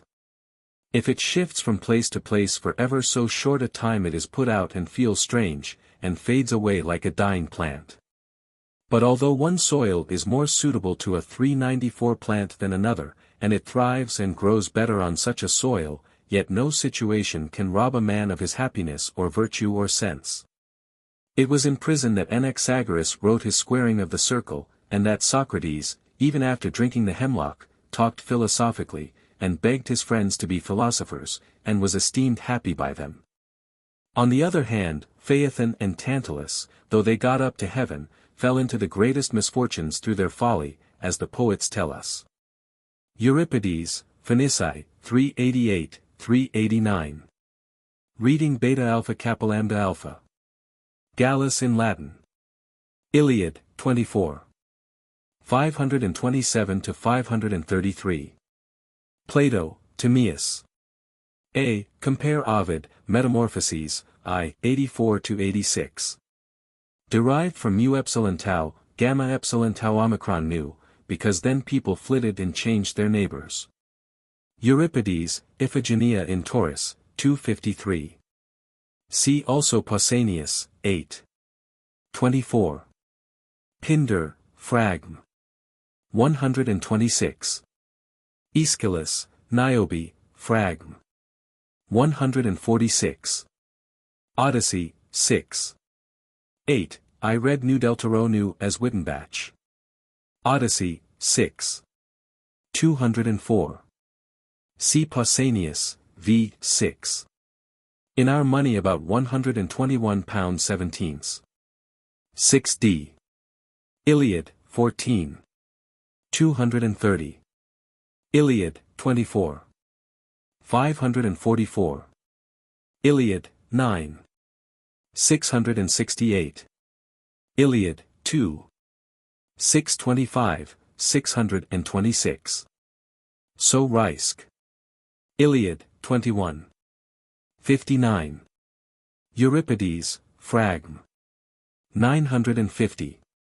Reisk suggests beta alpha kappa chi upsilon lambda delta eta kappa epsilon omicron. A very probable suggestion. Euripides, Phoenici, 388 to 393. Omitting pyro tau omicron, which probably got in from pyro tau omicron nu following, and for which Reisk conjectured rho. Such as Cardinal Balue was shut up by Louis XI. In for 14 years. The answer of Theodorus is wanting. Euripides, Phoenici, 396, 397. That is, they never get any further. Euripides, Phoenici, 402 to 405. Euripides, Phoenici, 430 to 432. Ibid, 344 to 346. Reading Chi Theta Omicron Nu. Sic mutandum senset Valcanarius. Wittenbach. Through his daughter Semele. Herodotus, 2. 171. On Fortune. Fortune, not wisdom, rules the affairs of mortals. And does not justice, and fairness, and sobriety, and decorum rule the affairs of mortals? Was it of fortune or owing to fortune that Aristides persevered in his poverty, when he might have been lord of much wealth? And that Scipio after taking Carthage neither saw nor received any of the spoil? Was it of fortune or owing to fortune that Philocrates spent on harlots and fished the money he had received from Philip? And that Lasthenes and Euthycrates lost Olynthus, measuring happiness by their belly and lusts? Was it of fortune that Alexander the son of Philip not only himself abstained from the captive women, but punished others that outraged them? Was it under the influence of an evil genius and fortune that Alexander, the son of Priam, intrigued with the wife of his host and ran away with her, and filled 2 continents with war and evils? For if all these things are due to fortune, what hinders our saying that cats and goats and apes are under the influence of fortune in respect of greediness, and lust, and ribaldry? And if there are such things as sobriety and justice and fortitude, with what reason can we deny the existence of prudence, and if prudence exists, how can we deny the existence of wisdom? For sobriety is a kind of prudence, 395 as people say, and justice also needs the presence of prudence. Nay more, we call the wisdom and prudence that makes people good in regard to pleasure self-control and sobriety, and in dangers and hardships endurance and fortitude, and in dealings between man and in public life equity and justice. And so, if we are to ascribe to fortune the acts of wisdom, let us ascribe justice and sobriety to fortune also, and let us put down to fortune stealing, and picking pockets, and lewdness, and let us bid farewell to argument. And throw ourselves entirely on fortune, as if we were, like dust or refuse, borne along and hurried away by a violent wind. For if there be no wisdom, it is not likely that there is any deliberation or investigation of matters, or search for expediency, but Sophocles only talked nonsense when he said, "Whatever is sought is found. What is neglected escapes our notice." And again in dividing human affairs, "What can be taught I learn. What can be found out duly investigate, and of the gods I ask for what is to be got by prayer. For what can be found out or learnt by men, if everything is due to fortune? And what deliberative assembly of a state is not annulled, what counsel of a king is not abrogated, if all things are subject to fortune? Whom we abuse as blind because we ourselves are blind in our dealings with her. Indeed, how can it be otherwise, seeing that we repudiate wisdom, which is like plucking out our eyes, and take a blind guide of our lives? Supposing any of us were to assert that seeing is a matter of fortune, not of eyesight, nor of the eyes that give light, as Plato says, and that hearing is a matter of fortune, and not the imbibing of a current of air through the ear and brain, it would be well for us then to be on our guard against the evidence of our senses. But indeed 396 nature has given us sight and hearing and taste and smell, and all other parts of the body and their functions, as ministers of wisdom and prudence. For, it is the mind that sees, and the mind that hears, everything else is deaf and blind. And just as, if there were no sun, we should have perpetual night for all the stars, as Heraclitus says, so man for all his senses, if he had no mind or reason, would be little better than the beasts. But as it is not by fortune or chance that we are superior to them and masters of them, but Prometheus, that is reason, is the cause of this. Presenting us with bulls, horses, and asses, to ease us of our toil, and serve instead. As Aeschylus says, "For as to fortune and natural condition, most of the beasts are better off than we are. For some are armed with horns and tusks and stings, and as for the hedgehog, as Empedocles says, it has its back all rough with sharp bristles, and some are shod and protected by scales and fur and talons and hoofs worn smooth by use. Whereas man alone, as Plato says, is left by nature naked, unarmed, unshod, and uncovered. But by one gift, that of reason and painstaking and forethought, nature compensates for all these deficiencies. Small indeed is the strength of man, but by the versatility of his intellect he can tame the inhabitants of the sea, earth, and air. Nothing is more agile and swift than horses, yet they run for man. The dog is a courageous and high-spirited creature, yet it guards man. Fish is most pleasant to the taste, the pig the fattest of all animals, yet both are food and delicacies for man. What is huger or more formidable in appearance than the elephant? Yet it is man's plaything, and a spectacle at public shows, and learns to dance and kneel. And all these things are not idly introduced, but to the end that they may teach us to what heights reason raises man, and what things it sets him above, and how it makes him master of everything. 397 For we are not good boxers, nor good wrestlers, nor yet swift runners. For in all these points we are less fortunate than the beasts. But by our experience and memory and wisdom and cunning, as Anaxagoras says, we make use of them, and get their honey and milk, and catch them, and drive and lead them about at our will. And there is nothing of fortune in this, it is all the result of wisdom and forethought. Moreover, the labors of carpenters and coppersmiths and house builders and statue makers are affairs of mortals, and we see that no success in such trades is got by fortune or chance. For that fortune plays a very small part in the life of a wise man, whether coppersmith or house builder, and that the greatest works are wrought by art alone, is shown by the poet in the following lines. All handicraftsmen go into the street. Ye that with fan-shaped baskets worship Ergane, Zeus' fierce-eyed daughter. For Ergane and Athene, and not Fortune, do the trades regard as their patrons. They do indeed say that Nielses, on one occasion painting a horse, was quite satisfied with his painting in all other respects, but that some foam on the bridle from the horse's breath did not please him, so that he frequently tried to rub it out. At last in his anger he threw his sponge, just as it was, full of colors, at the picture, and this very wonderfully produced exactly the effect he desired. This is the only fortunate accident in art that history records.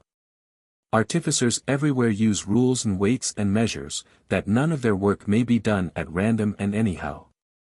And indeed the arts may be considered as wisdom on a small scale, or rather as emanations from and fragments of wisdom scattered about among the 398 necessities of life.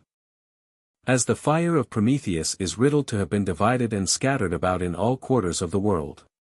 For thus small particles and fragments of wisdom, breaking up as it were and getting divided into pieces, have formed into order.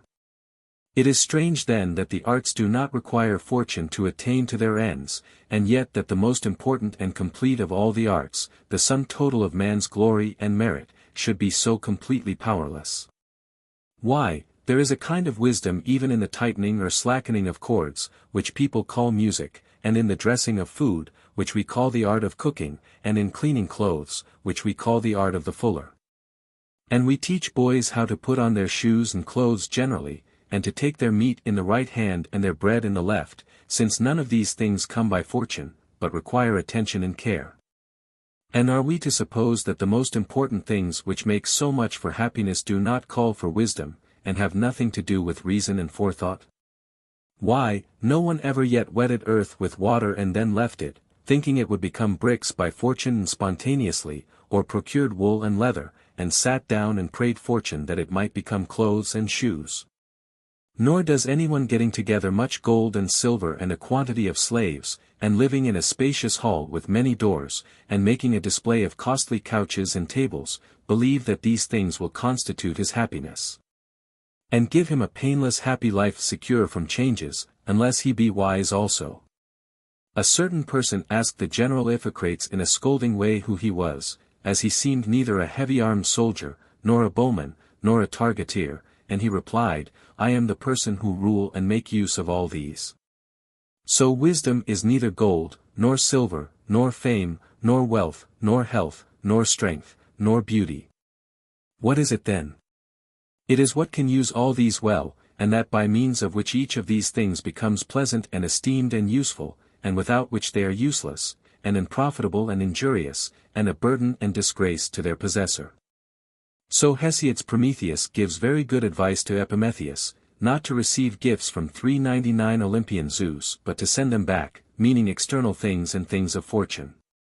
For as if he urged one who knew nothing of music not to play on the pipe, or one who knew nothing of letters not to read, or one who was not used to horses not to ride, so he advised him not to take office if he were foolish, nor to grow rich if he were a liberal, nor to marry if likely to be ruled by his wife. For success beyond their merit is to foolish persons a cause of folly, as Demosthenes said, and good fortune beyond their merit is to those who are not sensible a cause of misfortune.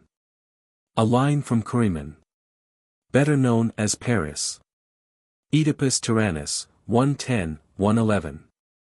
Wittenbach compares Terence, Huten Timarumenos, 675. Nil tam difficilist, quinquirend investigare possiet. Sophomore, Frag. 723. Aeschylus, Fragm.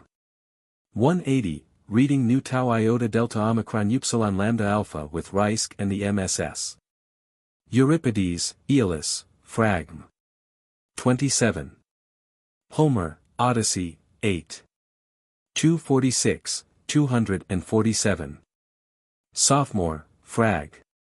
724. The Worker. Generally a title of Athene, as Pausanias, I 24, 3. 17, v. 14, 6. 26, 8. 32, 9.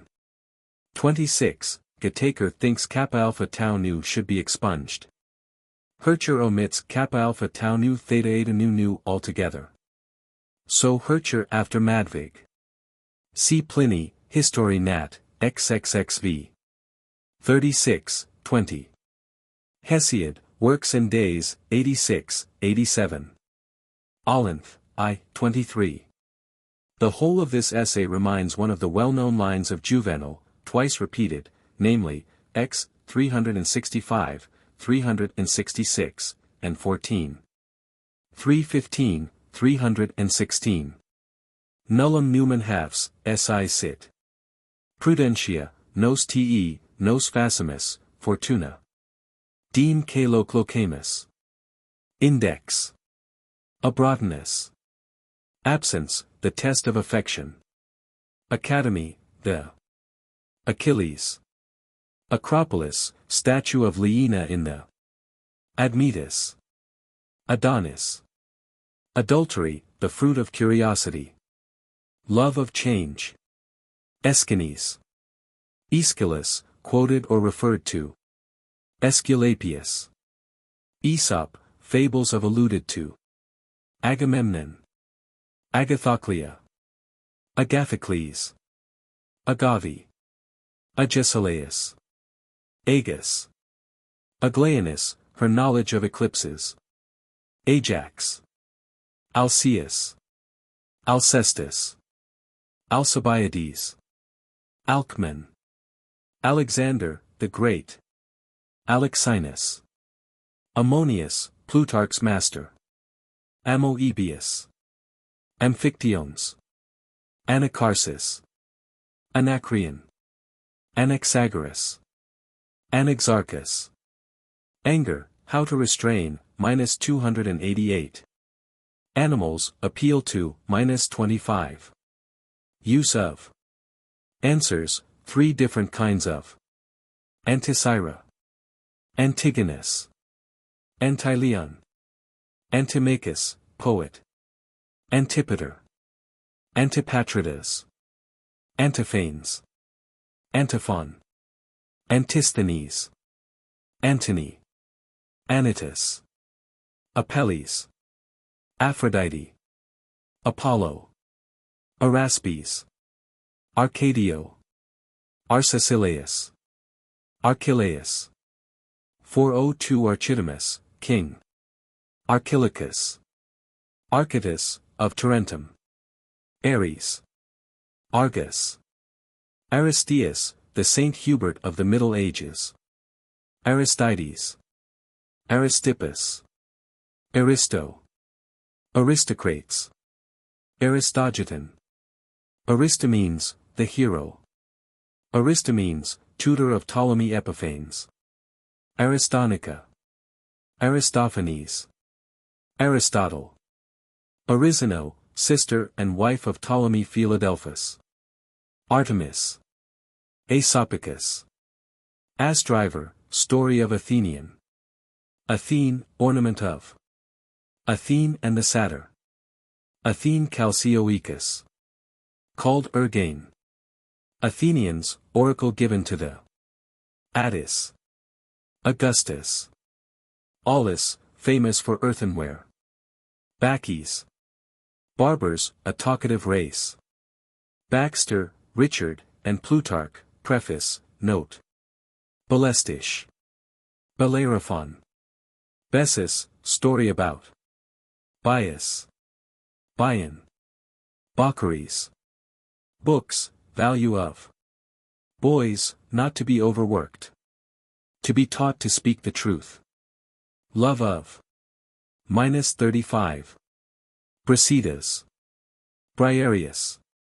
Brides, custom of in Boeotia. Custom of at Leptis in Libya. Senus, his change of sex. Caesar, Julius. Callimachus. Callisthenes. Calixenus. Camma, story about. Carneades. Cassander. Cassandra. Cato. Cebes. Sophysocrates. Cephisidorus. Ceramicus, at Athens. Cestus of Aphrodite. Charon, son of Plutarch. Charon, and Chaeronea. Chaeronea, Plutarch's native place. Chalcis, people of. Chameleon.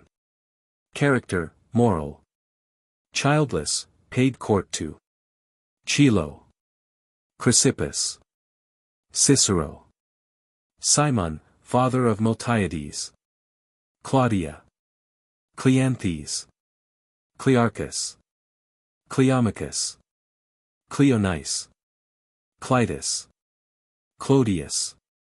Clytemnestra, dream of. Conjugal constancy. Conjugal precepts, -84. Contentedness of mind, on, -311. Contracts. Corax. Cornelia, sister of Scipio. Correction of servants, -281. 403 Crassus. Crates. Creon, his daughter. Crete. Chryso. Croesus. Ctesiphon. Curiosity, -252. Cybele. Cyclades. Cynic, story about.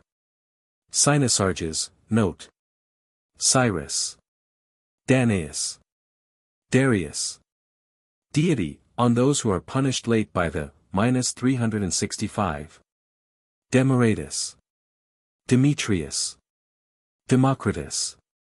Demosthenes. Diogenes. Dion. Dionysius, the tyrant of Sicily.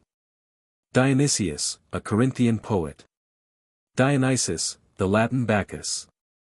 Dioxippus. Disease, the sacred, note. Disorders, of mind or body, which worse. Dolon. Domitian. Domitius. Dorian measure. Drink. Dryads. Earthenware. Education, -21. Egyptian, answer of an. Emerson, on Plutarch, see title page and preface, p. 9. Empedocles. Empone, her devotion to her husband, -69. Enemies, how a man may be benefited by his, -213. Enthusiasm. Envy. On envy and hatred, -315. How one can praise oneself without exciting envy, -331. Epaminondas. Ephesus. Ephorus. Epicharmus. Epicureans, argued against, -28, -378. Epicurus. Epitaphs. Erasistratus. Ergane, name of Athene. Eumenes. Euphemism. Euphorion. Eupolis. Euripides, quoted or referred to. Eurydice of Hierapolis. Eurydice, wife of Orpheus. Euthydemus. Eutropio, cook to King Antigonus. Ivinus, sayings of. Exercise, value of. 404 Exile, -394. Fabius Maximus. Fabricius. Family, defects and idiosyncrasies of. Fancy, power of. Fathers, not to be too strict. To set a good example to their sons. The just trium liberorum. Saying of Ivinus about fathers. Favor, the. Reminding of favors unpleasant. Feast, every day a. Fickleness. Flatterers. Saying of Phocion about. How to be discerned from friends, -201. Flute girls at marriages. Fortune, not to be railed at, -91. Fortune's rope dance. Fortune and vice. On fortune, -399. Freedom of speech, -201. Friends, on abundance of, 153. Friendship going in pairs. Originated by similarity. How friends are to be distinguished from flatterers, 201. Galba, story about. Geese, ingenuity of. Germanicus, idiosyncrasy of. Glaucus, son of Epicides. Gobrias. Gods considered as forces. Perform their benefits secretly. Gorgias. Gorgo, wife of Leonidas. Gracchus. Great, especially open to flatterers. Grief, immoderate at death to be avoided. Unexpected grief worst. Gilippus. Habit, force of. Hannibal, remark of. Happiness, the mind the seat of. Hares. Harmodius. Hatred, and envy, 315. Hygiejas. Helicon, mount. Helots. Hemlock, how affected by wine. Heraclea. Heraclitus. Hercules. Heredity. Hermes, his functions. Proverbial saying about. Herodotus. Herophilus. Herrick and Plutarch, see preface, note. Hesiod, quoted or alluded to. Hiero. Hieronymus. Hipparchus, dream of. Hippocrates. Hippothorus, a tune. Homer, alluded to or quoted. Hyperides. Hypsipyle, her foster child. 405 Ibycus, story about. Idaean dactyli. Ignorance of self. Imagination, power of. Indian wives. Indian sages. Infants, death of. Iolaus, nephew of Hercules. Iphicrates, answer of. Knowledge of self. Labor, its power. Laceda, friend of Arcesilaus. Laceda, king of the Argives. Lais, famous courtesan. Law, martial. Leina, her heroism. Lemnos, the women of. Leo of Byzantium, saying of. Life, the three kinds of. Like a game at dice. Checkered. Live unknown, whether a wise precept, 378. Litigation, evil effects of. Livia, wife of Augustus. Liver, the seat of desire. Locrians, custom of the. Locris, authorities of. Love, to one's offspring, 28. On love generally, 69. God of love, his festival at Thespiae. Pandemian and celestial love. No strong love without jealousy. Lovers admire even the defects of their loves. Love blind. Loxias, name of Apollo, meaning of. Lyciscus. Lycurgus. Lydiata. Lydian measure. Lydian produce. Lynceus. Lysander. Lysias. Lysimachus. Lysimachus, king. Maecenas. Magas. Man, his wretchedness. Different views of men. Man's various idiosyncrasies and fortunes. Marriage, 39, 69. Hesiod on the proper age for marriage. No meum and tuum to exist in marriage. Mutual respect a vital necessity in marriage. Conjugal precepts, 84. Marcius. Means, various kinds of. Measures, Dorian and Lydian. Median war. Medius. Megabyzus. Megara, wife of Hercules. Megarians, their sacrifice to Poseidon. Melanippus. Melanthius. Meleager. Meletus.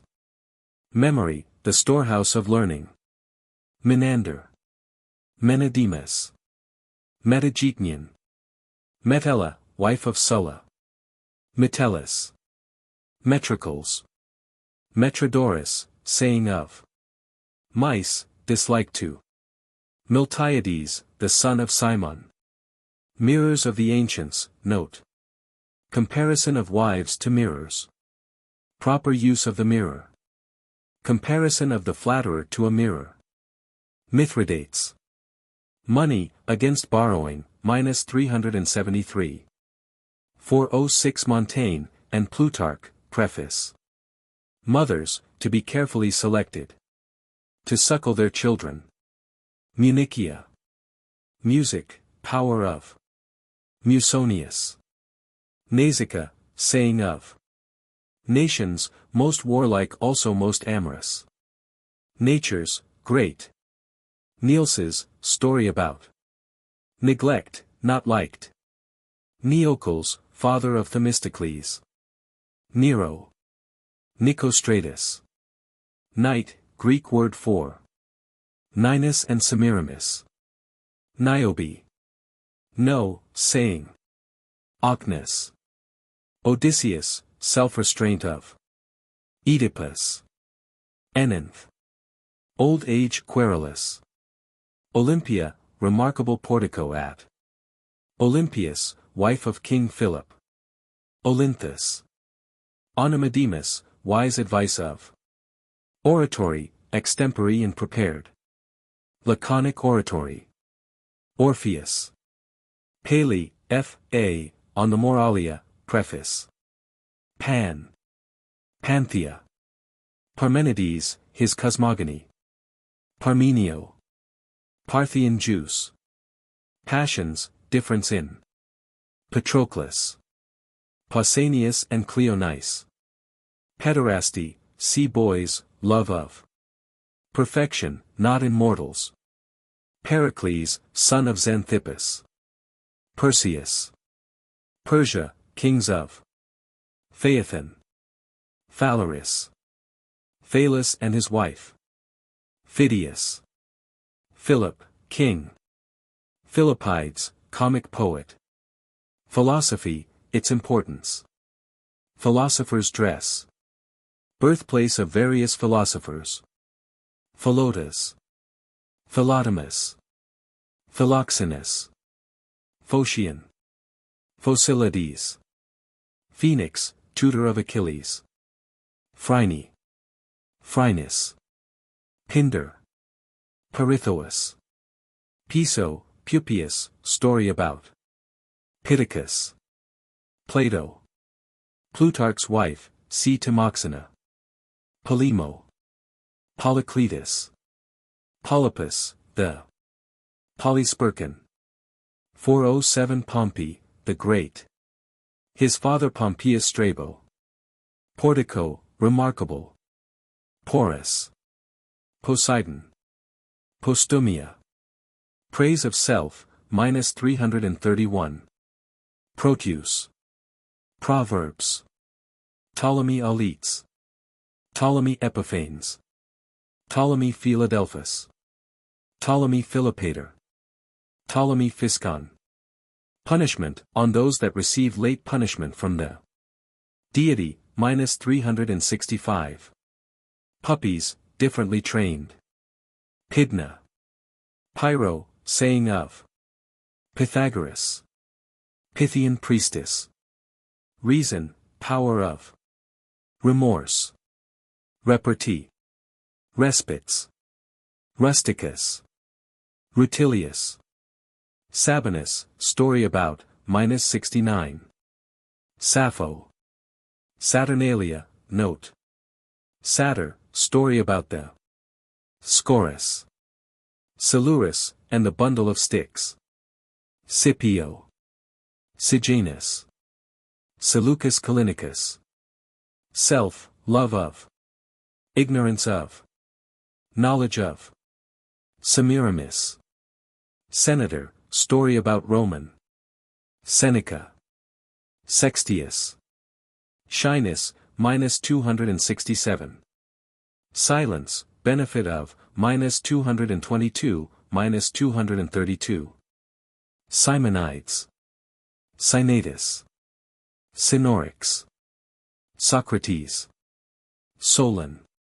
His legislation for husbands. His direction to brides. Sophocles, quoted or referred to. Sotades. Speusippus, nephew of Plato. Stepladders.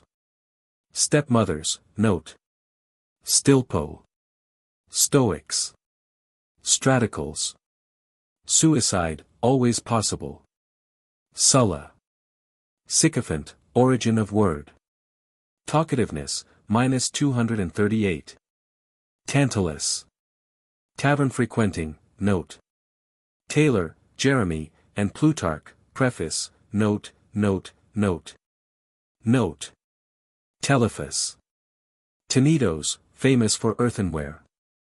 Theano, wife of Pythagoras. 408 Thebans, and Lacedaemonians. Themistocles, and his son. His father Neocles. Themistocles and Miltiades. Suspicion about. Sayings of. Theocritus, the sophist. Theodorus. Theognis, his advice. Theophrastus. Thero, the Thessalian. Theseus. Thespesius, of Soli, curious story about, minus 365. Thessalians, very pugnacious. Note. Thessaly, famous for enchantments. Note. Thucydides. Tiberius. Timea. Timesias, oracle given to. Timoleon. Timon. Timotheus. Timoxena, wife of Plutarch, consolatory letter to, minus 92. Timoxena, daughter of Plutarch, minus 92. Tongue, government of the, minus 238. Barricaded by nature. Training, power of, minus 7. Triptolemus. Truth, a divine thing. Tutors, choice of, minus 7. Habits they teach boys. Versatility. Vespasian. Vice, not got rid of as easily as a wife. Uneasiness of. Whether it is sufficient to cause unhappiness, minus 142. Vice in embryo. Virtue, its two elements. Can be taught, minus 95. On virtue and vice, minus 98.